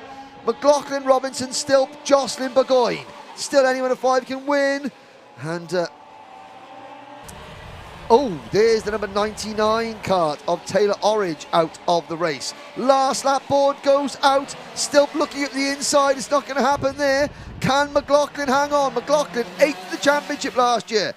Burgoyne Junior 7th in the championship. Stilp just outside the seeded rankings. And Robinson and Jocelyn new to the class this year. Brown Stratford up runway straight for the final time. You can barely breathe. It's still McLaughlin. Oh, now Stilp at the inside. What a move from Gabriel Stilp. And Henry Jocelyn comes out in front. I don't Adam and Eve it. I don't think Stilp meant to do that one, and Jocelyn loves it. So here we go then. One more corner to go. Jocelyn, out of nowhere, will come through. Burgoyne has just taken second in the final corner, but Jocelyn will take it. Burgoyne Junior from Stilp. Wow. Mick Barrett Racing and Henry Jocelyn have absolutely taken one there. That was a fantastic bit of opportunism there. And Gabriel Stilp, well, the move was superb. He just couldn't get the kart slowed down in the apex. He finishes it. So Burgoyne Jr. in second, Stilp in third. And after running 1-2 for the majority of the second half of that race, the two Fusion drivers, McLaughlin and Robinson, miss out on the podium in fourth and fifth. Let's have a look at that again. Here comes Stilp. There we go. Bounce off the curb, up the inside. Gets the kart slowed down, over the curves, bit of understeer. McLaughlin has to run a bit wide, and Jocelyn just says, thank you very much. Take that. He only Henry Jocelyn had half a lap all day, and he comes away with the biggest win of his career. Fantastic stuff for the driver racing for Team UK, and there is the winner going through. Here comes Harry Burgoyne Jr. Oh, well, he's going to make do with second today. And, well, Gabriel Stilp, you can't blame a man for trying. And my word, that was one heck of a manoeuvre. There is Fionn McLaughlin finishing in fourth position, and he's just, oh, what can you do? He goes through. Disappointment there for the Irishman. And, well, there goes the spectators and the drivers back towards the paddock area. Anthony Jordan will be bringing you the winners later on. We will film the presentation. We don't live stream the trophy presentation, but we do film the presentation, and it will be then added to the broadcast later on that you'll see on the British Championship and on the Alpha Live YouTube channel. But well, it's great to be back in the Wera Tools. Motorsport UK has been, eventful to say the least. It's been great to be back. It's been great to have you back. Let's go and speak to the winners with Anthony Jordan down in the pits. Thank you very much, Henry. Yes, final race of the day, and what a race it was, all the way to the flag. And our race winner, Henry Jocelyn for Mick Barrett Racing. Henry, were you expecting that result? Not really, no. Talk us what happened in the Bruno chicane on that last lap, because you just, well, you saw a gap, you went for it. Yeah, what's his name?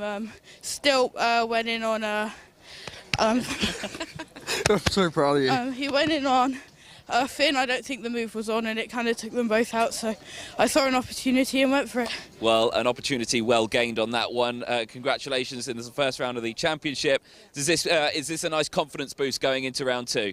Yeah, definitely. Yeah. Anyone you'd like to thank?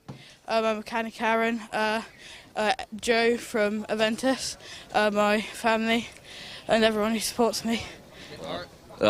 And Mick Barrett, yeah, don't forget Mick Barrett, the main man himself. That's top stuff, well done, Henry. Harry Burgoyne Jr., second place on that one. Talk us through, that was a action-packed race from green flag to checkered, really, wasn't it? Yeah, it was a really hard race, to be fair.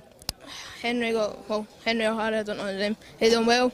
Gabriel was good. Fionn led most of it. I was pushing to him and I overtook him and managed to get back past me, and then the train of karts went past, so that put me in third or fourth, and then I got stuck on the outside coming past the start finish line, and then I got overtaken. But then in the last corner I just managed to sneak up the inside of Gabriel. Well, all we can say is that at least you don't have to do that 7-hour drive home. You just have to be the passenger in that one, don't you? Oh, yeah. Yeah, brilliant. Well, congratulations, second place. Well done. Thank you. Excellent. Let's chat to Gabriel Stilp. Gabriel, now, my first question I'd like to ask, now that move at the final chicane, was that planned or was that a mistake? No, I just I wanted to sort of win because the previous lap I got loaded down at the bottom, so I was just going to send it. Well, send it you did. I mean, it looked like you went in just a little too hard. Like, we were watching your racing in that one. You were the only driver taking the inside curb. Was there any reason for going on that inside curb at the Brunish game? Probably just making mistakes. It didn't look like mistakes. It just looked like the kart was struggling to get round there. But, you know, it was a good line, a good race. You came back. You know, it looked like you were dropping off in the midsection of that one. You came back and still third place, a great result. Yeah, it was all right. Didn't really want to come third, but it's got a whole year to go, so...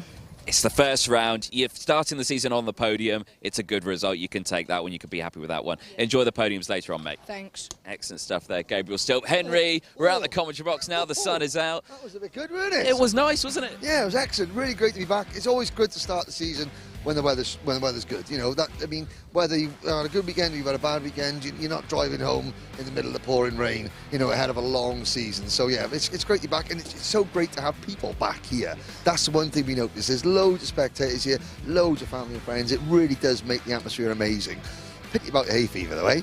Yeah, thanks for that. Yeah, if you hadn't noticed, I am suffering from hay fever, which is probably why Henry was talking most all the way through the day, which we can only apologise for. Sorry, I did explain that and apologise to the viewers already that you were battling on against manfully battling on, not against man flu, but against, you know, the fact that we're in the countryside. No, something that I can't see is defeating me. How pathetic's that? Well, that's like, again, he goes, thank you so much for joining us all. I mean, this championship goes on. We're at PFI for the next rounds, which is Rotax, Cadet Honda, and for Bambinos. That's going to be a fantastic meeting. That's on the 7th and 8th of May. We've got the presentation coming up here. Yep. But again, so on behalf of everyone at Alpha Live and the British Kart Championship, this has been the Wera Tools Motorsport UK British Kart Championship in 2022. The opening round, we're done, we're in the books. Let's move on.